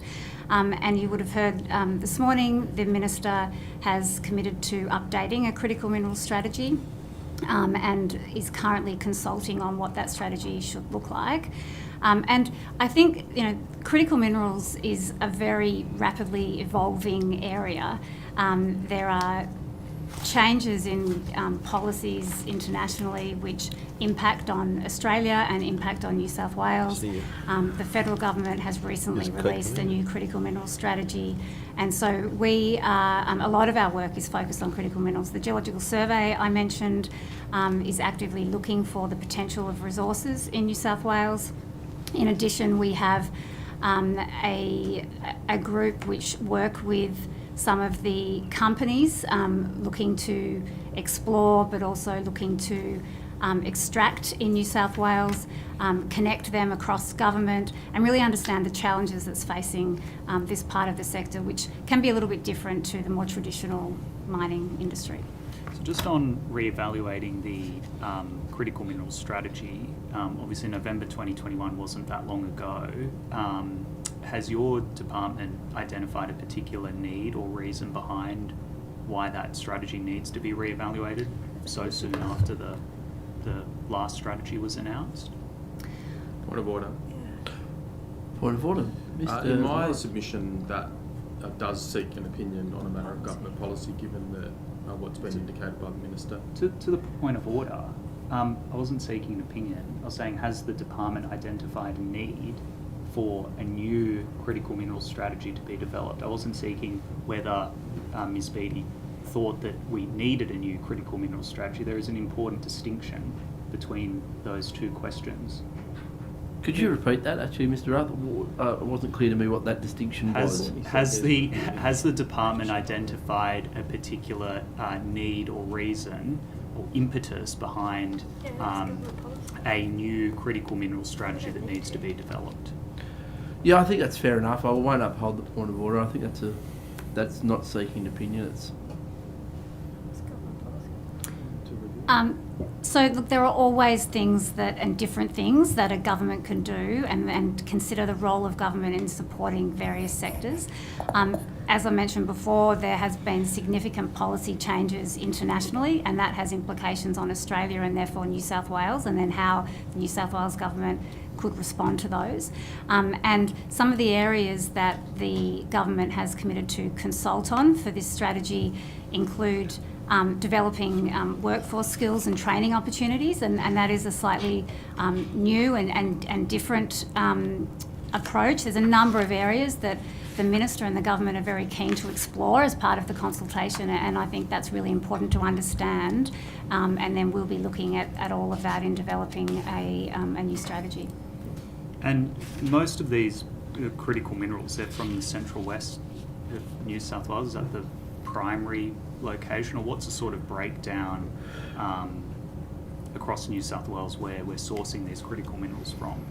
Yeah, so New South Wales geology suggests, well, we know that there are critical minerals in a number of locations in the state. So in the central west, you've got the Lachlan Fold Belt, which traverses, I guess, the central part of the state, and we know that there's a lot of potential for critical minerals there.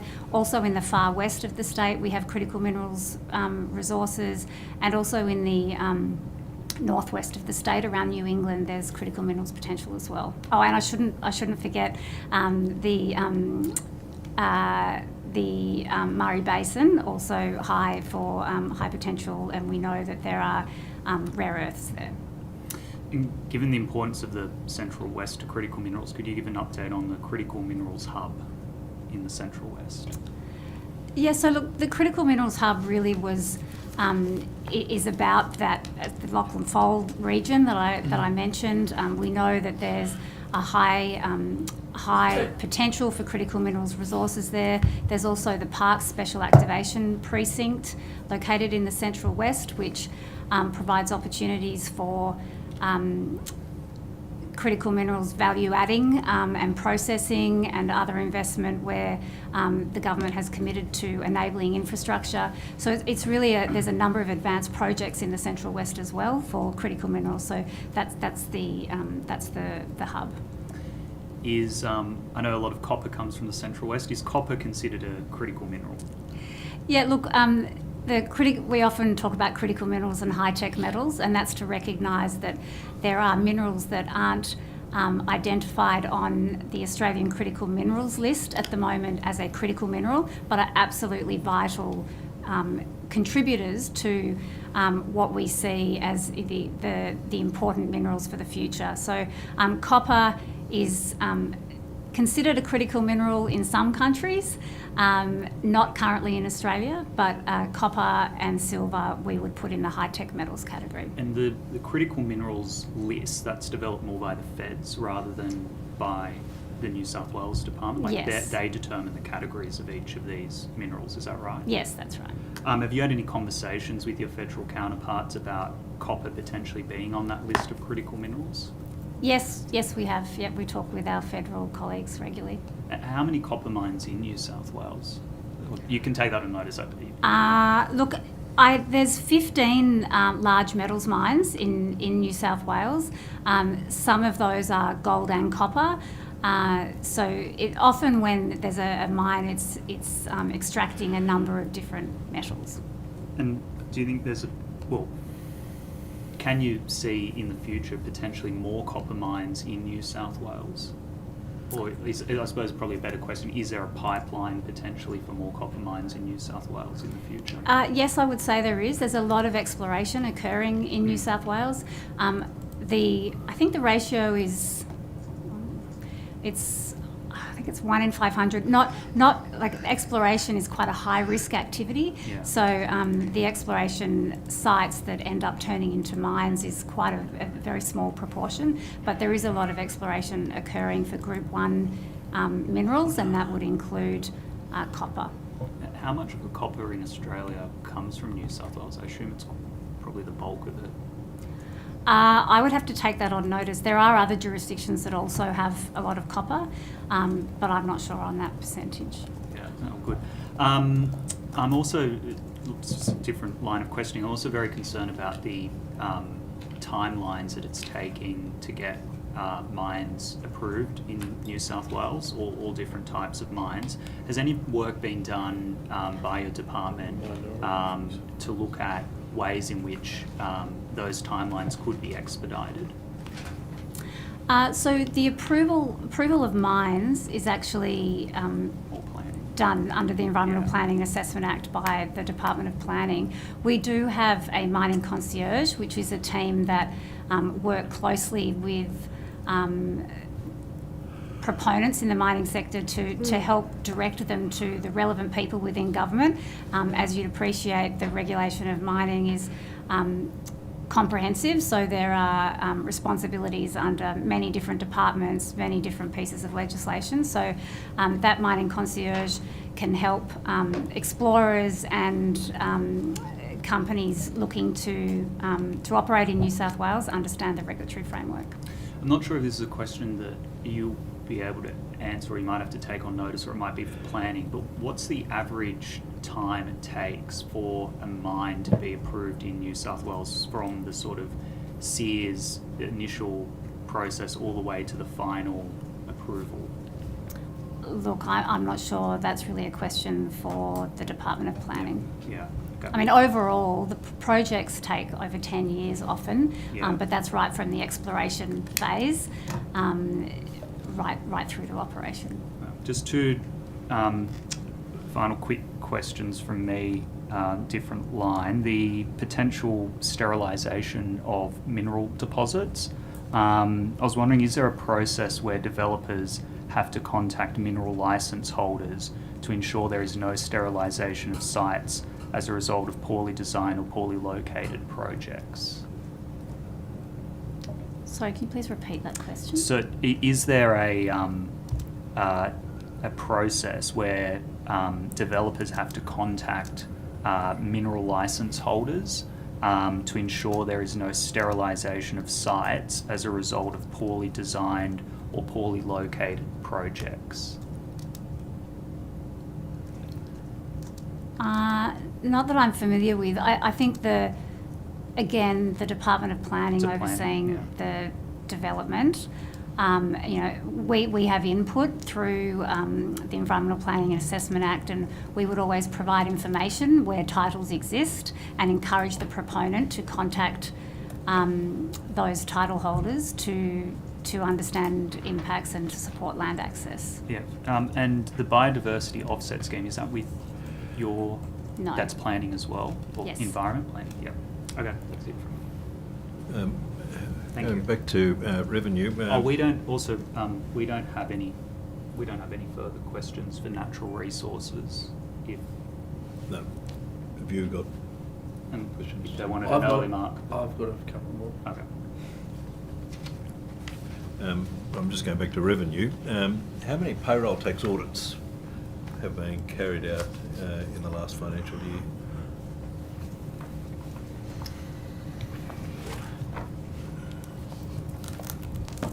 I'm not sure I have that on hand. No. That's one we'd have to take on notice. I just, in relation to those audits, and you'll have to take this on notice as well, no doubt, how much additional payroll tax has been collected as a result of those audits? Yep, take that on notice as well. And I should ask this question. I know you're not going to answer it. No, I'm not going to ask. No, I was going to ask him have you discovered as a result of that any circumstances where workers have been underpaid? So again, we'll take that on notice. And have you reported that underpayment to Fair Work Australia? Again, we'll take that on notice unless you have any other information. Yeah, look, generally our wages is a defined term under the payroll tax legislation and is then expanded through the case law that goes to the various components such as contractor provisions, which we discussed earlier, and employment agents and whatnot. What we are looking at from a Revenue New South Wales perspective is the amount of funds, the amount of cash that is actually flowing, that is paid or that should be paid under the arrangements in place. It doesn't go to an analysis of awards or employment contracts or something similar. And accordingly, we would not have that sort of information generally. If we are made aware that there is an outstanding liability, for example, sometimes in the press, an employer might make an announcement that there has been an underpayment and they're looking to remedy that, then in those circumstances, of course, we would seek to ensure that the state obtains its rightful proportion of that payment in accordance with the payroll tax legislation. So the fact is that when you're conducting an audit, you're not actually conducting an audit to make sure that the employees are being paid correctly. No, we are making sure that what is declared in the payroll tax returns reflects the payments that are actually made. They're actually made. And you wouldn't know whether they're being paid correctly.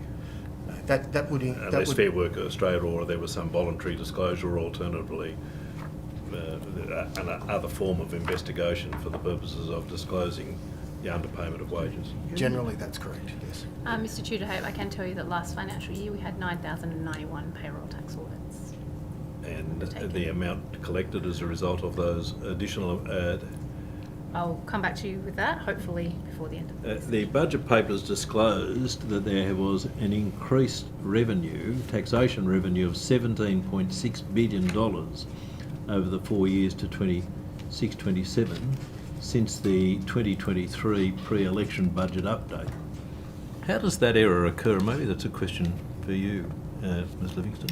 I'm happy to answer it. My colleague Joanne Wilkie isn't here today, who'd be the expert to answer it, but I'm happy to provide a high-level response, and we might follow up with more detail if that's needed. The biggest component of that increase related to transfer duty on properties, and it's both the volume and prices in the housing market weren't anticipated, and New South Wales Treasury isn't the only one to have missed that. Well, that's an extraordinary amount though, isn't it? The strength of the housing market has been quite extraordinary because following COVID and the change in population growth rates with immigration for a period at very low levels, it just wasn't anticipated that that level of demand was still there. But it was a very unusual time and a lot of volatility in the market, which was hard for anybody to forecast, but it has had a positive impact. So when did Treasury first become aware of that uplift? Well, as you'd be familiar with, we do forecasts twice a year ahead of the budget and ahead of the half-year review. So this round of forecasting was timed to inform the September budget.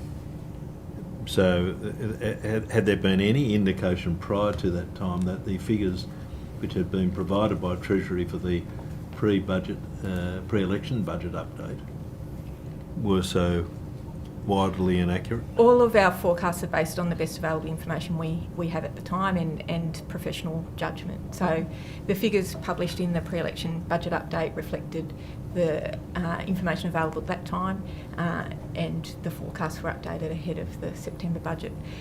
That wasn't the only contributor to the uplift in revenue. It was land tax, payroll tax? Payroll tax as well, because we've had very strong employment figures throughout that period. Does revenue have any input into the forecasting? No? The forecasts. Well, you must get the information from revenue, I would have thought. We would get historical information from revenue. Again, this isn't my area of expertise. It doesn't sit in my group, but there are a whole range of sources and peer review and other processes that our team goes through as they prepare their forecasts. So we're consistently providing reports on what we to collect Treasury. and to Treasury, and they use that as one of the data points for their forecasting, as I understand it. That's right, but certainly not the only one. Treasury gets information and data from a range of sources to inform those forecasts. I would say forecasts are forecasts.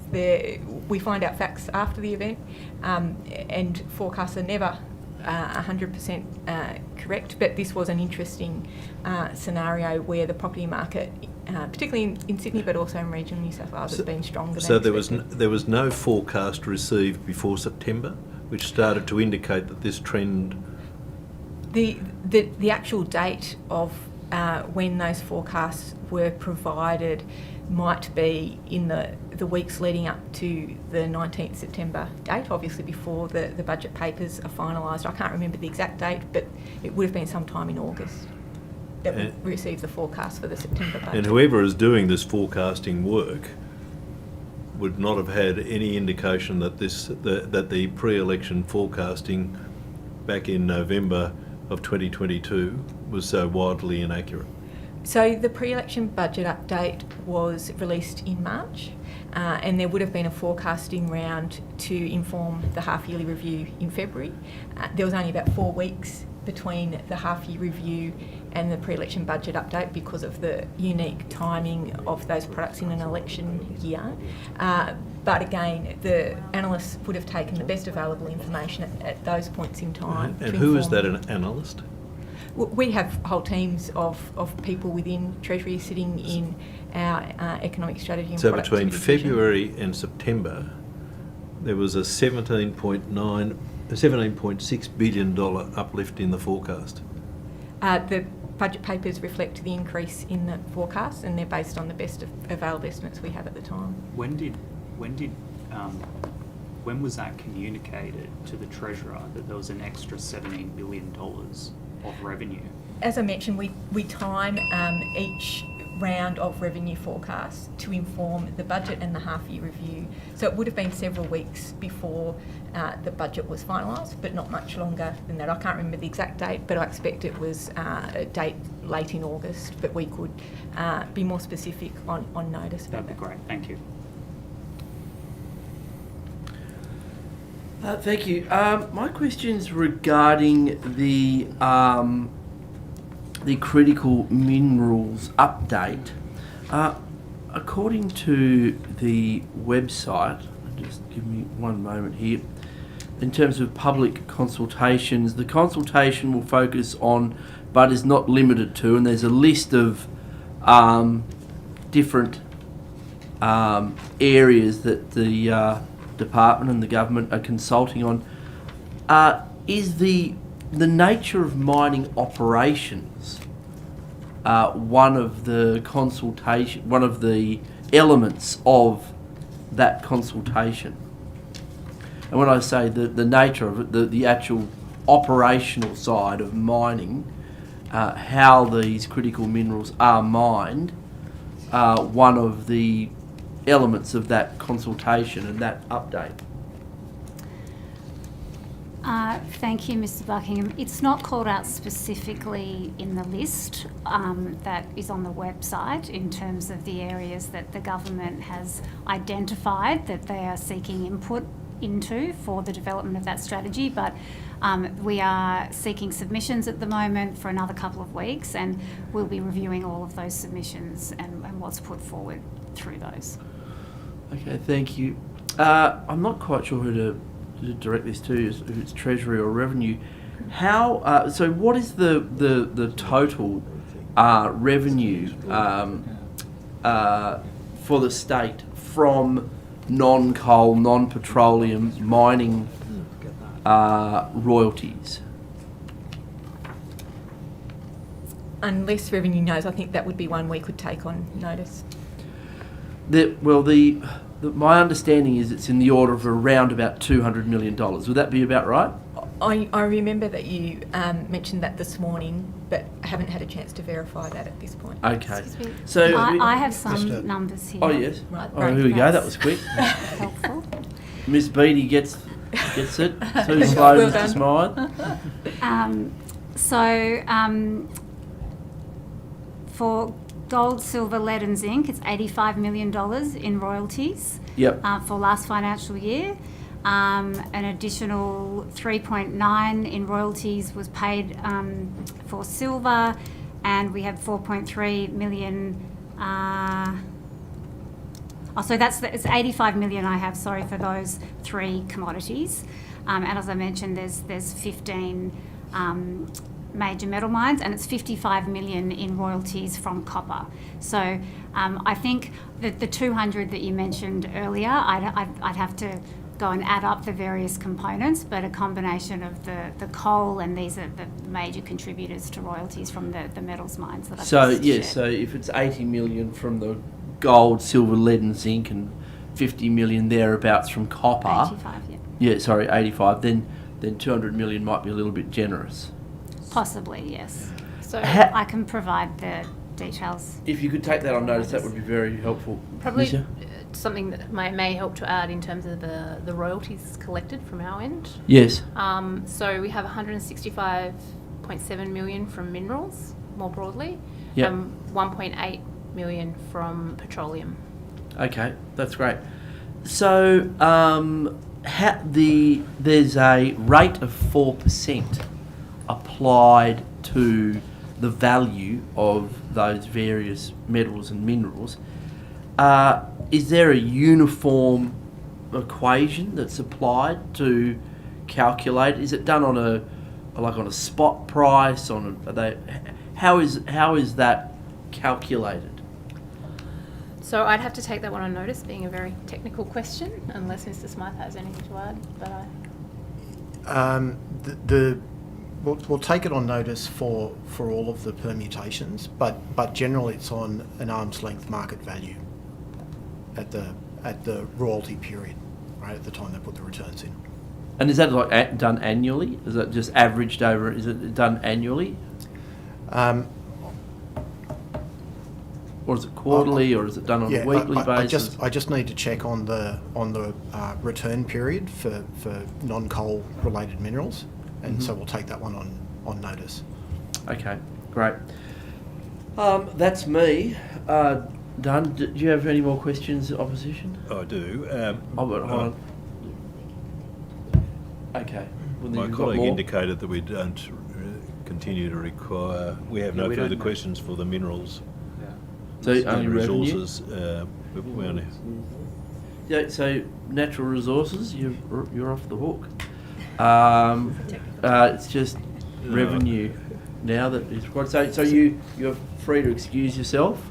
Thank you very much. We'll keep Thank you very Treasury much. and revenue here. So, acting Chief Commissioner or Commissioner, foreign investment surcharge tax. We heard some evidence given in relation to jurisdictions which are potentially exempt from that tax as a result of trade agreements which have been reached, or government agreement. In fact, that was identified by the previous government, was it not? It was. it was. And in fact, was not an issue. It was an issue which was being dealt with and had been discovered and was previously being dealt with by the previous government. Yeah, so on the 21st of February 2023, we came into that information and began to deal with it. And on the 29th of May, so the 23 matter was around New Zealand, Finland, Germany and South Africa. In May 2023, India, Japan, Norway and Switzerland were the further countries that were added to that. Do you have an amount of investment surcharge tax which has been refunded as a result of those agreements? We do, if you just give me a moment. So the total number of refunds expected is 1,389. Looking at about $47.8 million to be reversed. We've paid $38.3 million in refunds, with still some to go. was the decision, in fact, in relation to the refunds, or the decision in respect of the ability of revenue to collect that surcharge duty, is that the result of a decision of a court, or was it the result of a decision taken by the agency? So again, this was before my time, so I might get Mr. Smythe to make sure we give you the right answer. Sure. I'm sure you'll have the answer. Yes, it was a decision made by the agency. We formed the view that international tax treaties with certain countries in certain circumstances meant that a strict application of Section 109 of the Constitution made it unconstitutional for us to collect surcharge revenues from 8 countries. And as that now, has the investigation in relation to our obligations in respect of those taxation treaties now been complete, and there would be no further impact in relation to the ability of the government to impose the surcharge tax? The investigation is complete. I think in light of Vanderstock, it'd be quite risky of me to form a view as to how the Constitution would ever be interpreted by a Superior Court at any given time. However, with that caveat, I would say that I am quite comfortable that those countries are the only ones that to which this issue applies. Aren't you Australia's leading expert on HAR? Absolutely. Haven't you written material in relation to it, Commissioner? Just going to the Treasury officials, I just want to ask about domestic manufacturing. Is there... Yes, Mr. Tudor-Hope. Oh, I thought you might be available to answer these questions. Ms Campbell, is there any allocation in the budget in respect of the provision of domestic manufacturing? I might make some comments and then let Ms Livingston add to that as well. I think there is money in the budget attributed to various initiatives across different agencies that would support elements of domestic manufacturing. But no specific projects identified which are in relation to, for example, the establishment of ferry manufacturing facilities. Ms Livingston might have some more specific details. No, I think Ms Campbell's point is important, that the budget really sets up a framework for how government's going to invest, and different elements of that, which involve policy choices as well around how they procure and construct certain projects, will have an impact on domestic manufacturing.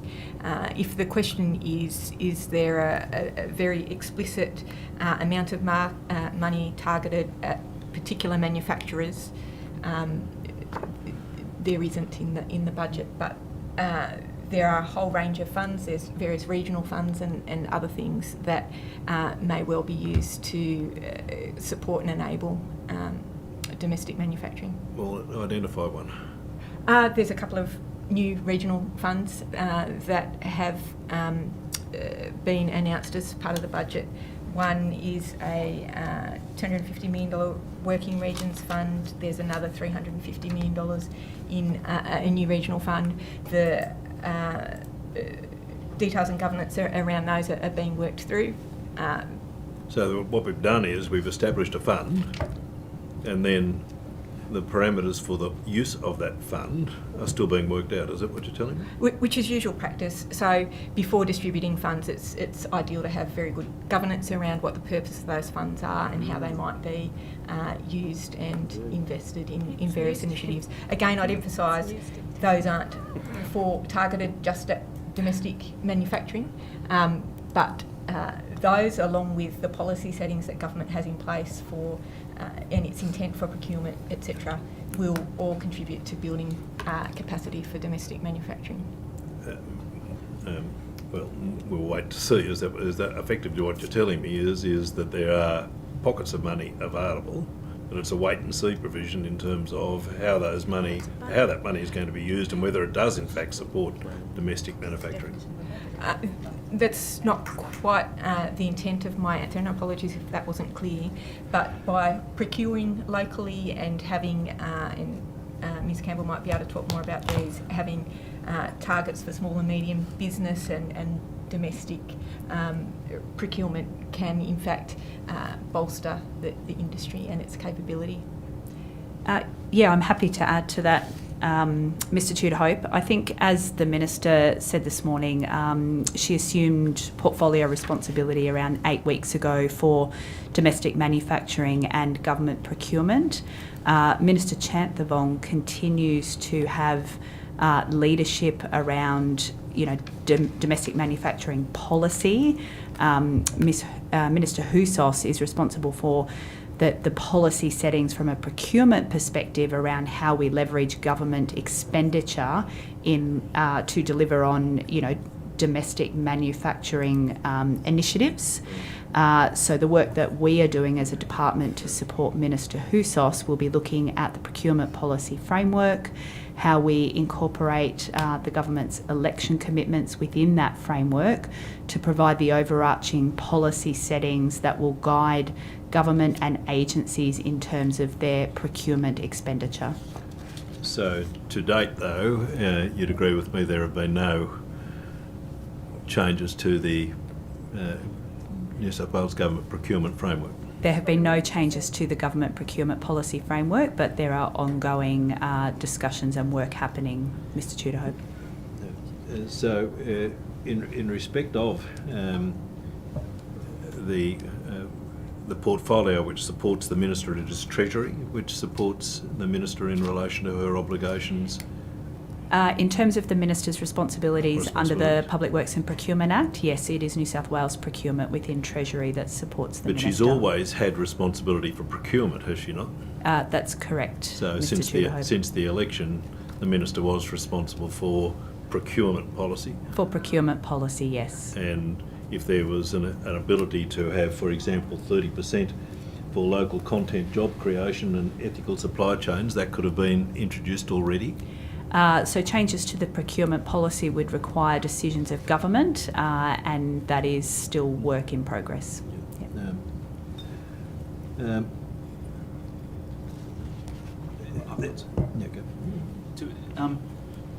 In your work recently, looking more at domestic manufacturing, are you aware of whether New South Wales has the ability for domestic manufacturing of trains, for instance? Do we have that capability at the moment? So I'm not personally aware, but I think that would be a question better directed to Department of Enterprise Industry and Minister Chanthavong, who have that responsibility for how we're going to grow and develop these industries in New South Wales. Right. And has your department looked at how increasing domestic manufacturing in New South Wales has implications in terms of our constitution, in terms of as in the federal constitution regarding free trade between the states? My understanding is that there are times when there are issues that arise regarding state governments looking to promote their domestic manufacturing with regards to, free trade between the states. So I haven't looked specifically at that between the states, but we have looked in detail at Australia's free trade obligations internationally, and how we design policies that remain compliant with those obligations. Well, tell me about that. How do you develop a policy which in fact fulfills the obligation in relation to our obligations under free trade agreements, with a policy position which says that we will be committing to have contracts done in New South Wales? How do you resolve that issue without breaching the free trade agreements? So I think, as you would be aware, Mr. Tudor-Hope, there are exemptions and carve-outs I agree for with that. small business, Aboriginal participation, particular agencies and But there are already sectors. policy frameworks for both those things. Yes, and so I think the work that we have to do is how do we review and update those policies to strengthen them in line with the government's commitments. So are you actively seeking or corresponding with the Commonwealth for variations of free trade agreements? That would be a matter of responsibility for Premier's Department or the Cabinet Office. But that would potentially have to be a component of delivering the policy position which the government currently is committed to. I think at this stage, Mr. Tudor-Hope, we'd be looking at what we can do within the constraints of those free trade agreements to be able to deliver on the government's election commitments. Yeah. The government, of course, has a commitment to, in fact, deliver value for money, and in fact has wanted to define value for money as including the multiplier effect of delivering domestic manufacturing. That's as you understand it? Indeed, yes. And is that in fact a component of potentially any alteration to the procurement framework? I think that's just all policy development, Mr. Tudor-Hope, that is underway at the moment. Yep. Do you have a working definition of domestic manufacturing?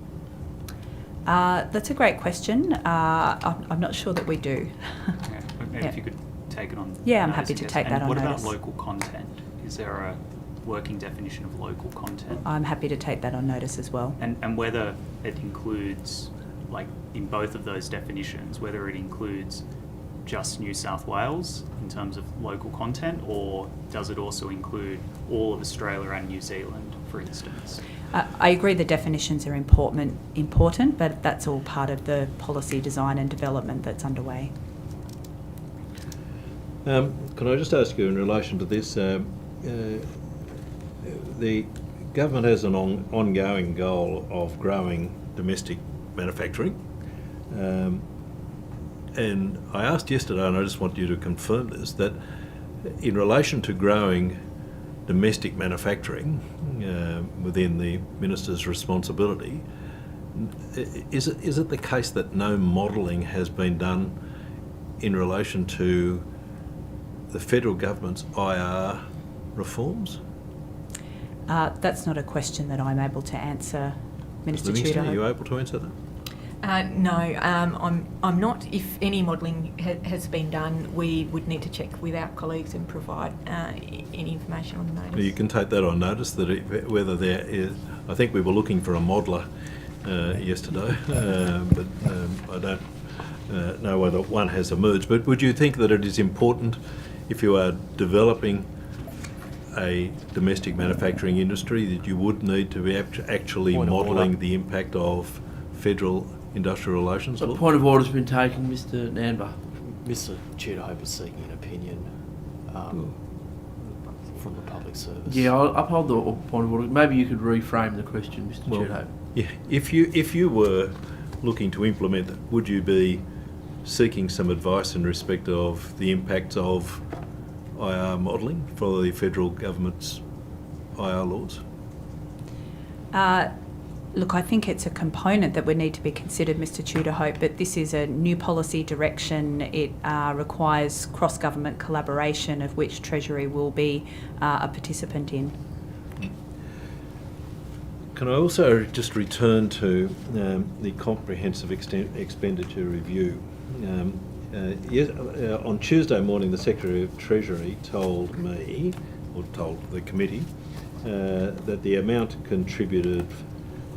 contributed from the $13 billion reprioritisation from savings on labour hire was $420 million. Do you recall that? Yes, I do. Sorry? I do recall that. Yep.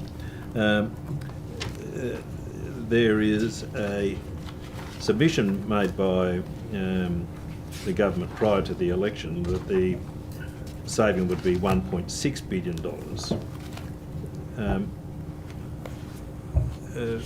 Is there any accounting for how that difference arises?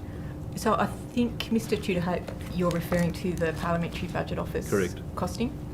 Yeah. So once the government confirmed its election commitments, Treasury worked with agencies to identify their spend on labour hire or contingent labour and asked them to confirm and verify that. There are a couple of issues with the data that the PBO used, and they didn't consult with Treasury at the time that they developed their estimates.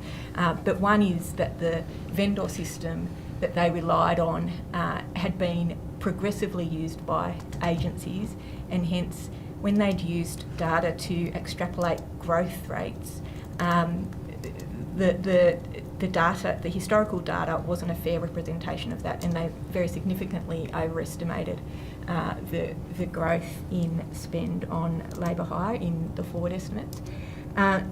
Secondly, they didn't account for the fact that if labour hire was attributed to capital, you wouldn't get a bottom line saving on the budget.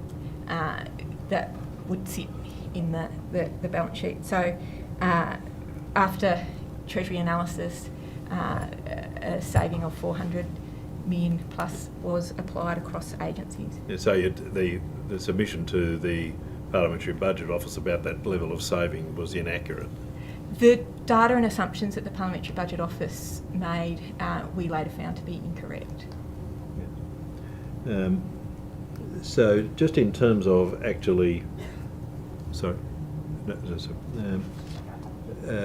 in terms of the reducing spending on agency hire recruitment of contractors in the general government sector, excluding workers in schools and hospitals, we want to make a reduction of 25%. Are you aware of that? That's right. That was the nature, And the that's intent of that's the election goal commitment. which has been set. Are you able to tell us what the baseline is for that 25% reduction? I could take the detailed answer on notice, but obviously the 400 plus has been calculated from that baseline. So it was calculated on agencies' budgeted forecasts.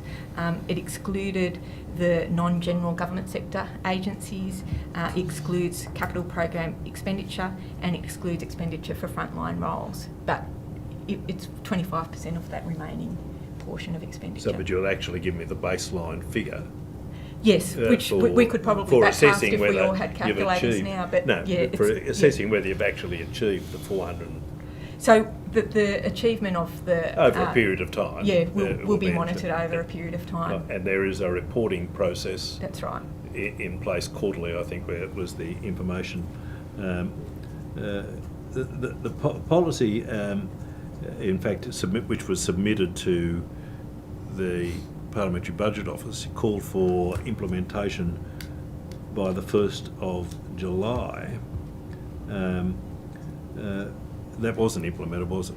Well, the Parliamentary Budget Office has to make a range of assumptions, and obviously they're doing their work before an election occurs, and they don't know when the timing of the budget might be, but it's quite usual in an election year that the timing of the budget is delayed.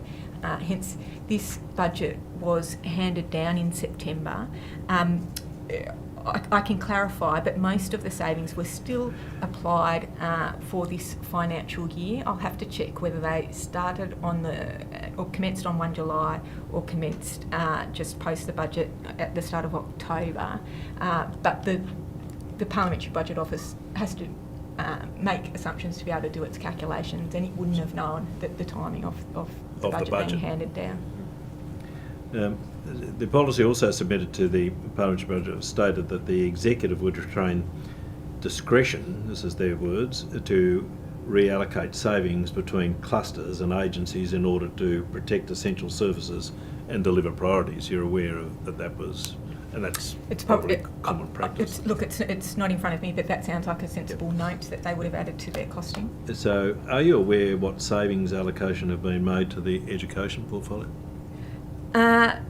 The education portfolio would have been treated the same as others with those exclusions I mentioned. So it would have excluded expenditure for frontline roles, any capital program expenditure, and so forth. Yeah, I understand. So on notice though, can you provide the portfolio allocations for savings on labour hire? We'll have to check. Yeah, but if you can... We'll have a look to see what we can provide. So the Secretary also informed us that the Minister for Finance was working on quarterly reports. Finish your question. That's very generous, Chair. Was working on quarterly reports on these saving measures. When do you anticipate the quarterly report for July, September 23 will be available? I expect it will be submitted for Cabinet consideration sometime before the end of the year. Will it be published? Is that your... Not that I'm aware of, but that's a decision for government. Right. We've only got 2 more questions. Thank you, Mr. Tudhope. Well, we're now due for a 15-minute break. I have no further questions. No, we're done, I think. You're done? I'm done. And do you have questions? They're done. Okay, well... Excuse me, Chair, could I just come back with some of the questions on notice? Yes, If that's absolutely. possible? You just want to relieve yourself of...